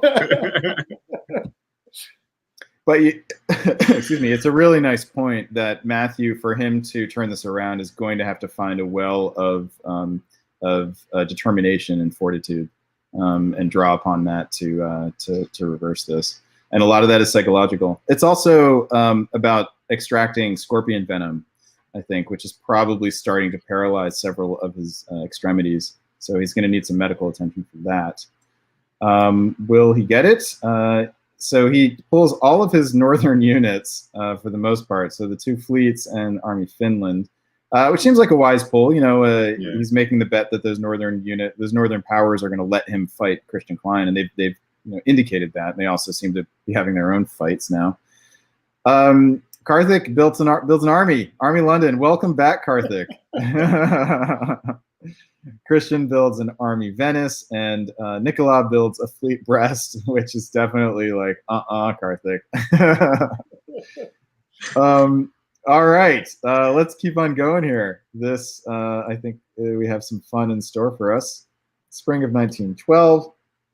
I'm going to call this out for you guys. Maybe we'll start taking turns calling out full turns. And you guys can provide some analysis. Matthew is allowed to move a unit towards Christian, but Christian gets into Bohemia, which is going to give him some purchase over Galicia. That's going to be at risk now. But the big news this turn is Nicolas Sahuguet dropping mid-Atlantic into Western Mediterranean, where Tunis can be taken without resistance. Christian and Matthew are both at 10 here. They're tied for the board top. Nicolas 3 behind. So is this a power move by Nicola? Is it a little curious given that he's got a resurgent Karthik in the north? You guys tell me. What? This is beautiful, right? I mean, he's taken Munich, which I think he's got a shot at holding. He's got taking Tunis and Karthik. Yeah, I mean, that's annoying, but I don't think, Karthik getting a build is annoying, but I don't think it's that problematic. It's interesting that London held rather than going here to make some force some guesses in the fall. I think the fact that Peter bounced Nicola in North Sea is kind of hilarious in a way. I don't see a lot of rationale for why they would arrange that, but maybe there's a reason. Peter, I would have thought one of them would want to be there. Peter has put 3 fleets on the North Sea, so he clearly wants to be there. Yeah. Nicola taking Munich but not moving Marseille to Piedmont. is also interesting. You'd think there'd be a full court press here on his part if he was really going to go for it. Is there an EG here? All of a sudden? Yeah, who knows? All right. Well, yeah, Nicola might regret not going to Piedmont because he might really want to cut Tyrolia. Yeah. So but he's only got 2. I mean, he's only got 2, and you know he should be okay. Yeah, maybe the support from Berlin even. Yeah, it's a question of whether Matthew wants to side with Nicola or not. But it's a real difficult sort of tactic or strategic pickle, I think, for Matthew, because Christian has the power to throw this to Nicola if he wants. Like, he's powerful. Christian's powerful enough to hold back Matthew long enough for Nicola to get lots of units down there. So I don't know. I'm glad I'm not. I'm glad that's not a maze that I have to solve through or work my way through. Here are the fall of 1912 moves. Adam, why don't you call all these out for us? Sure. Let's start in the north, where Peter and Nicola clearly not seeing eye to eye about the North Sea. But Nicola does finally make that move to Piedmont and Tunis. He holds Munich with Peter helping him, actually. Peter covers Sweden. In the south, I think the big news is Christian pipping Bulgaria by going there with double support. And I think that was fairly no, it wasn't guaranteed. Had Serbia cut Greece, it could have gone differently. But anyway, he does that. He puts the fleet on the east coast, which is where you always want your Italian fleet to be. Yeah. And so Christian is going up another one. No, he's not going up one because he lost 2, so he's going down 1. Yep. But Christian may be in another position where he's willing to accept a junior, like a second place, as long as it's a good second place. But now it would be to Nicola, not Matthew. But Nicola is now encroaching on home centers of Christian. So yeah. Nicola, and remember, Nicola needs a big score. If I recall, he didn't have much of a score in the first round, right? What did he? Let's see. Nicola. I think Nicola was on this. So he had a 40. So not terrible, but he's behind Christian in that respect. Okay, so we're getting into builds now. It's fall of 1912, and Nicola is the only one doing anything, putting down 2 here. We thought Christian was losing 1, didn't we? So, he had a piff. So Munich got piffed, so that's why. All right, but now we have a 3-way tie for first at 9 centers each in 1912. All right, I just want to keep on going here. We get 2 fleets from Nicola, which just feels awesome at this stage of the game. It just really feels awesome. And I get it, there's not a whole lot more to do with armies. You've got fleets in Belgium and Holland. Like, if you could lose Munich, but then beyond that, you'll have time to sort of reorient your defenses. Does he really have 7 fleets? 6, I think, because he's got 3 armies. 3 armies, okay. Yeah. But now he's going to get into the English Channel, and then he should get into North unless England and Germany can actually coordinate. So, all right, let's keep on going here. Spring of 19... We did having the Anglo-German coordination on North last turn, because it was the English fleet that supported Germany into the North. Oh, right. But Skagerrak covered Sweden, so that was an element of distrust. Otherwise, they should have gotten North. Right. Okay, so here are the moves. I think, Chris, it's your turn to call out a whole bunch. So let's. Wow.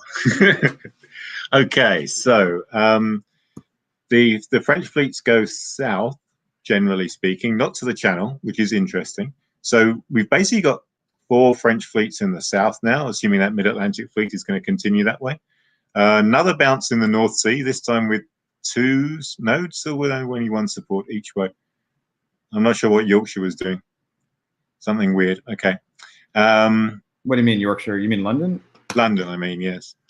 London was supporting Norwegian. This means Yeah. Yorkshire being where it should have gone. Right.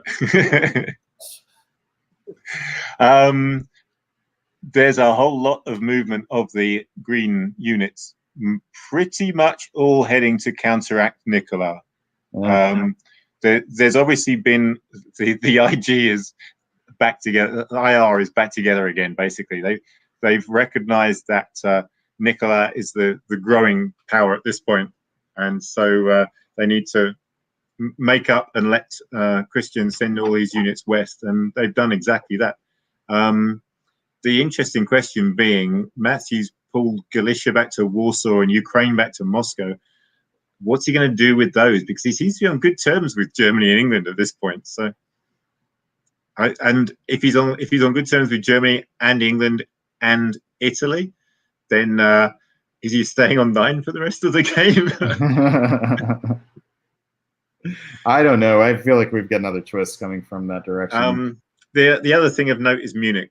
Nicola does lose Munich to the Italian, helped in there by the Russians. So.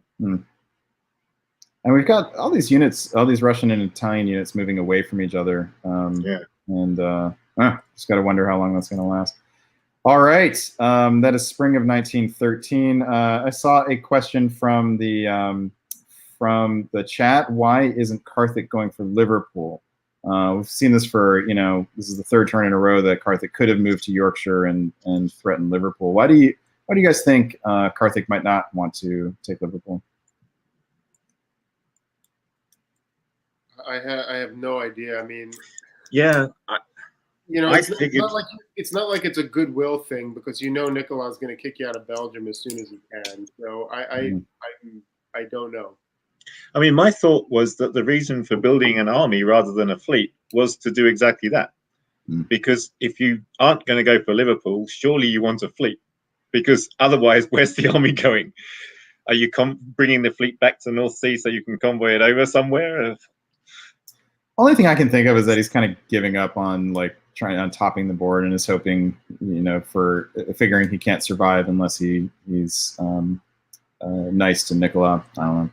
It's the best I got. But you're not going to make the top board if you don't top this one. So not sure why you wouldn't give it a shot. All right. So here we are going into fall of 1913. Does Matthew dot Christian here? Can Nicola secure Rome here, or does he get outguessed? And yeah, so it's a guess with Venice and Ionian. It seems like a 50-50 guess here. I guess there's also Naples, so maybe it's not quite 50-50. Okay, and does something interesting happen anywhere else on the board? And the answer is, wow, maybe? Yes, I think it's my turn. So Nicola guesses right over Rome and Naples and picks up Rome. So Nicola is going to get to rebuild the unit that was piffed in Munich. And Christian is not going to get to build a new unit. In fact, he's going to have to pull one off because Black Sea, which is a Russian unit, goes into Constantinople, which is an Italian dot. Elsewhere, we have another Western Triple, the Western Triple reforming, and fleets moving into Finland and Barents, so and Baltic. So Matthew is not long for keeping St. Petersburg, and Munich stays Italian. That seems like about it, except for Nicola moving all of his fleets back down into the Mediterranean. All right, Brandon, you guys see. Brandon, what was the guess with Rome and Naples that you were referring to? I don't see this as a guess, but maybe I'm missing something. I was thinking that they could, because Tuscany. If Tuscany supports Tyrrhenian Sea, that's guaranteed. Oh yeah, you're Venice right. can't cut and bounce. Thank you. You're right. It wasn't a guess. I was thinking that Ionian moving to Tyrrhenian Sea. Don't worry about it. It's not important. No, that's okay. That's okay. I was just wrong. No, I missed something. It's interesting because had Matt not moved the way he did, there would have been some interesting opportunities for him to take some more of Christian's dots that turn, right? I mean, he does take Khan. I have to think that this was. I have to think that this was agreed to on Christian's part, on the condition that Matthew not take too many dots, because he easily could have supported himself to say Trieste. We're just taking a swing at more of them. That's my guess. You didn't try for anything else. You didn't try for Vienna or Bulgaria or Trieste even. So and supported him in Munich as well, right? Yeah. To me, this was agreed. And the convoy from Albania back to Apulia by Christian, that also says that he's just, fully on screw Nicola train. And that's good for Matthew, right? There's no reason for Matthew to, as long as Christian's willing to try and stop Nicola, Matthew should be like, yep, fine, go do it. That works for me. Yeah. All right, so this is where things will be after 1913. We have Matthew going back up one and taking the board top. So, maybe he's steadied himself and has found his sort of personal equilibrium with which to negotiate from and reform the alliance with Christian Klein. What a whipsaw, right? For Matthew, and way to find the way here. And then Christian's going to be pulling one. I'll be surprised if it's not Bulgaria. I'll be honest, it's Bulgaria, but we shall see. All right, it's 1913 now. It's been 3 years since I put you on the line for this one. What do you guys got? Who's going to top this board? It's got to be Nicola at this point. All right, we've got switch over to Team Nicola. And Adam, what about you? Man, Nicola has played such a steady game. It is. I don't know if he's going to top or not, but man, has he played a great steady game here. So that was, you got to pick one. Is it Nicola, or are you sticking with? I Matt? guess it's probably not good form for me to just agree with Chris, right? Well, I agreed with you in the other games. Yeah, that's true. I'm going to go back. I'm going to go back to Matt and say that this may open some opportunities for him to get back in and get a little, edge out the game. Yeah. I feel like Matt has. A better position, but I feel like Nicola has the wiles. So I'm torn with you guys as well. I feel like I wouldn't not surprise me if Nicola can find a way to finagle this. But we will have to wait. We have to wait and find out later, because we're going to go back to the other game, which we left in 1910 in this situation. This is Walt Buchanan. Here we had Farron taking a unit off of Ed. Ed had been resurgent and stabbed Tanya. And Farron took Sweden. I think she also has a rebuild from Prussia. Yep. So Farron's dropping 2 units. And so here was where we were speculating that Farron had an opportunity here for a strategic rearrangement. And Adam, I think you proposed that she put down Fleet Liverpool, Fleet London, and just say, look, Ed, let's put our foot together on the pedal and go. And then we have Jason on the other side with Morgante growing in the corner. And let's do it. Let's find out what happens in this corner of the rat's cage. All right, there was a draw vote in. Oh, I'm sorry. So we have the builds. So Edinburgh and London fleets for Farron Jane. So that kind of says I'm still anti-German. And Ed pulls the Army Kiel, which says right back at you. All right, there was a failed draw vote in spring of 1911. Farron and Tanya apparently wanted the draw, and they believed that Morgante is the one vetoing it. But that's lots of stuff that you might say just because it sounds good. All right, I need to switch you guys up. Chris is on top for this one, Adam on the bottom. All right, let's see how this turn looks. And Adam, why don't you call out the whole turn here? Well, I mean, I think, it's interesting to see London go to the English Channel. That could be doing a lot of things there. It's a good play. It wasn't telegraphed as telegraphed as also putting down Liverpool, but, it could be pro-Tanya, it could be anti-Tanya. It could be a play on Belgium. There's all kinds of reasons it could be there, and good explanations to all parties involved. So I like it. I don't so much like Eddie to north to Skag Congo line. I would have preferred Norwegian, but that is what it is. But the fascinating thing we do get is because Ed cuts Norway, Jason Massbaum is now in Serbia. Which if you're Austria, that's a great place to be. So Yeah. What can you say? Jason also does make that move to Tyrolia, from Tyrolia to Piedmont, and Morgante guesses wrong again. Yeah, I mean, how long could that last, right? If Jason can make it go another turn, then he can drop another unit and maybe make that work. But he also has this unit in Prussia not doing anything. So, well, Moscow's freed up now, right? Well, no, it isn't really, right, because you still could potentially have Farron. I'm surprised Prussia doesn't follow up into Livonia. I mean, you're not looking to make a dot stab on Ed right now. You go to Livonia, then Moscow is free, right? I guess he really wasn't expecting that to work. Just goes to show you never know, right? Sometimes those long shot moves do actually pan out.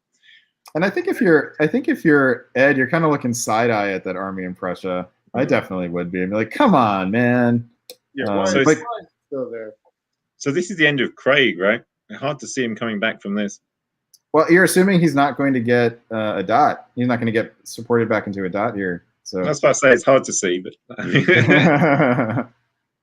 all right. So good defense by Ed Sullivan, manages to not lose Denmark or Skagerrak here, and helps out an erstwhile ally. And that's about it. All right. So the questions are coming into fall of 1911. What does Farron do with Fleet English Channel? Can Farron and Tanya coordinate here and make progress against Ed? And can Morgante guess better against Jason? Or can Jason hold on and get the crucial build he needs in order to at least defend the centers he has? And the answers are coming at you right now. Wow. So first of all, in the East, right? Congratulations to Jason Massbaum. This is 3 consecutive turns. Yeah, because as soon as the army got in Armenia, that's when the guesses happens. So 3 consecutive guesses that are roughly 50-50. And then elsewhere, there's no movement in the South. But Tanya guesses correctly over Marseille. And is able to get Belgium out of the deal thanks to collaboration with Farron. So successful Leviathan, successful EF. I guess you can't call it a Leviathan yet until it starts rising out of the sea. That's kind of it here, right? So Ed ends up losing 1. Tanya ends up going up 1. Jason goes up 1. Thank you, Craig, for playing. It feels like slightly new game here all of a sudden, actually. We now have a clear race between Tanya and Jason, with Farron and Ed kind of playing potential subsidiary roles or spoiler roles, and then there's Morgante, and who knows with Morgante. I gotta wonder why Farron keeps putting Tanya into dots when, she when you're talking about the same dots that are your own avenue for growth.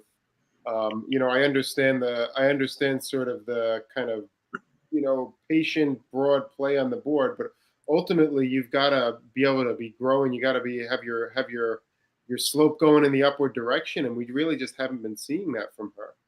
Yeah, there's no reason for them not to be at 6-6 at this point. It's good for Tanya to put Farron into Belgium, right? Because it takes a dot off Ed, which is a good thing. So, yeah, and gets the fleet out of the English Channel, right? Yeah.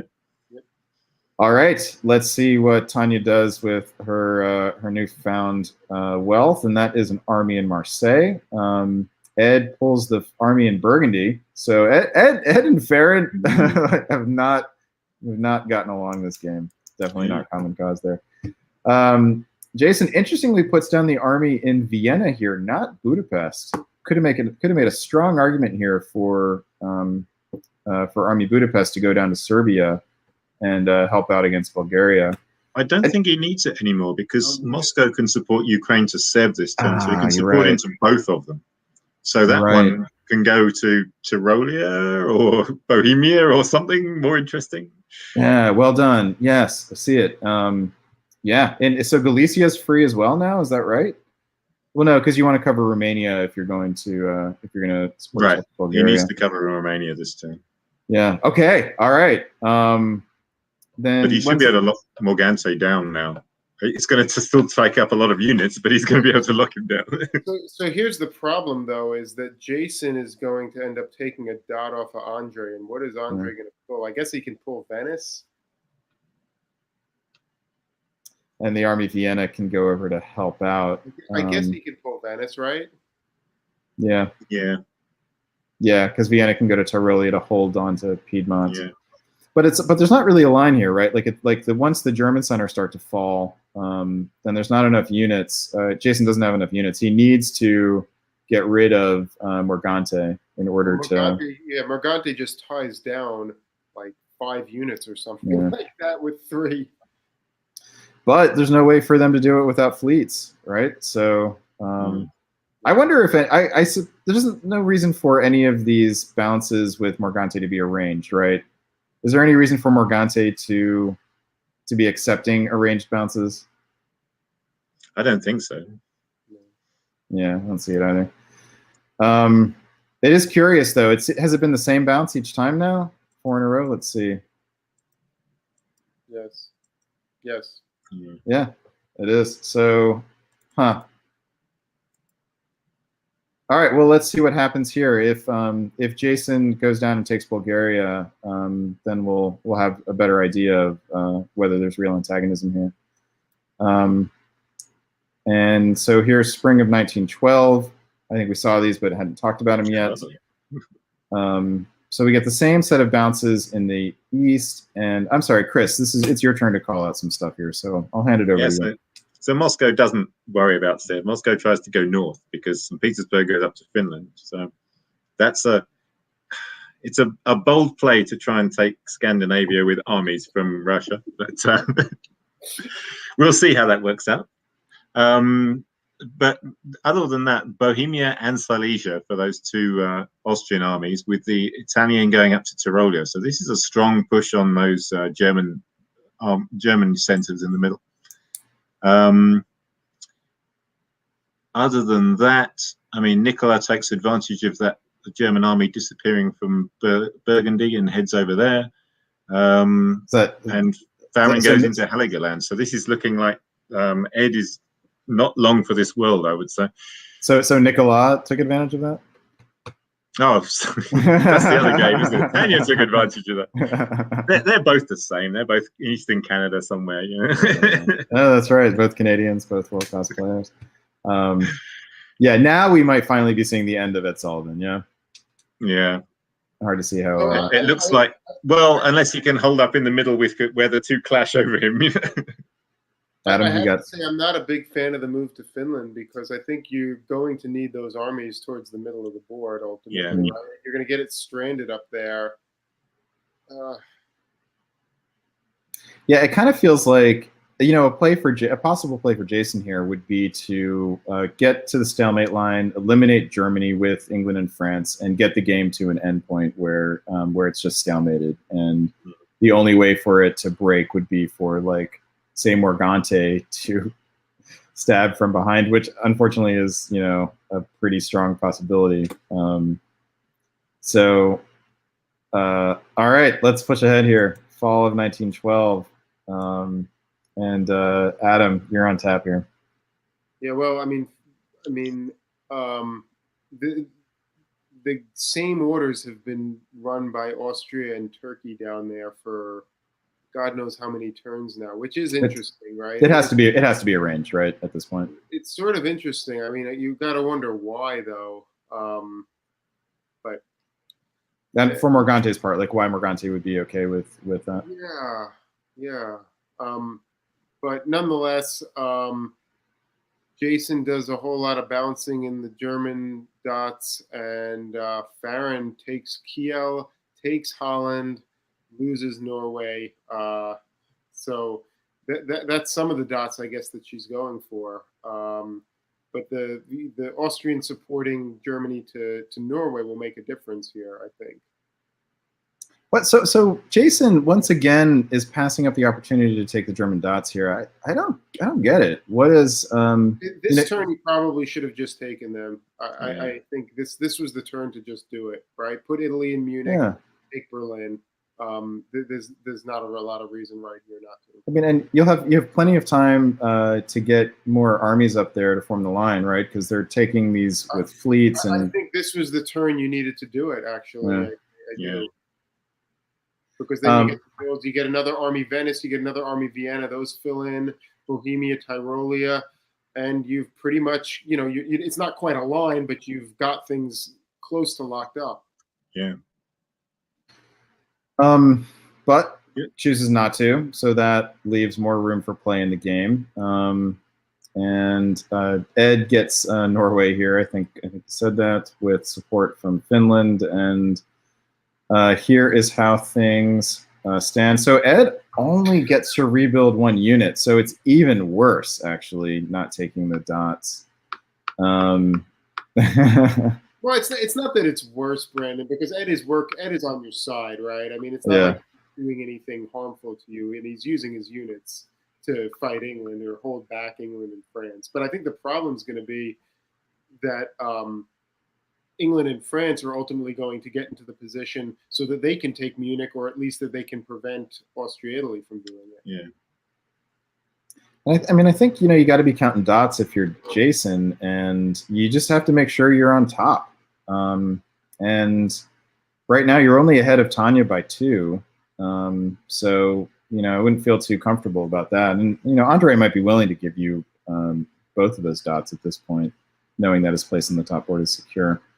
Well, you can't start taking dots off of Andre, though. You need those units, right? I mean, yeah, the German centers, right? So Andre may be willing to support you into both Munich and Berlin here. Right. So, or let you take Bulgaria. But what's going on with Morgante is probably the more fascinating thing. I'm completely confused by that. I can't see why, if that is arranged, why hasn't Morgante just supported himself to Sevastopol, take the build, let Jason take Bulgaria, because who cares, right? It mixes them up a bit. So you've got another Austrian unit to deal with, but that's not a big deal, right? What's the leverage that Jason might have over Morgante, that he would just throw the game to Tanya in that case? Because Jason could make Tanya top this board if he wanted to. But does Morgante care that much? Jason? Yeah, I mean, I wouldn't think so, but unless Morgante is playing like the real long game and is thinking, okay, I want to try to top this board. I can't do it if Tanya automatically wins. So, my only chance is to like sort of surreptitiously get up to 4 and then 5, but only do it in a way that, where Tanya can't just ultimately top the board easily. Guessing. Yeah, I kind of feel like where things are, you could almost race Tanya at this point if you're Morgante. If you're Morgante, yeah. Yeah. She's got a head start, but it's not an uncatchable head start. Yeah, I mean, look at the set of orders. Sorry, if we're really gonna do this, is there a tricky convoy possibility? No, there isn't really. Okay. You can definitely get 1, you just can't get 2. Okay, so here is where the builds come down. We have Ed putting down a fleet. Oh, fucking love that. Oh, how great is that? Because of course he does, right? But actually, that makes sense, right? If he can go get Sweden here, then he can stick around with 3. Now Austria can take 2 dots here, and Ed can stick around with 3 fleets in the north, and then they become like the Austrian fleets that Austria couldn't build in the north. Yep. If that's how it works out, that's fucking brilliant. Well done, guys. All right, Farron puts down a fleet in Edinburgh because what this board needs is more fleets. And look at the center, right? You've got all those Austrian armies right in the center, and hardly anything else. But you know what that means? It means the French fleets have to be the ones that they push into the dots in Germany. That's great for Tanya, right? What do you mean, the French fleets? What do you mean? The French armies, sorry, have to be the ones that they push into the center, because she's the only one with armies. Yeah, but how are they going to do it? That's the tricky part. Yeah. All right, we are in spring of 1913, and through bleary eyes, here is what we have. Is it my turn here? I think it is. So in the center of the board, we have Ed being pulled back into Munich. This is a pretty conservative play on the AG's part. We have another bounce in Berlin, which is useless at this point. Much rather see that fleet go into the Baltic and an Austrian army go into Berlin here. We've got the same set of orders in the southeast corner between Morgante and Jason, obviously arranged at this point. Only question is why. And we have Farron finally moving in, getting out of the English Channel.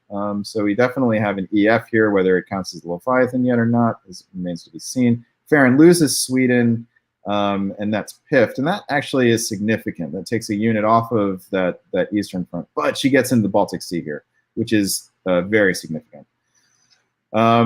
All right, did I miss anything, guys? That was Farron's only armies. Right. She doesn't need armies. What she needs is more fleets. Gosh. Okay, so Denmark is open. That's probably going to fall here. And all right, let's just keep on going here. And Chris, you're on top for this one. Yeah, so Denmark falls to the Baltic fleet. But Ed holds on to all of Scandinavia. What else? Another fleet pushed up into Kiel. That's not that big a deal. Another bounce over Berlin. Keep that German in Munich. Nothing in the Mediterranean. Oh, but look, we finally see Morgante do it. Yay!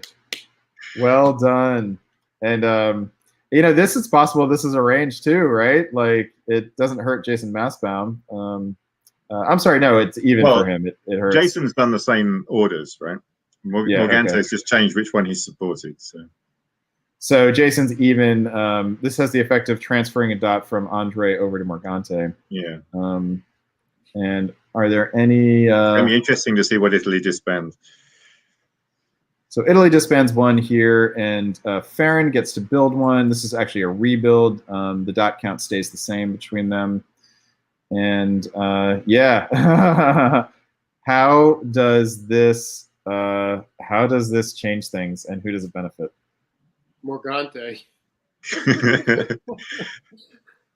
So Morgante is going up to 4. Obviously, it's a problem for Andre.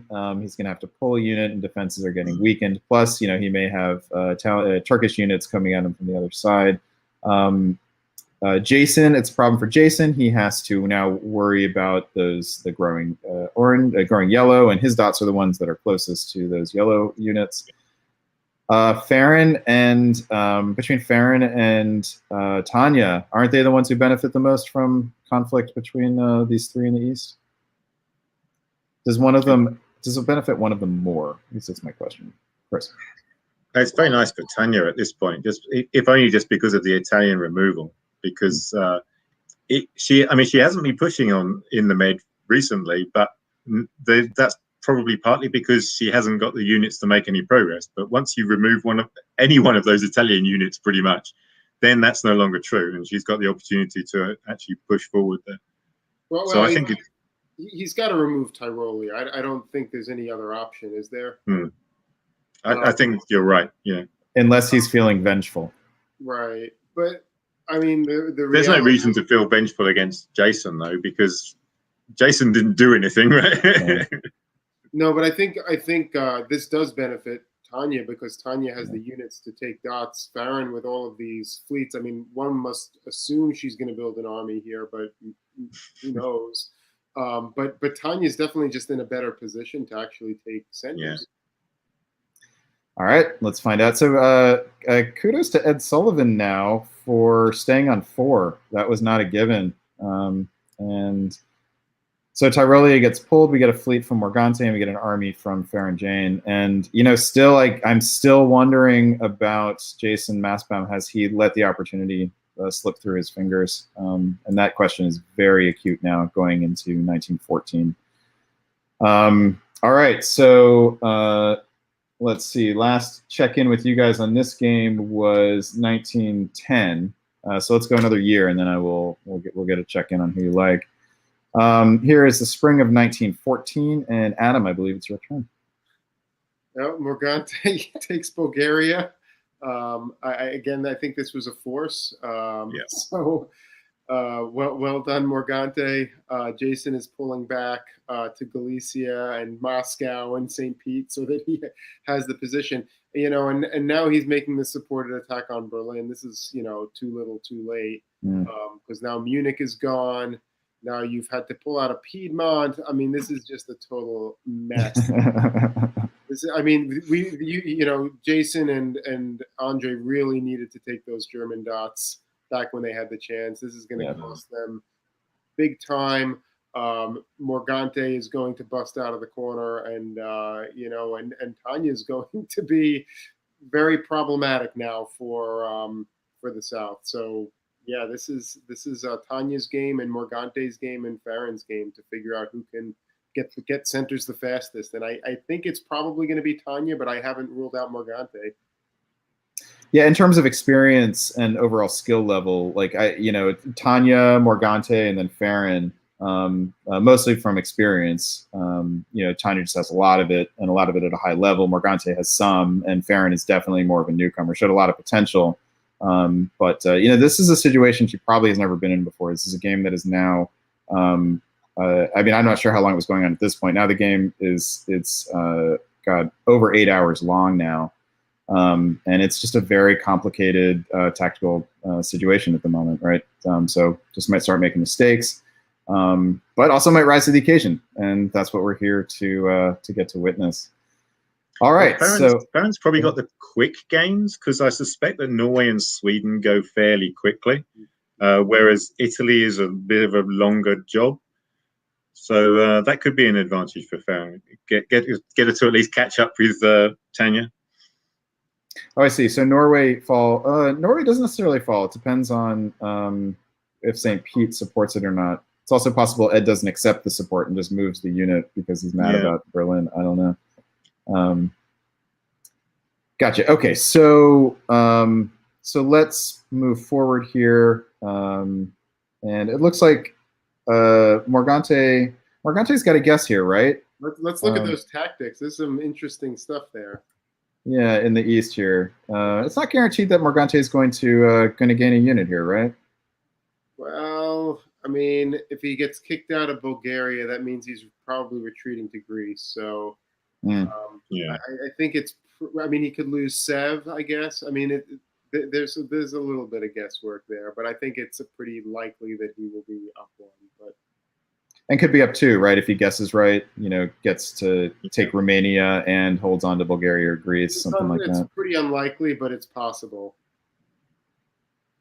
All right. And then Tanya should go +1 here with Munich, probably not anywhere else. And the question is whether Farron is going to gain a unit.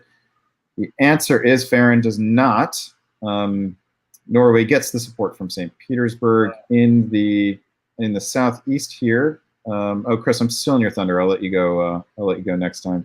Oh, that's okay. So Sevastopol does get retaken, but Romania is. So Romania falls. So Morgante guesses right there, but Greece is Greece. There is a standoff in Greece with the Italians, which means that the retreating Bulgarian army cannot retreat there and has to retreat to Constantinople. So I believe they are even. But because Jason Mastbaum keeps Berlin and takes Trieste here, hard to know whether that's a stab or not, Jason is going +2 here, and that feels really special. Elsewhere, Tanya gets into Tuscany with a force, so she is slowly but surely advancing, but she misses the opportunity to take Tyrrhenian Sea. So well done, Andre, getting away with the guess here. Helps out Jason a lot. Question is whether he's happy about having helped him out. We won't know. But here is how things end up. Ed's going to be pulling 2 units here. Jason's going to be dropping 2. And Tanya gets 1, ultimately at Andre's expense through a circuitous route. Yeah, Farron probably should have been patient there and maybe convoyed Denmark over to Livonia rather than trying for both of Norway and Sweden. That would have been fascinating. And then moving Helgoland up and getting position like that. Okay, Adam, any thoughts on what you've just witnessed here? Well, I mean, Italy having to pull here is going to be really problematic for Jason and Morgante's hopes to contain Tanya behind the line in Italy. So I think Tanya's eyes are probably lighting up right now. I think that there's definitely going to be opportunities for her to gain. I think we were saying it might be slower for her, but I'm not sure that's still the case. I wonder if it's savvy on Jason's part, though, to try to start forcing the issue. He needs the dots. We've talked about that for a while. He needs the units, but then also with Morgante, maybe he has to. Maybe he needs to take the dots. Now maybe he's going to build 2 armies. He can go to Tyrolia. Maybe he can keep Andre on side. Maybe he can drop into Armenia and force Morgante to pull some stuff back.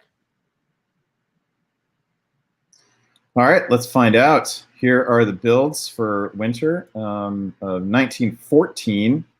Don't get to say that too often. Jason drops armies in Vienna and Budapest. Andre drops the fleet in the Ionian, which is fascinating. That's going to guarantee Tanya gets into the Mediterranean Sea, but also leave Greece at risk or force some choices with Morgante. Ed drops one of the fleets in the north, chooses Sweden, and that's where we are. Oh, we get another fleet in the south from Tanya. We also lose that army in Bohemia. All right. Let us go further with this one. Spring of 1915. Lots of stuff to talk about here. Chris, I'm going to let you work it out for us. Okay. Wow. Norway succeeds walking into St. Petersburg. That's very cool. So Ed is basically just working with Baron and pushing forward as far as he can by the looks of it. You've got to assume that those Norway and Sweden were arranged, or at least with the agreement of Ed. This is Ed's basically his swan song. I'm going to go out with a bang. Interesting that he decides to turn on Jason, because it's hard to see that he should be annoyed with Jason for what Jason's done in this game, really. The number of times Jason could have taken his dots and didn't, I don't know. Anyway, it's always hard to tell with these things. What else? Jason moves a load of units north and west. The battle between the red and the yellow in the corner there. The yellow army gets popped in Romania. It's not popped. It's disbanded. He had retreats. Oh, he had retreats available. He could have retreated to. Oh, that's interesting then. And he gets into Bulgaria and Greece. Yeah. Boy, this feels like an Icarus moment for Jason, doesn't it? Yeah. And Tanya advances all these units. Yeah, Tanya gets into Turin and into Rome, neither of which were particularly unexpected. Interesting that Venice goes to Tyrolia, bounces with both Trieste and Munich. Yeah, you think they would have coordinated that? Yeah. And Naples misordered. Looks like he meant to go to Apulia, but actually was ordered to the Adriatic here. Hard to read whether things are still good between Italy and Austria or not, actually. Oh, doesn't it feel like Italy is turning on Austria here? Yeah, I mean, it sure looks like it. The Tyrrhenian Sea moving back to Ionia, but then that could have been to cover against Tunis to Ionian. Yeah, but Naples is going to Apulia here as well. Yeah, trying to. Naples to Apulia is presumably to Apulia. Anyway. And the bounce into Tyrolia. I have to like Farron's moves here. I mean, it's hard to know whether she's too far behind Tanya, but I don't know. I mean, she's going to get 3 dots here. I think she's going to have a decision to make here in the fall as to whether to drop north into the English Channel and try to challenge Tanya or take Belgium. Does she have the foresight to see that the challenge now is more likely to be Tanya than Jason? Or maybe you guys disagree that that's the challenge. Maybe I'm overreading. What do you guys? I mean, I think just your fleet position in Kiel and Berlin is going to be limiting here, right? Yeah. And I'm not sure that you maybe don't want another turn of positioning before you make that move. You're building what, 2 this turn?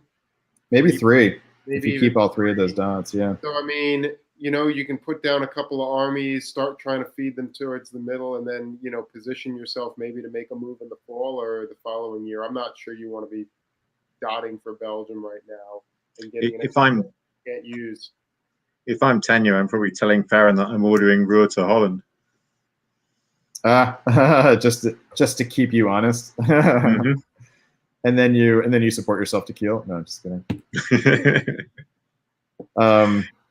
All right, and then so eye on the Italian peninsula as well. Does Naples fall here? Is Andre really giving in here and allowing Tanya, all of this stuff?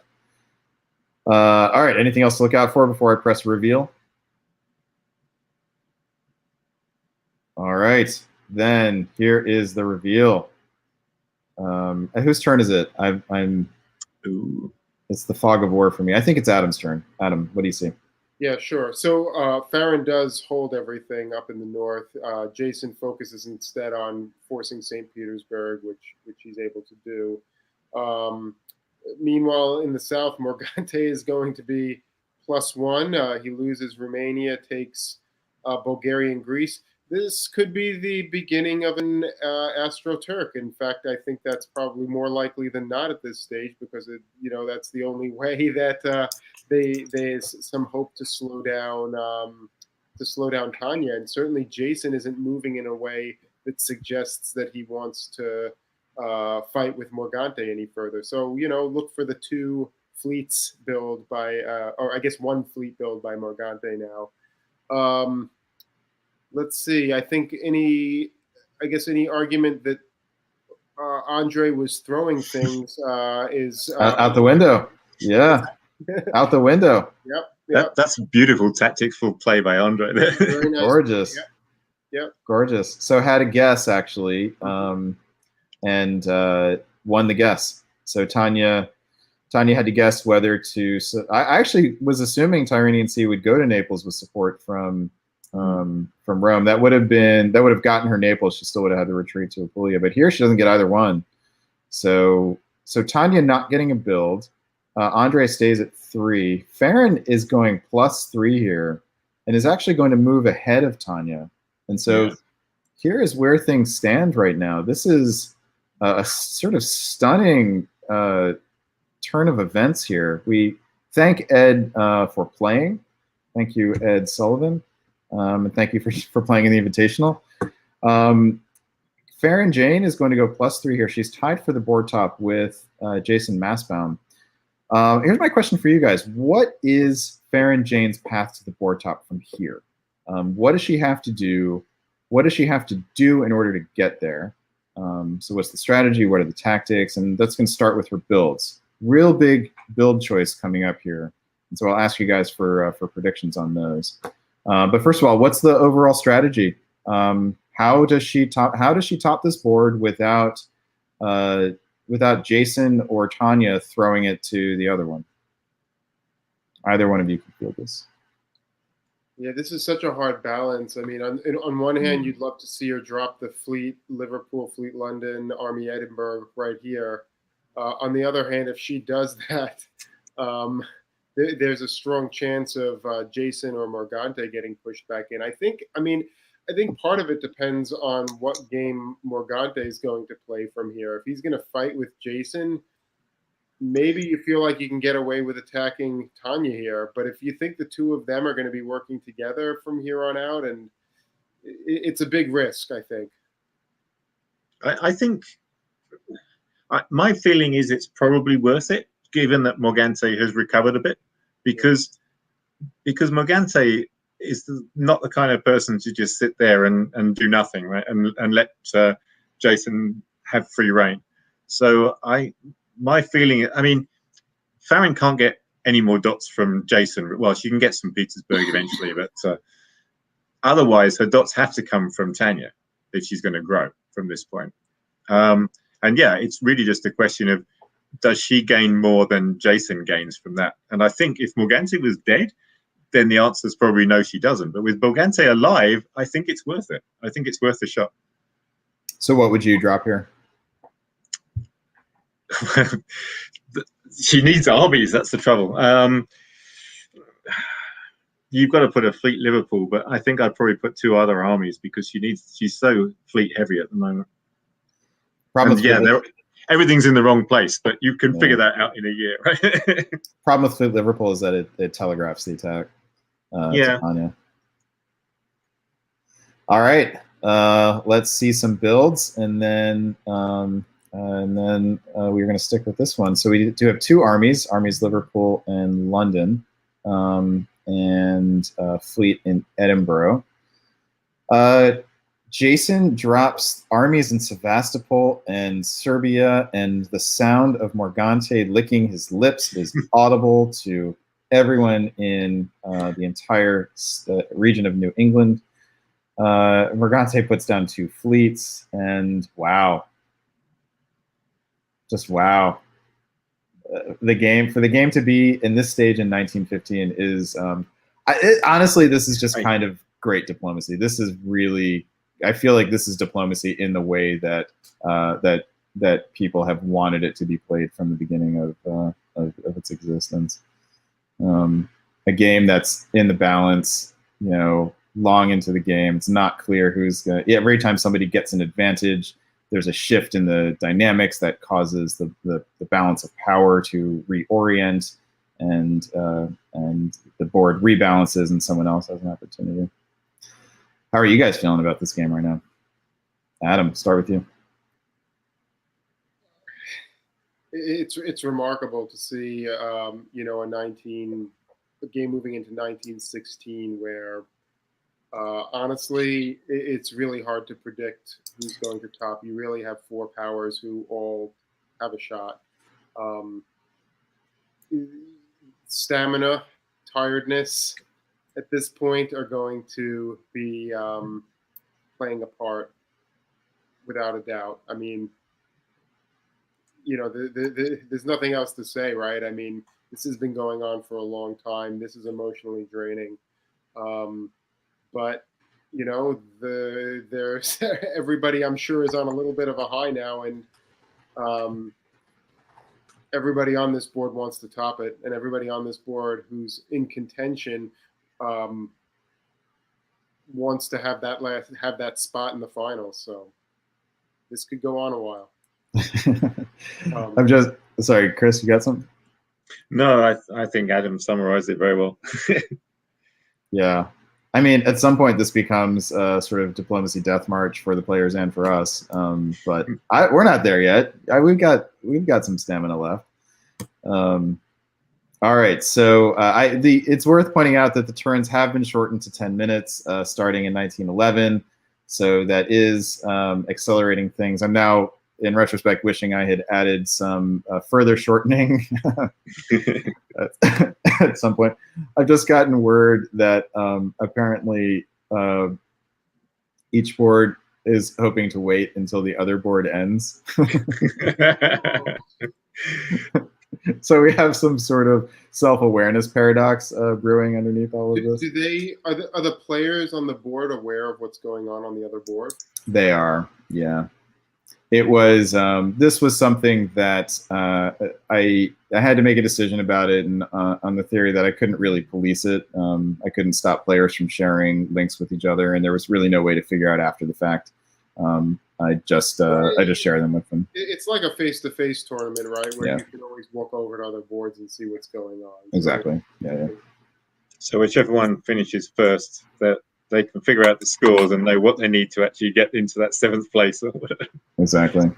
I mean, look, what could have happened, right, is that somebody managed to get control of one of the boards and drive it to the end, and that nearly happened with the other board with Matthew Krill. And it's a question of whether Jason Massbaum really had the opportunity to do that here. We've kind of felt like he has, but so far it hasn't happened. And now he's knocked down from 9, and Farron. Farron, if she is going to move on Tanya and try to take control of this board, she's doing a good job of hiding it. So I think those builds are as friendly to Tanya as they could have been, except for waves. So, all right, we are pushing into spring of 1916. I will say, so it's been 5 game years now since I asked you guys to make a call on this board. In 1910, both of you liked Jason, and I have this written down. I liked Farron. Hey, that was 5 years ago. My crystal ball was working, at least for the moment. Who do you guys like right now? Chris, we'll start with you. It all depends on whether Farron goes for it or not, I think. Yeah, I'm going to go with Farron. All right. And Jason? I mean, Adam? Oof. I'm going to go with Tanya. Nice. Oh, I'm so on the fence on this. I'm going to stick with Farron. I think Farron has the biggest opportunities here. I think if you look at how each power grows from this point, I think Farron's got the opportunity, partly because she's just got to put 3 new units down. All right, let's see here. Spring of 1916. And whose turn is it? Is it my turn, I think? I think it is. Okay.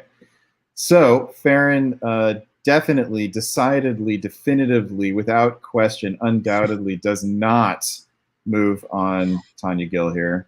Instead arranges everything to take St. Petersburg, and I believe we'll get it this year. Yes. Yeah. Isn't there's 4 units now bordering it, so she's definitely going to get St. Petersburg. So she's going to go up 1, and it's really 2 because one of them is taken away from Masscom here. Elsewhere, Morgante gets his fleets going out towards the Mediterranean, which must give Jason a little sigh of relief that Sebastopol is no longer under threat.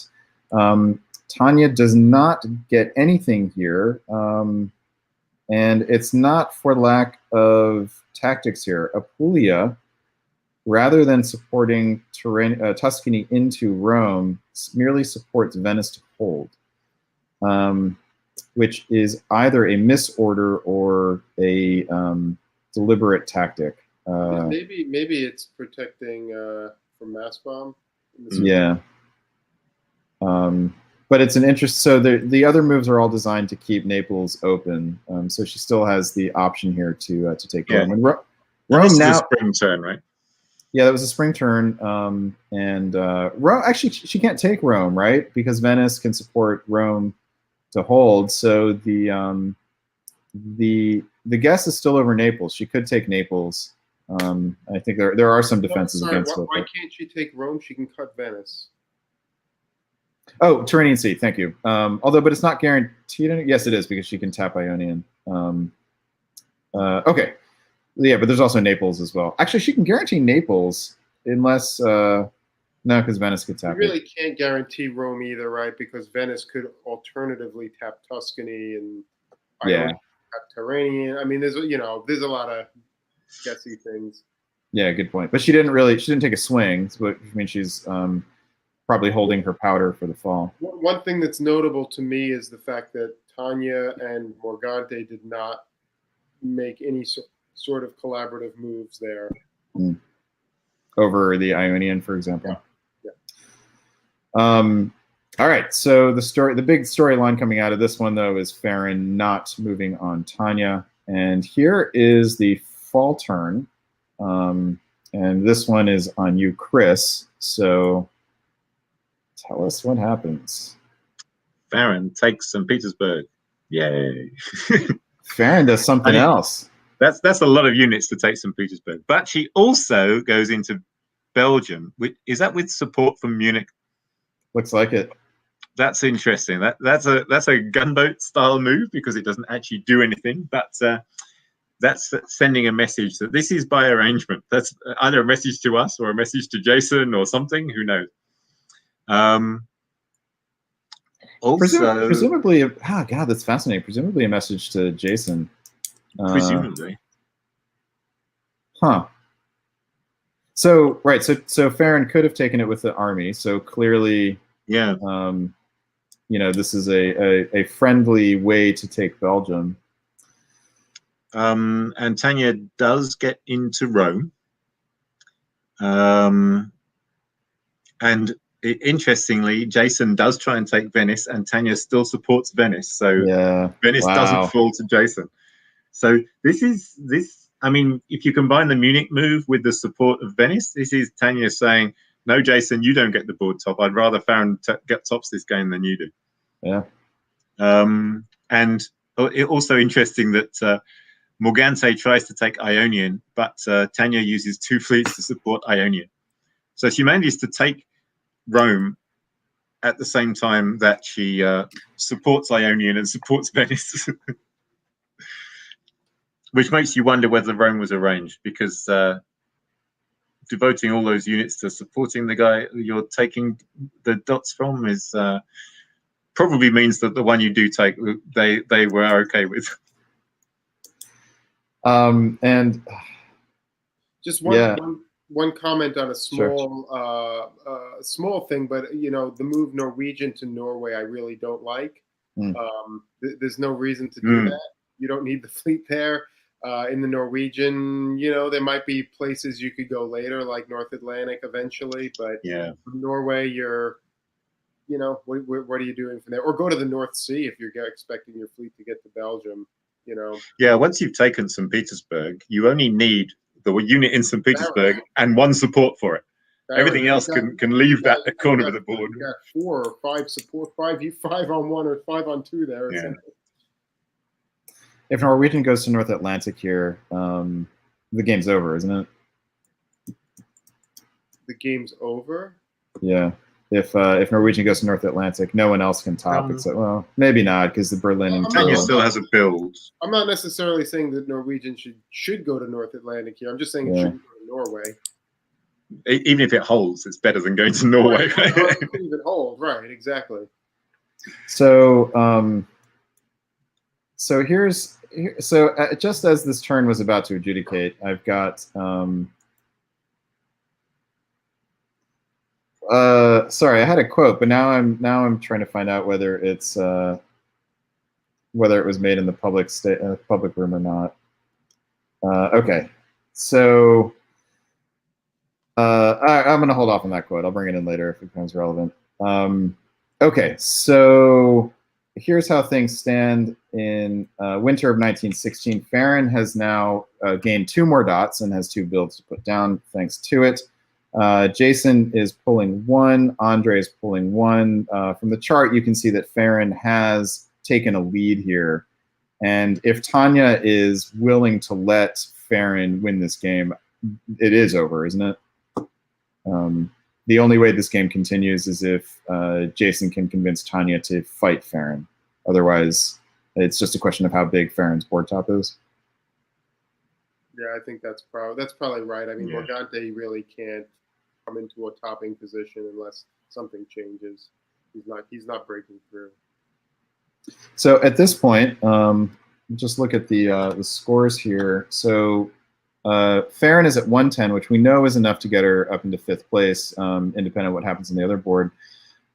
Jason and Tanya would be both at 55 here, and that would be enough to get Jason into the top 7, at least pregame. So that would put him into 6th place, although he'd get pushed down to 7th with Farron going ahead of him. So that probably wouldn't be enough. You have to presume there's going to be someone in the other board who's going to pass you. And for Tanya had a 0. So that 55 is definitely not enough for Tanya. So it's possible if Tanya's okay with Farron, Tanya allowing Farron to top is Tanya accepting that she's not going to make the top board. I really wonder why Tanya gave up Belgium willingly here. I mean, maybe she figured Farron would take it anyway, but, Farron already had a build coming from St. Petersburg, so, you want to have that build yourself. But I wonder if it was something along the lines of, I figure she's probably going to take it, and I'd rather she just do it with a fleet. So you think she might be angling, or you just wonder, like, for a future So future path, or your? I mean, I don't know. No, I think that maybe she was expecting that Farron might take Belgium anyway. I mean, I don't know why you would offer it in this position, right? Your ally already has a build that they're getting from St. Pete, so why shouldn't you both get a build here? Why would you give up the dot? Chris, any thoughts on that?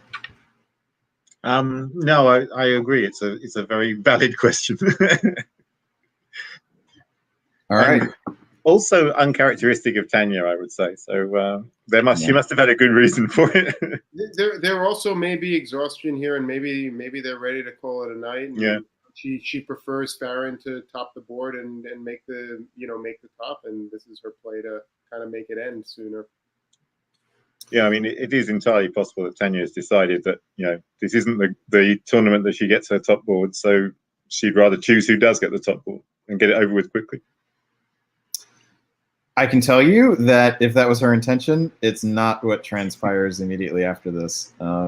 So we are going to pause on this game and come back to it. So this is where we leave Walt Buchanan. It is when Tanya supports Farron taking one of her dots while she stays even because she takes the Italian dot. And then the question is, why does this game continue? So we'll have to stay tuned to find out. Heading on back over to David Hood board. We are now in our 6th hour of broadcast, by the way, for what I originally thought would be a 2 or 3 hour broadcast when I was making these schedules. Here is... to give us a little bit of a refresh, we left board David Hood in fall of 1913, or just after the fall of 1913. This board has been fireworks, and you can see it from the center chart here. We left this board with, let's see, how did this work out after this turn? So it was with Matthew finally getting a dot back and sending that center chart up a little bit. But Christian had moved everything back west towards Nicola, who was taking dots, but Christian was able to retake Munich and hold on to it. The convoy from Albania to Apulia was assigned to us that he was saying, okay, Nicola, you're not going to top this board. I'm going to let Matthew top this board. And when we left this, I asked you guys who you liked. And the answers were from Chris, Nicola, and from Adam, Matt. And it looks like I didn't put my foot in it, so I'm sticking with Nicola from way back when. Okay, so here as we are in fall of 1913. I'm going to switch you guys, try to remember to stick with this. Hopefully I didn't skip one of those and have gotten the polarity reversed. Matthew is likely to put down an army. Question is which place, and the answer is Warsaw. We do get Christian leaving, taking Bulgaria off the board, which is what we speculated before, I believe. So, so for Chris, who had stuck with Nicola before seeing the builds, what's the argument for why Matthew doesn't top this board? How does Nicola top it going forward? I'm just looking at the sort of, if you look at the big picture here, Nicola has got a fleet up in Barents, and he's got fleets down in Tunis and Tyranny, and he's got a couple of armies in the center. He's sort of spread all right the way across that stalemate line, sort of in the vicinity of the stalemate line, all across the whole board. Whereas Matt is much more compact. I mean, the counter argument is that Matt can probably pick up a lot of those Italian dots whenever he wants to. But as soon as he starts to do that, Nicola is going to get some of them as well. So Matt can't just take all the Italian dots and be happy with that, right? Yeah, the challenge is that he needs those dots to be holding Nicola back, right? Because in the long run, right, if he just walks into Bulgaria, Smyrna, Greece right now, Vienna right now, sure, he'll pick up 3 or 4 builds very quickly. But the disbands from that, he doesn't have the fleet power in the south to ultimately hold that. Yeah.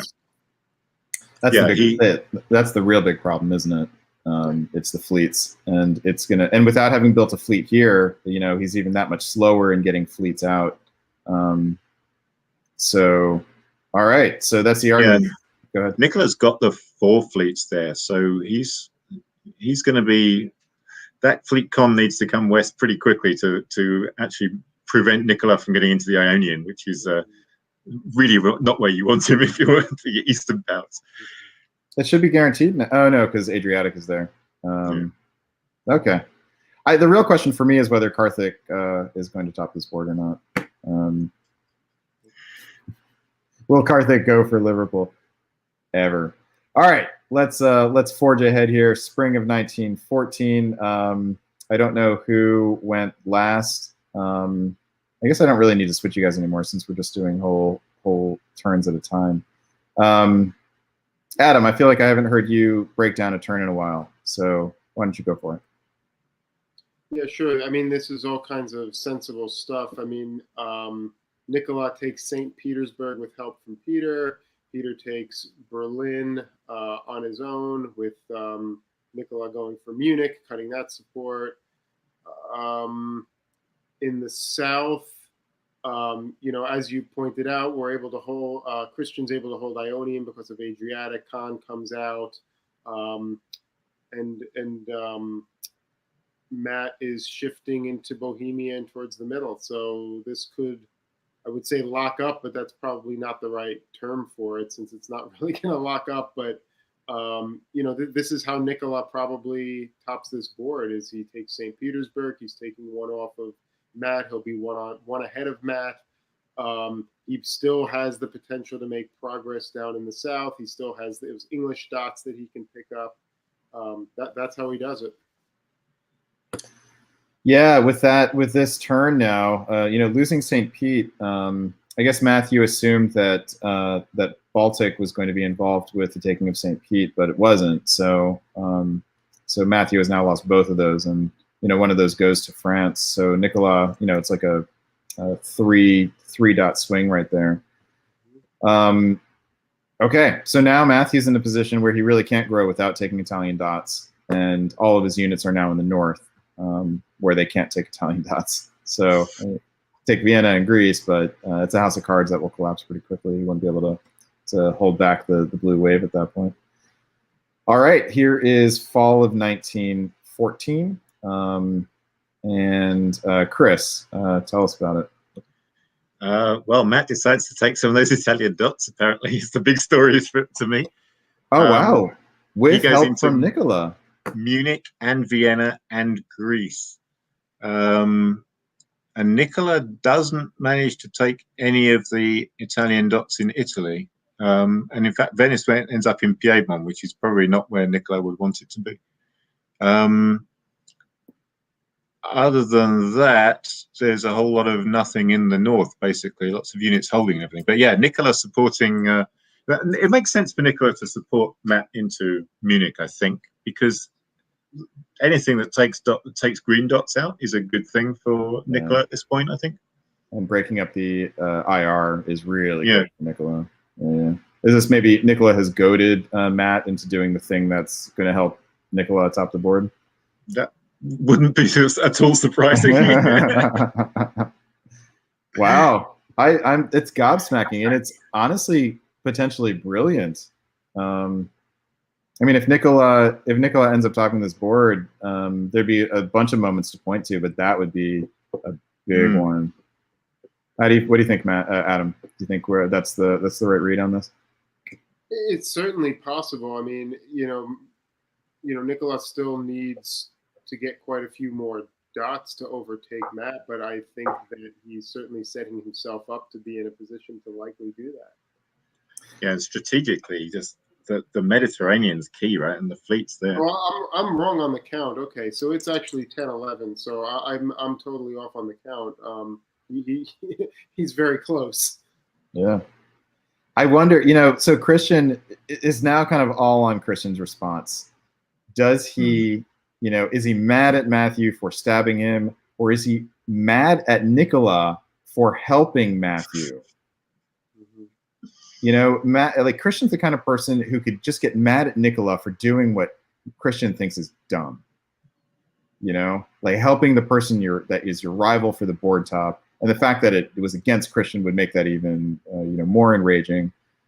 So, all right, it's up to the builds here. What do, you know, Christian will give us some indication of what his stance, what his reaction is by what his builds are.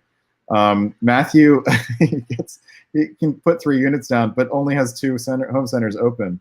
That is tragic, and it was pointless too because he easily could have opened up Moscow for the build. That is significant. All right, so well, but also what he really wants is fleets, and he only has Sevastopol to build fleets. so putting so waiving one basically for a year, and not actually a bad thing to save that one for next year, assuming he can still build it next year. All right, and then there's Peter as well, right? What does Peter do? Does Peter help Nicola here? Could easily see that. And Christian drops Tyrolia and Adriatic. Does that help us understand anything? It doesn't, does it? That's more pro-Matt than anything, I would say. Looks pro-Matt to me. Yeah, if he wanted to go full anti-Matt, it would be Piedmont and, say, Naples. Right? Although he could have pulled Trieste, I don't. All right, well, here is the way forward. And Peter is +1, but has nowhere to put it down. So we're going to have 2 builds banked here. But Matt builds an army in Sevastopol. Matt builds an army in. Oh, I just went right past it. Matt I don't like that. Yeah, it doesn't make any sense. I think you need a fleet. You're going to lose those Italian fleets sooner or later, and you need to be able to replace them with your own, Matt. Yeah. And take every opportunity you can to build them. So, all right. So, and Nicola puts down 1. So it is now 11-10. And I believe Nicola, would this be enough to put Nicola on the top board? I've already forgotten where Nicola was. No, I don't think so. He's at 40, right? Was he? Oh, there he is at, oops. Okay, there is Nicola at 40. Okay, so let's see. Nicola, that would be enough for Nicola to pass 1 or 2 of those others, but given the results in the other game, that would he probably would get pushed down off of the top board. Okay, so here we go. Spring of 1915. And Adam, I'm going to ask you to tell us about this. Yeah, well, these are not very pro-Matt moves by Christian here. Drops into the Aegean, goes back up to Venice, bounces Serbia. So, now Matt's going back south to do the next thing.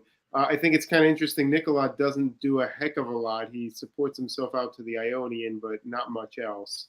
And that's really the story of this turn. I don't think there's a lot much else going on. All right, let's push ahead here. Here is fall of 1915, and all right, Chris. Well, I'll just call this one out here. So what we have is a lot of dipsy doodle in the east between Matthew and Christian, which I believe is going to net Matthew 1 more dot, but it also nets Nicola position, which is a fleet in the Aegean, a fleet in the Ionian, a fleet in Naples, and another one in Tyrrhenian Sea. Nicola is going to pick up a dot here. Doesn't get Munich thanks to Peter helping. Actually, the support wasn't needed, but it's nice to have it anyway. And there's a bounce in the north for good measure. So after 15 years of gameplay, Christian's going to be dropping 2 more units. Matthew is putting down 2 more. Nicola is putting down 1. I think one of Matthew's is must be no, he has the one in the bank. That's what it was. But now it is a full-on race. Matthew and Nicola are neck and neck. Matthew is 1 up, but boy, Nicola has fleets in nice places for France. All right, so this one, I'm sorry, so the builds. We finally get a fleet in Sevastopol, finally, along with an army in Moscow. We get another army in Paris from Nicolas. Interesting. You might have made an argument for Fleet Brest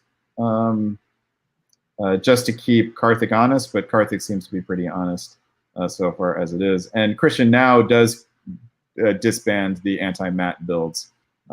So, all right, Chris, I think you are up, correct? Here you go. I think so, yes.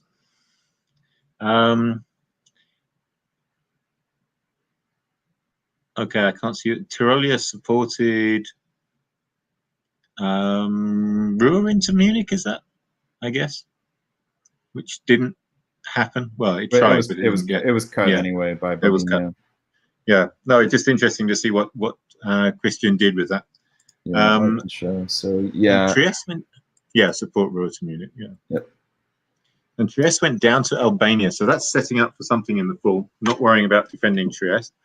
And the bounce in black was predictable, I think. The French fleets are now in Aegean and Eastern Med and Ionian and Apulian. So soon to be in the Adriatic, and then all those coastal cities are looking very tempting. And in the north, we still see the bounce in the blacks in the North Sea. The new army goes up to Picardy, although hard to see how that's going to take Belgium, because I don't think Germany has any interest in France taking Belgium. The pop in Ruhr is big for that. And Ruhr being popped is, well, it kind of means that Nicola is very happy that he built that new army, basically, because it replaces the one in Ruhr. All right, so that puts us in this position for fall of 1916. And Adam, I'll have you talk us through how it works out in the fall of 1916. Yeah, wow. So, I mean, now we have to ask, is Nicola looking at 18 here? Maybe. Yeah. Nicola, because he's up Venice, he's up Greece, he's up Smyrna. Wow.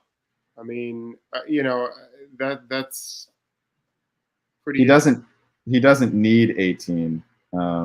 It's worth saying, but right. that doesn't mean he might not want to get it. Though then again, with the number of hours this game has been going on, maybe not. All right, Nicola can play that kind of game, though, right? Nicola can play a very long game and then still push out the solo at the end of it. That's just remarkable. +4. Wow. Nicola is +4. Obviously, would put him on the top board. Matthew's still sitting at 64, which is a good second place. And Spurs play West Ham at 7 a.m. Eastern time, which is just in 3.5 hours. All right, so here we are in winter of 1916. Nicola has taken the lead, clearly has the advantage. I don't think anyone's going to argue that Nicola doesn't. The only question left here is how big is the board top, and is there something, can Matthew make the argument that to let him be in second place big enough to try to make the top board? Am I right about that, or do you guys see anything else here? I mean, I don't know that Matt has a lot to stand on right here, right? No, it's really begging. Yeah. All right, so I mean, but there is, there's arguments you can give, right? Like, do you want to go into the top board with a solo? Wouldn't you rather go in? But maybe Nicola wants a high seed. I think if he soloed here, he would end up with I believe the second seed. I think he would pass Peter, but would not pass Marcus. Okay, so here we are in spring of 1917. Oh yeah, we forgot that Peter's playing this game too. Right. Right. Peter is playing this game. We've sort of seen Peter as an extension of Nicola, but he has been sort of doing his own thing to some extent. It has been working against Nicola the last year or so. All right, I'm sorry. So the builds for Nicola puts down 2 armies and a fleet, and Belgium should fall, I think, fairly shortly. Matthew pulled army in Budapest, kept Moscow. I guess Norway could be sort of shuffled in there, but that's still funny. I don't know. Okay, so here's spring of 1917. Chris, I'll let you call this one out. Okay, the thing that I'm immediately drawn to is London has finally moved to Yorkshire. Yes. How long did that army sit in London for? Was it 5 years or something? I don't know. And Germany supports into the North Sea, which is had to be coming sooner or later. It's interesting that it's Holland that moves rather than Denmark. I find that a little surprising. And also Berlin comes back to Kiel. So this is Germany really pushing west against Nicola. In the east, Matt manages to take Constantinople. Actually, that's with Nicola's support. With Nicola's support, yeah. Yeah, so that's an interesting move for Nicola there. He's actually not pushing in the Mediterranean. He helps Matt take out that last Italian fleet, which I'm not sure whether that's good for Matt or not. I guess if Christian's dead set against him, then it's probably good to get rid of Christian. At this point, I think it's probably good for both of them. They're probably thinking, who knows what the hell this thing is going to do. Definitely good for Matt, though. Yeah, at this point. Yeah. Other than that, Nicola he occupies Albania, which helps protect Greece, basically. But that's about it. I think they might the play here is in the north. Sorry? Yeah, I think they're stalemated now in the south, and probably. Yeah, I think Nicola would need to get an army over into Syria in order to try to break this up. But Nicola is losing Liverpool, and looks like he may not be able to take Belgium. You've got to wonder if he's losing St. Petersburg as well. It should happen sooner or later, shouldn't it? You would think. All right, here we go. Fall of 1917, and Matthew is given St. Petersburg. Basically, Nicola walks out of it, loses Liverpool. Are we getting an arranged shared board top here? It's gonna be 13-13. That's what it's starting to feel like. But is Karthik Kanath gonna veto the draw at this point? He gets to build in London, right? All right, so he does. But that's the only thing that happens here. Otherwise, thank you for playing, Christian Klein. And it is now. I'm sorry. So Matthew has taken the lead here. What? Look at that green graph. Wow. Zigzag. So Matthew is up 13-12, and thanks to the taking of Liverpool. And Karthik is popping in with Solo Incorporated. All right, that's his business. All right, so for builds, Nicola is pulling one here. What does Nicola pull? Who cares? Let's find out what Karthik builds. The answer is a fleet. Yes. There it is. What does Nicola? Nicola didn't pull. Oh, Nicola pulled Barents. Oh, yeah. We didn't properly appreciate the fact that Nicola had fleets in St. Petersburg and Smyrna, and wasn't soloing. Like, how often is that going to happen? Wasn't soloing yet. Come on. Yeah, right. I'm surprised by pulling Barents, though. Yeah, I would have thought he needed that northern fleet. I think he was too army heavy. Looking at all these armies in the homeland, he should have had more fleets. I think if he had more fleets and they were distributed, he would have. He definitely would have.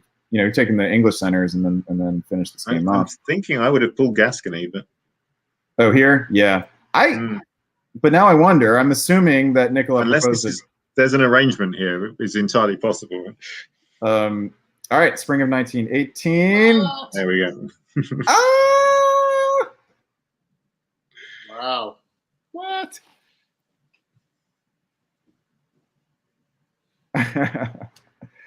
Wow. Is that enough for Nicola to make the top four? All that?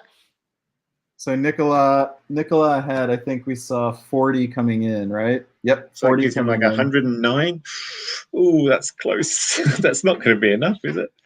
That would be enough. So that would get him up to 5th place, but then he gets passed by Matthew Krill, so that puts him down to 6th. So then the question is, are there 2 people on the other board who would pass him? And my God, so Nicola gave this away. Am I wrong about this? Did he give it away though? No, he didn't have any choice on that last turn. I'm not sure he gave it away. I mean, he gave it away by accepting the draw at this point and pulling Barents. Maybe. But supporting Matthew into Munich, right? Not taking the last of Christian's help in Constantinople, for example. Wow. Okay, so the drama here, the drama that's left, is whether it's enough. So we're pretty sure that Matthew Krill has now qualified for the top board, and what a topsy-turvy game for him. And Adam, there was that moment where you pointed out to us that that Matthew was in a really difficult psychological situation, having gone up so high and fallen so quickly, and that picking himself up was going to be a real challenge. And he did it. He steadied himself, figured out a path forward in this game, got some breaks that that always happens in this sort of situation, but took advantage and has topped this board, has survived, and is advancing. Congratulations, Matthew Krill. Well done, Matt. That is just super impressive. I mean, I think you really said it well, that it's really hard to go up to the top and fly too close to the sun, but Matt recovered, which is really remarkable. Yeah. I mean, he very easily could have gone down in this game to nothing, and to pull it off after all of that. I mean, that's just a great job. And he pulled off 2 stabs of Christian Klein and still managed to live to talk about it. At least 2, yeah. I want to talk about this game more, but I want to get to the other game as well. And we've been on the air for almost 6 hours, just the 3 of us. So let's head on back over to board Walt Buchanan. I'm sorry. Let's put the bow on David Hood over here, and just compliment the players on, I think, living up to the namesake here and giving us a game that was worthy of the honoree. Because this was a well-fought, well-played game that went back and forth and had lots of dramatic twists and turns. And I think you guys have made David Hood proud here. Although I'll let him comment on that in a week when he's calling the top board. Do you guys want to give a final comment on this board before we move over? I mean, I think it's, I think there were just impressive play all the way around. I think, it wasn't a perfect game for anybody, but just really good diplomacy, really good game. Nicola playing patient, making his run at it, later as the game moved on. Karthik sticking around and getting some builds later in the game. Peter was always there. We didn't talk about him too much, but he was always there. And, it's hard to imagine he wasn't dramatically influencing everything else that was going on. So, great job. And actually, we should probably give some credit to Christian as well. I mean, he ended up in the wrong side of things, but, he had a good run and, and fought his heart out in this one as well. Chris. Yeah, I mean, this was just a really entertaining, enjoyable game to watch. These are the kind of games you live for as a diplomacy player, right?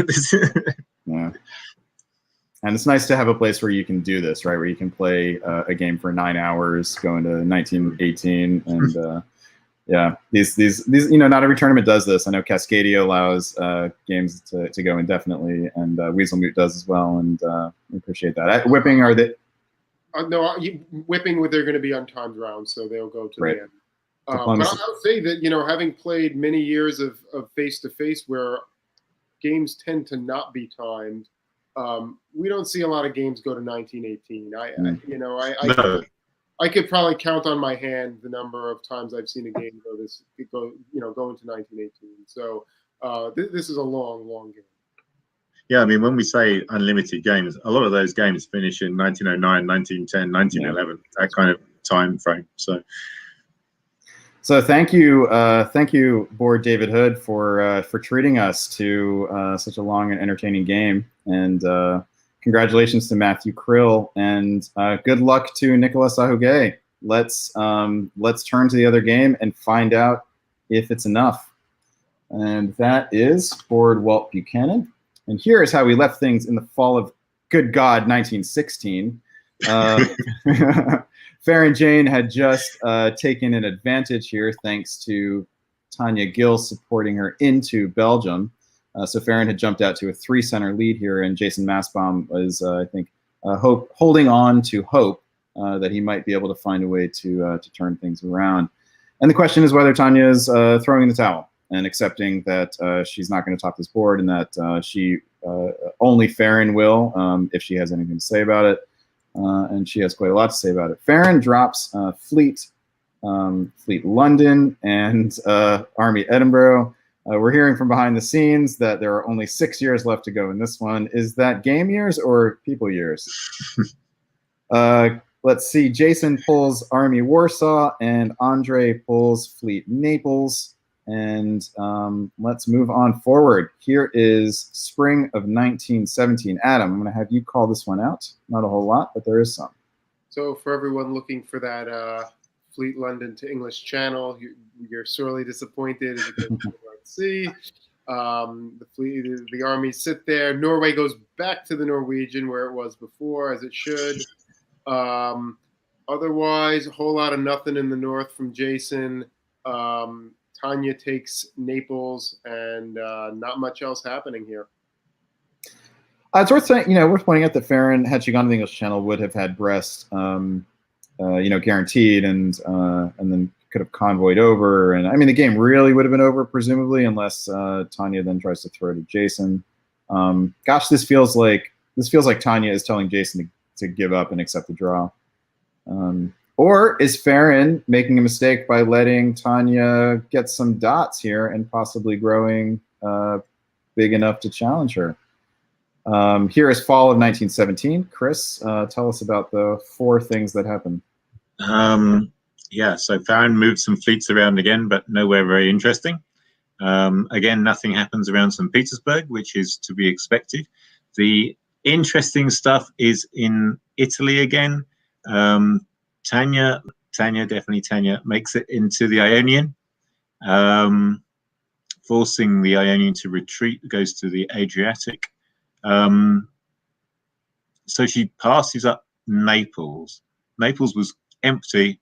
She didn't go to Naples. She went to the Ionian instead. I think she's in Naples. I think she's in Naples. Oh, is there a fleet? She's in Naples already. There is a fleet in Naples. Yeah, okay. So she is picking up Naples. She's also got the Ionian. It's kind of surprising that Morgante let her get into the Ionian. Yeah, I think this is either a misorder by accident or on purpose. Morgante is skillful enough to know what he's doing here. Yeah. This may be a signal to Jason to end the game already. This is how things work out. Andre has another disband, and Tanya has a unit to put down. She puts down an army in Marseille, which is again it just feels like it's an army with Jason except the draw tattooed on its forehead, because armies have foreheads. I don't know if you guys knew that. And ta-da! 1918 as well. Jason sees Jason accepts the writing that was on the wall. Farron Jane tops this board with 110, which, without having to look, guarantees her a spot on the top board. Congratulations, Farron Jane. This was a tough board, and it required a lot of persistence, perseverance, and you came out on top. Well done. And interesting that she did it diplomatically rather than tactically. Yeah, did not have to stab Tanya. In fact, I don't think there was ever a stab. There was the move to the English Channel that never actually ended up working against Tanya. In fact, I think that seemed like that was probably arranged, or at least wasn't used against, as you say, it wasn't used against Tanya for sure. It may well have been by arrangement. So it's the final countdown. So yes, we can show the final standings with a click of the button. But first, I want to hear from the analysts, Adam and Chris. Is this the right result for Tanya Gill and Jason Massbaum, actually? So Adam, why don't you take Jason Massbaum? Is this should Jason have topped this board? Was there something that Jason could have done differently? Well, I think if we look back, we've got to go back to those turns. When Italy was still viable and they were working together against the EF, and there were some opportunities for them to push into Germany, and I think that was the point of the game where the tide really turned, because rather than those dots going to the east, they ended up going to the west, and I think that really is probably what put the West over the edge in this one. And Chris, what about Tanya? Do you think that Tanya should have topped this board? Did she give up too early? I guess that's a sort of lesser question. I mean, I think there was the possibility there. That it is a little bit surprising to see Tanya play this style of game. It's not really what I associate with as a Tanya game, but yeah, I don't know. I mean, I think there were possibly opportunities there. It definitely seems like this got to a point where she could see that she wasn't going to get a big enough result to get onto the top board anyway. In which case, you know, you can do the kingmaker thing and decide who gets to the top board instead. Right? And it looks like this was certainly a long-lasting E-F alliance. So why not put, if you can't make it to the top board, then put your ally onto the top board instead, right? It certainly seems like that. It's we've called the EF a Leviathan, and this became a Leviathan sort of just at the very end. You know, it's I think only now in position to really advance, although they need to obviously get units in different places. Tanya, I can see has posted in the comments that she had surgery last week and is exhausted, and this was as far as she could go, and that's all understandable. So, oh no, Adam has, we've lost Adam just at the moment when I was ready to do the big reveal. So we'll wait for him to come back for a second. And so Chris, we've just called two games that both went into 1918. And let's just chat about that for a second while we're waiting for Adam to come back. That's a lot of diplomacy. Yeah, and also, I mean, a lot of people don't. You can play a lot of diplomacy games and never play a game that goes to 1918, right?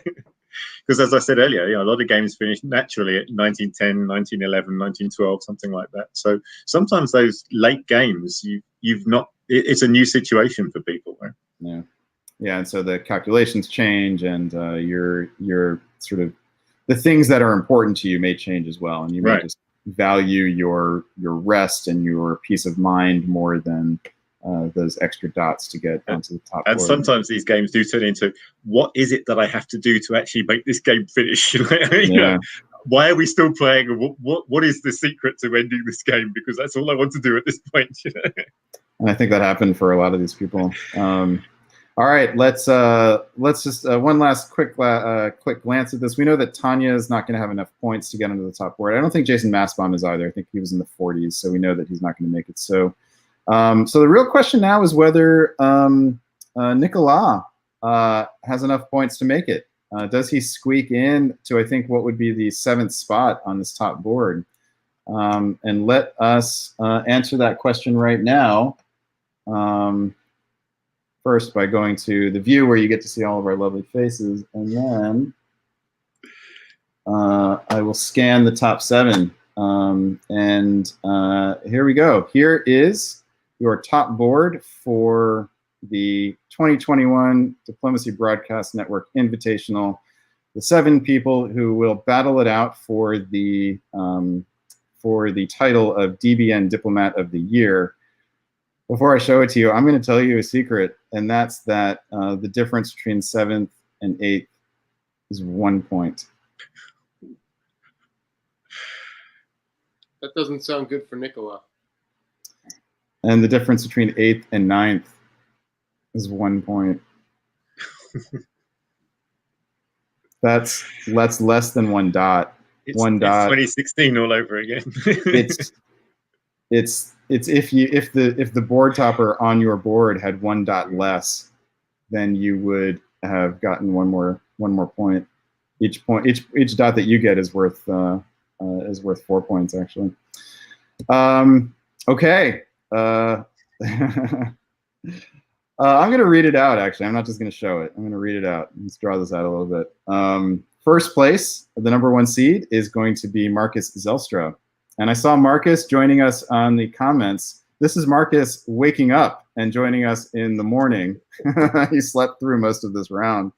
So Marcus Zelstra is in the number 1 seed with 392 points. The number 2 seed is Peter McNamara with 381 points. The number 3 seed is Russ Dennis with 210 points. The number 4 seed is Andrei Gribikov with 147 points. The number 5 seed is Matthew Krill with 130 points. Just made the top board, as we just saw. The number 6 seed is Farron Jane with 110 points. In 10th place, not making the top board, with 102 points, is Sergei Saragin. In 9th place, with 107 points, just 2 behind the qualifier, is Jason Massbaum.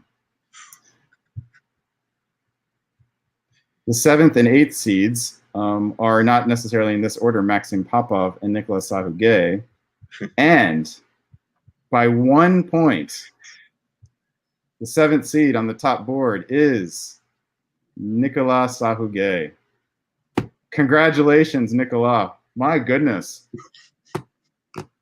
Farron by 1 point over Nicolas, by 1 point over Maxime, by 1 point over Jason. Wow. That is so intense. How did that happen? Chris, do you know anything about 1 point differences in diplomacy? Wow. Nicolas Sahuguet makes the top board without a board top. Amazing. Shared or otherwise. That is so insane with this. Let's give a shout out to Jason Massbaum, the first alternates in the tournament coming in. Did not find out until, no, we found out on Sunday that he'd be playing the first game today. Did not find out until nearly the end of that first game that he would make it into the second game. And comes within a single dot, 1 dot of making the top board. And he decided not to take Munich and Berlin several times. Right. If he just finishes, he doesn't have to top the board. If he just finishes with a bigger count under the board topper, he makes it. Oh my God, that is so painful.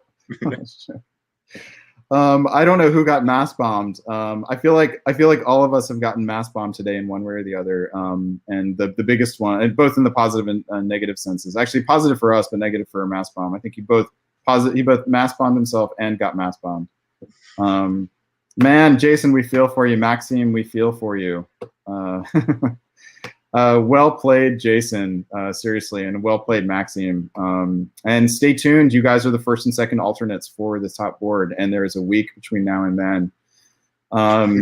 The top board participants, stay tuned. I will send you guys an email once I have crawled into consciousness tomorrow. I've already contacted Marcus and Peter about this. Our range for the timing is actually fairly narrow because of the time zone issues, but we will get it figured out. We will get it scheduled. Stay tuned, everyone, for a countdown episode. I'm going to put Brian and Zach on the clock here to get one out with a review of the tournament and a preview of the top board. Stay tuned for the top board next Saturday. This will probably be in the North American afternoon starting. The broadcast probably won't start until the evening for North American evening. So, guys, thank you so much for an evening to remember. We are all bleary-eyed, and I think it's time to let this go before we reach 6 p.m. or 6 a.m. 6 hours. Which will be 4 a.m. Eastern time. Chris, I'm going to give you a final thought. What do you got? This is, if I'm going to watch a game of diplomacy, these are the kind of games I want to watch, because this has been so much fun. Honestly, that it doesn't feel like 6 hours. That's for sure. It feels like it's been a while. It doesn't feel like it's yeah. Adam, how about you? Well done to everyone. I'm really looking forward to next weekend and seeing that game, because those top 9 are an amazing bunch of people, and it's going to be another awesome game, I expect. So, Adam, it's just amazing to me how far we've come with this virtual diplomacy format, and just how we've cultivated such a great group of players, and so much fun, I hope, is being had around the boards. And it's certainly fun for us, as Chris has said, and I think I can speak for all of us, is how much we enjoy doing this on DBN. And I hope the viewers and the commentators are all enjoying the community that's being built around this. And so thank you all. And it's great to be part of this. I feel privileged, and best of luck to all of the folks on the top board. All right. So we made our picks. The viewers made their picks. Those results will be revealed either on Countdown or on the broadcast next week. I want to thank Chris and Adam for the Iron Man the Iron Man broadcast tonight. I don't know if we've ever done a 6-hour broadcast with just 3 people before. But we did tonight, and congratulations to us. Congratulations to everyone who played tonight, and especially to those who have made the top board. We will see you in a week. Until then, stay safe, stab well, and get a good night's sleep. Good night, everybody.